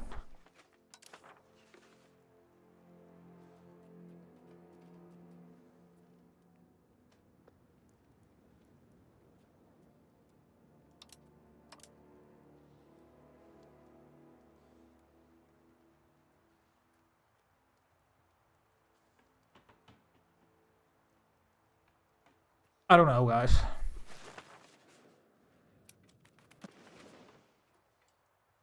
Yeah, our languages are pretty close. That's true.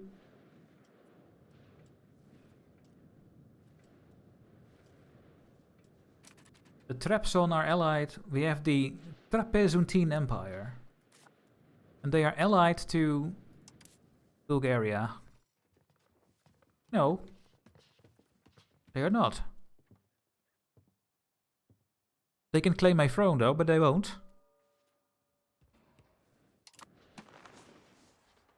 Yeah, it's the other way around as well. The nice thing about this game is showing a little bit why I can speak in my dialect. We're gonna make a sidestep real quick with my German neighbor. So I am from this location. And this whole region these days speaks a Lower Saxon dialect. And that dialect is the same as this region. So it's mostly people that are very old that speak the Low Saxon dialect. And it's, I think, also close to Westphalian, so that makes it very interesting. This is all gone from Frisia. It's only over here left. And the Frisians are also, I think, in a small location here in Germany. But this is now all part of the German dialect. The Dutch German dialect, I would say.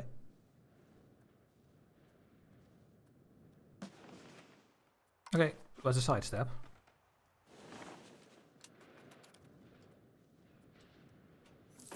I think the Germans call it Plattdeutsch.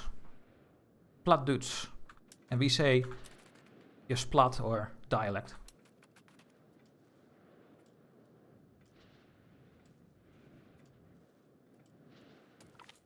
Plattdeutsch, yeah. Platt German, yes. The Bible Belt is here. I will show you the Bible Belt. Like this. Well, is that based on the culture? I don't think so. No. But the Bible Belt is like this.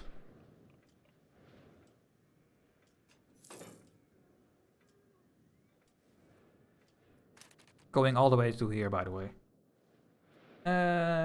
Is that a dialect of Dutch? No, it's just a...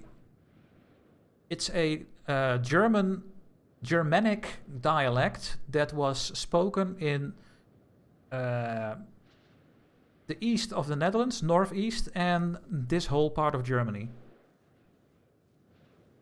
I think it's part of the Lower Saxon culture group. I think that is what we call this whole dialect, this whole region.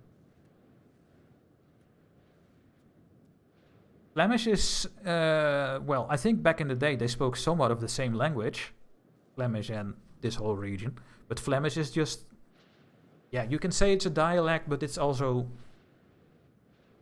a bit of their own language as well. But Flemish and Dutch are 95% comparable. So yeah. Oh, you're from Groningen? Oh yeah. So Slish is from Groningen. So if he is born there, then he might also speak Gronings. And I also speak Gronings, and I speak Drents, which is from the province below Groningen. So.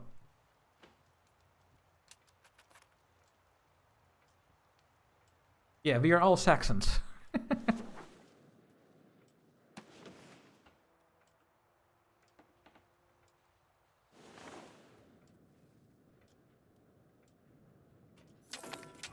Uh-oh, guys. You live where the Piet Hein statue is. Okay. I don't know that, where it is. And there it is, guys. The Black Death. Rats. It has begun from... Do you know what this word means in Dutch? It means owl. The animal, an owl. We say uil against an owl. But now they're talking about the location. The Black Death has started. It's not visible on the map. I know who Piet Hein is, but I don't know where his statue is. Piet Hein, zijn naam is klein. I know the thing. Kerkuil, yeah. So the Black Death starts. We can do a couple of things. We can procure remedies. We can do that right now. And this would give my estates a bit of more satisfaction, but we would go towards traditionalists, which I don't really like. And we have to pay money. We do gain stability and legitimacy though. And my market gets this. Some extra remedies.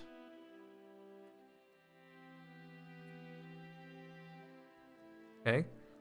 And we can build disease resistance buildings, we can build hospitals, and we can build missions. Missions we can only build in rural places and hospitals in towns and in cities. But they are really expensive. So I think I'm gonna not do anything until it is over here, because when the Black Death is in your country, you will have more things you can do. So, oh, in Delfshaven, Rotterdam. Okay.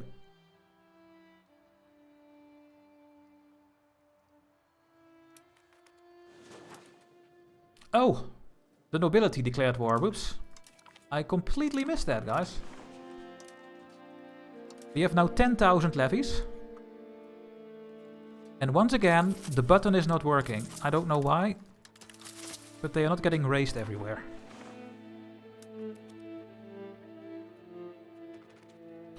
The nice thing about a revolt is that after they are revolting, the estate that is in your country are immediately very happy. So what is happening now? I am taxing my nobility a tiny bit. I mean, I can only get 4% because of the stupid 20% corrupt elites. But at least I'm getting some happy nobility again. And because they are happy, I am getting a bit of prestige and counter-espionage. Okay, well, don't really care about that, but...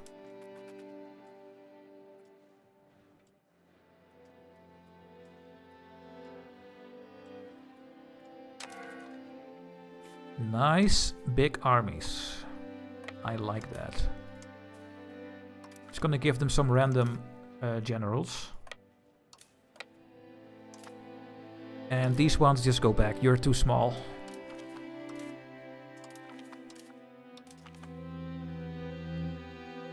Yeah. Yeah, we need to kill everyone.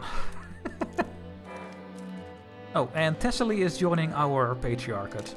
What it does, I don't know. I have no idea.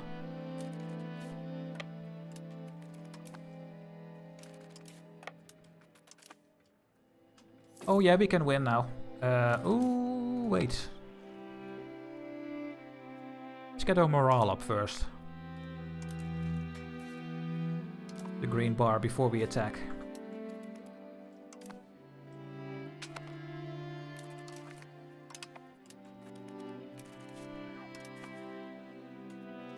Balance the units. Attack, please. And we do the same thing as we did with the Pretender. We take the capitals of the provinces. Yeah, easy win. Nice.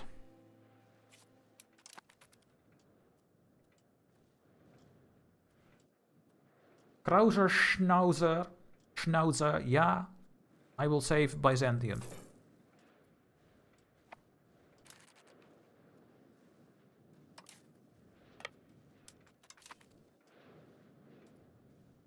Krauser, Schnauzer. That's a nice name. Go over here. Take this.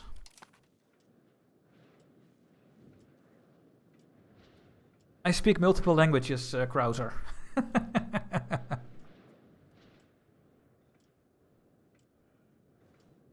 So I know how to pronounce German.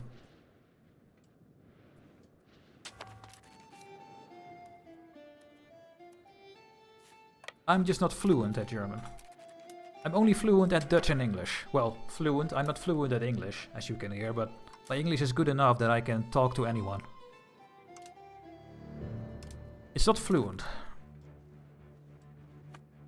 But I'm also not trying to speak fluent, because I don't care. Oh. Okay. Now, we have a lot of money. Can I repay my loan? Yes. There we go. I keep this minus 0.01 so that my inflation will go down eventually. And let's build another marketplace.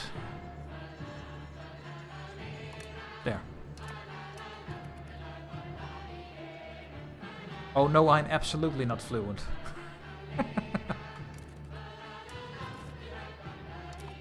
Where are you going? Wait, is the army went over here? Wow. The army is trying to hide, guys.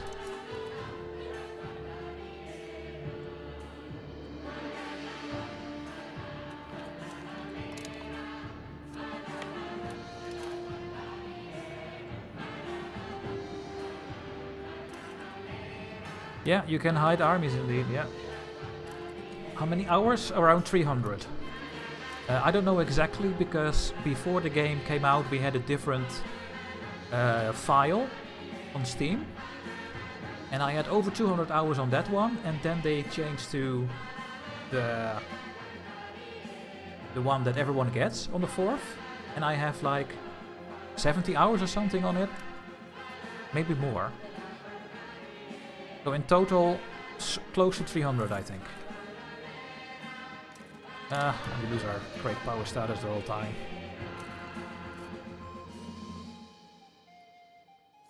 Edessa. We also must... Oh, we can take our claim on Bulgaria. We have 20 spy network. Create CB and I will go... So these are the permanent approved claims. It's costing 25% more. The dubious claims 30% more, but since we have a core, we can get minus 25%. So that's why I pick this CB. And let's just go for Rhodopes. Go, and let's stop the spy network. There we go. Our claim on the Ottomans is almost done, but the truce is until 1349. I think I will have much fun in the German fort, the Schwarzwald ambushes. Oh yeah. Yeah, I don't know yet how it exactly works with ambushes and that kind of things though. I have no idea. You guys get on the boat and go over... oh my god, they have this thing again. The nobles took Philadelphia.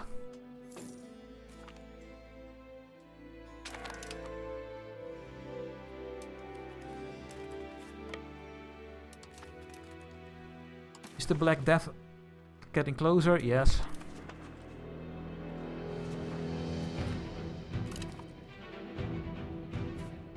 I'm very happy that we are done with all our disasters before the Black Death arrives, because when the Black Death arrives, we are gonna lose so much money.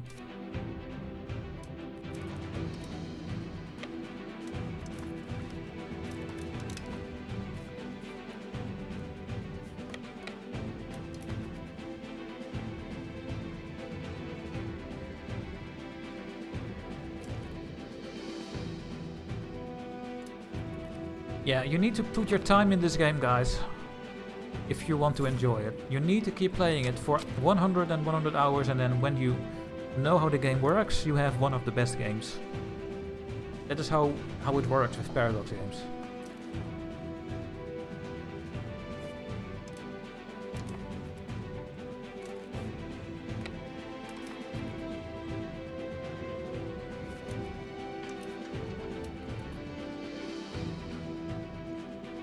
Yeah, flanking, more troops, and good stats. Easily winning. I'm getting inflation. Oh.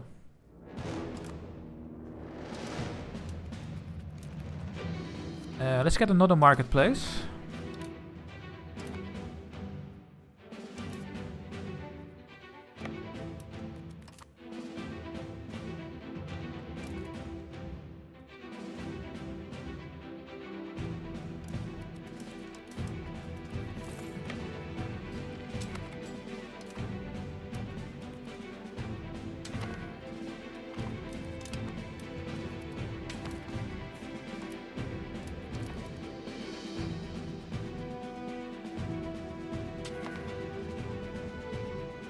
Yeah, I wonder how ambushes and that kind of things work. I have no idea.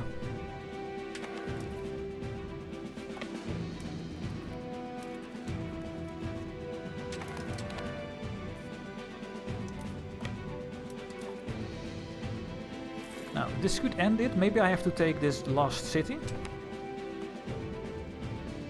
Oh. Oh, that commander will not be there in time, I think. It takes time for your commanders to get there, but I already won, so... Hey guys. I think...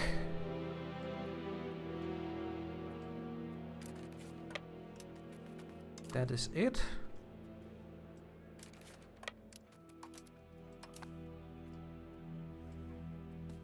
No, not yet.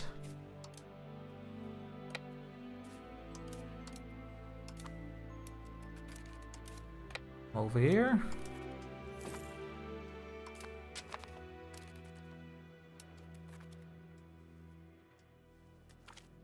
Stack wipe. Really? I have to take this thing? I cannot piece them out.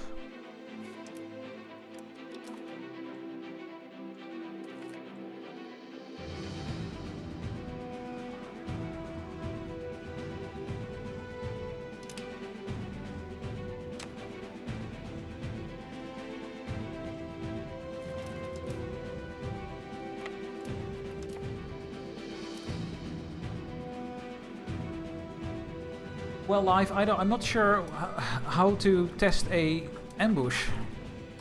Can I get over here? No.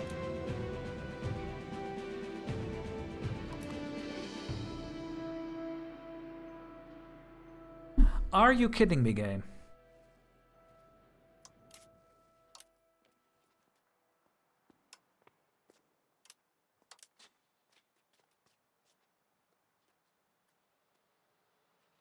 Oh my god.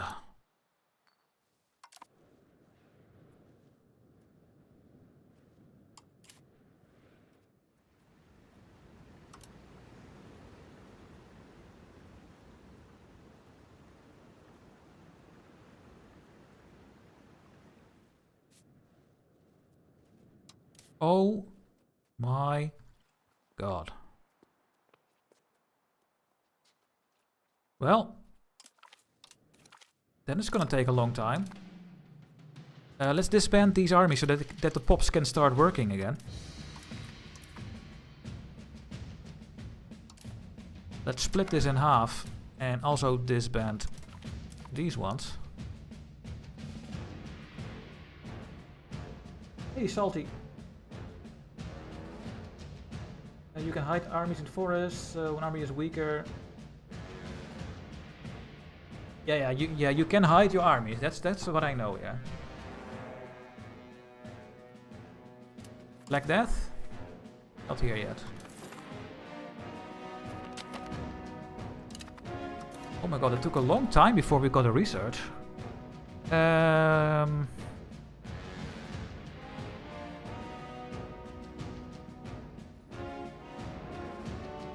want the institution growth because that is what is happening right now.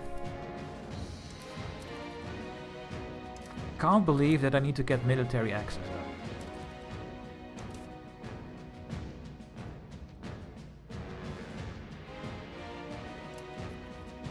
Wow. That is really annoying.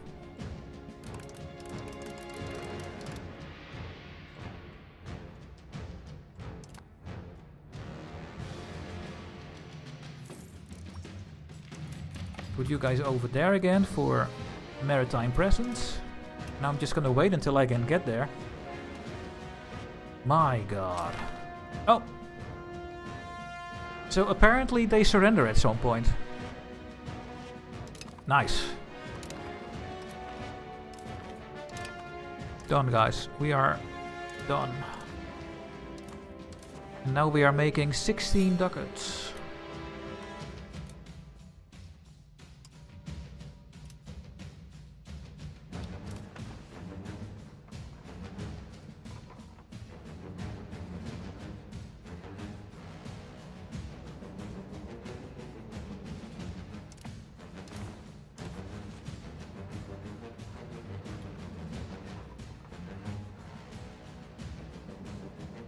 Am I not having my own saffron? Oh, there it is.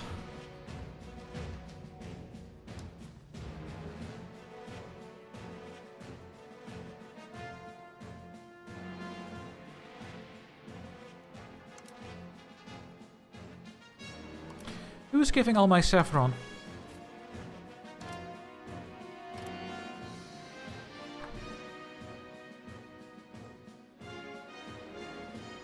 Oh, in Anatolia.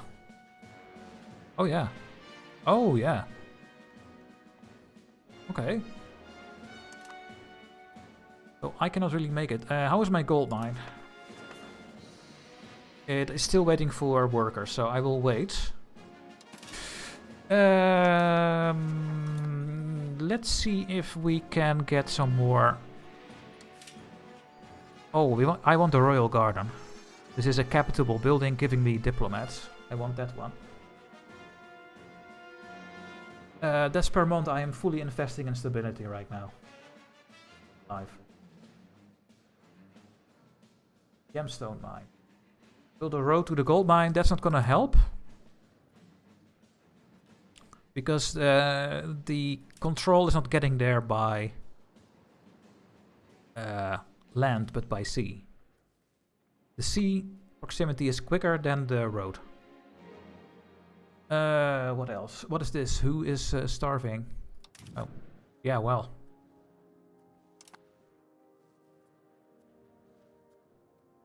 Thessalonica. Where was... I don't remember. Gemstone. Oh yeah, here. Ooh. Gems are good too, yes. Yeah. Is that also in the list of my goods?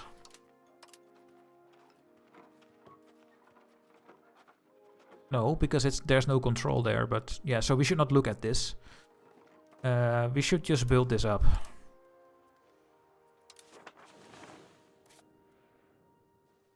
There are only 3,000 people over here.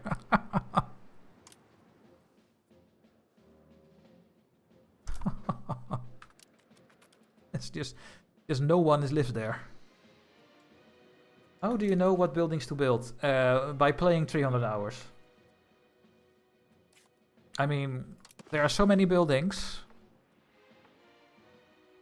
And you only want to build buildings that give you money if you have full control or close to full control, which is in your capital. And the other buildings, I mean, I can show it real quick. You can filter your buildings in 2 ways, by the way. You can click this button, then you have a card display. And then you can just see, hey, there are 2 defensive buildings. The Theodosian walls in our capital and a castle. Okay. And we have 1 military building, a sergeantry. You can only build 1 in your capital, so I cannot build more. Then we have some naval buildings. We can build wharves. And we can maybe build some docks. We cannot build docks because we are just lucky to have a dock in Constantinople. Because we need the dock advance if we want to build more. So this is a very unique building for us. Can I build more wharves? No, because we already have 1 wharf. Oh yeah, I am filtering on my location. Now, it shows me that in my market, there is 1 more city where I can build a wharf. So let's do this. Wharves are good for your harbor capacity. So your proximity gets there quicker. And you get a bit more sailors and you can build ships there. So, that is done. Can I also build more in other markets? I will cancel my market filter. No. These are my only 4 cities that are coastal. That is not a lot, by the way, so we will have to form more cities eventually. Trade buildings. We have a trade office. Trade offices you can build in other markets in your own region to get a tiny trickle bit of trade power there. Then you have the marketplaces. They give you the highest trade. And you have a market warehouse. You can only build this in a market center. So we can build this in our capital. Then we have more stockpile and we get more burger trade capacity. Now, and that is how I sometimes look as well. Libraries. Giving more literacy. You can only build this in your cities. So these are all my cities right now where I can build a library in. and so on, and so on, and so on, and so on. You can build bridges, removing proximity cost. You can build bridges over rivers. So it will make it easier to spread proximity this way and also this way if I build a bridge here. No, and so on, and so on. How do you form a city? Good question. For example, this is a rural location. So we have extra RGO size. We can build more fiber crops over here.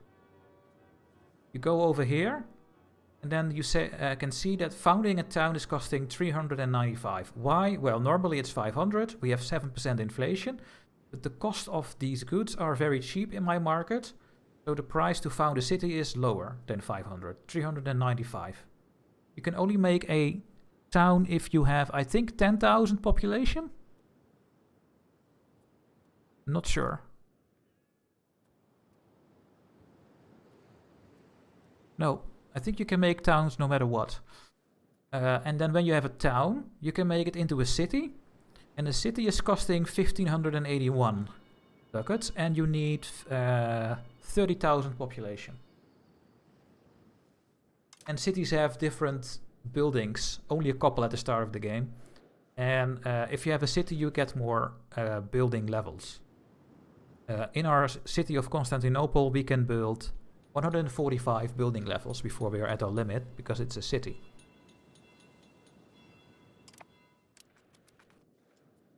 Are there new gold provinces? No. Oh, there's gold over there.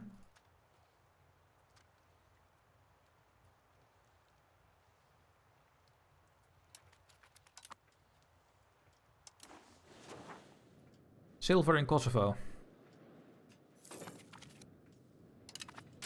Yeah, and I think that one is already in our market.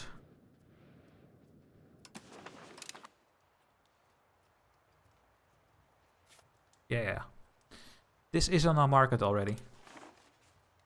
Because my market is having good spread. Thanks to all kinds of things. This is just in my market, even if I don't own it. The silver is going to my market. I cannot upgrade it because it's part of Bulgaria. But the silver is in my market. And because I have the highest trade capacity, 60, I am the first one to decide what happens to the silver. And not Bulgaria. Should you build cities in specific provinces? Towns, yes, Kevin.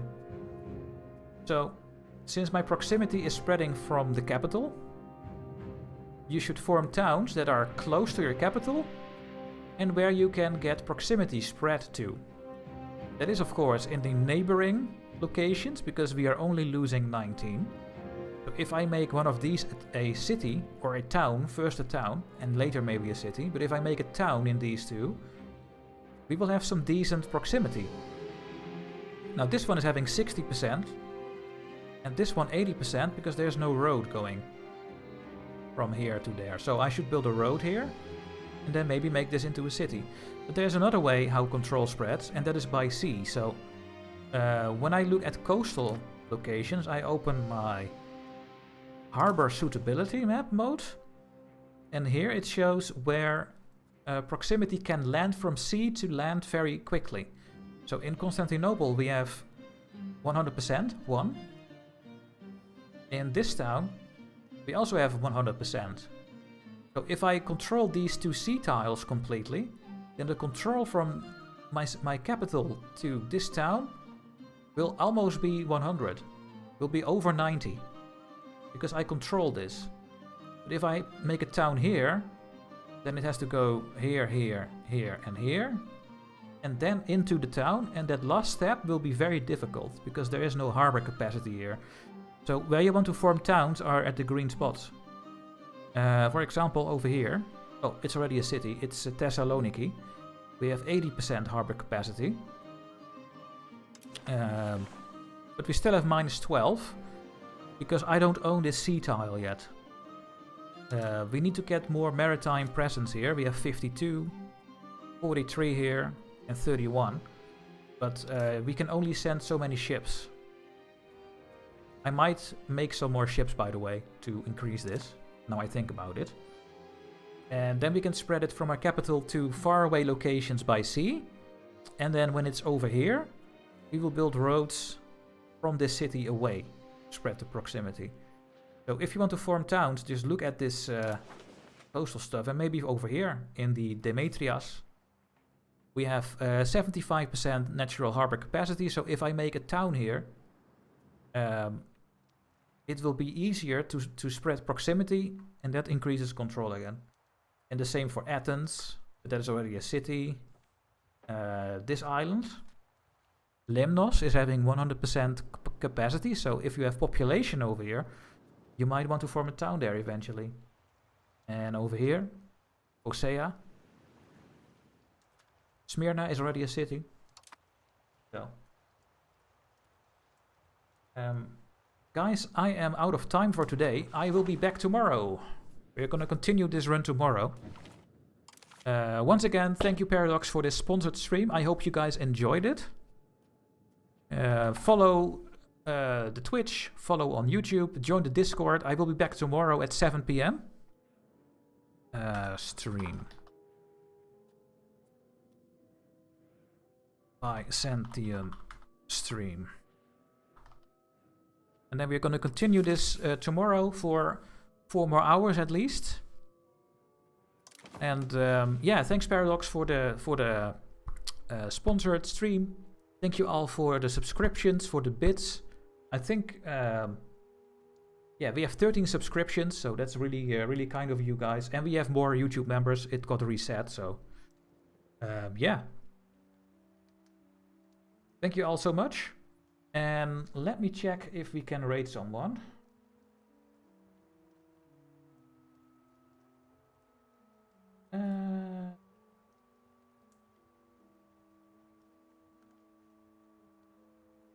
So if you want to raid, go to Twitch.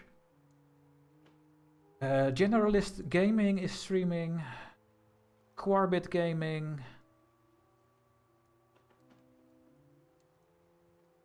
Gotta suck.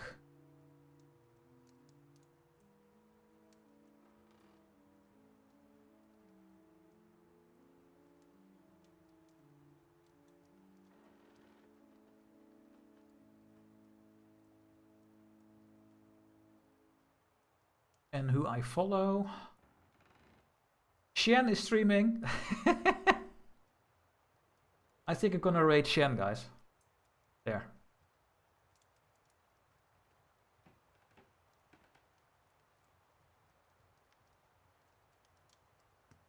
Yeah. Okay. Thank you all so much. And maybe see you in Shen's stream.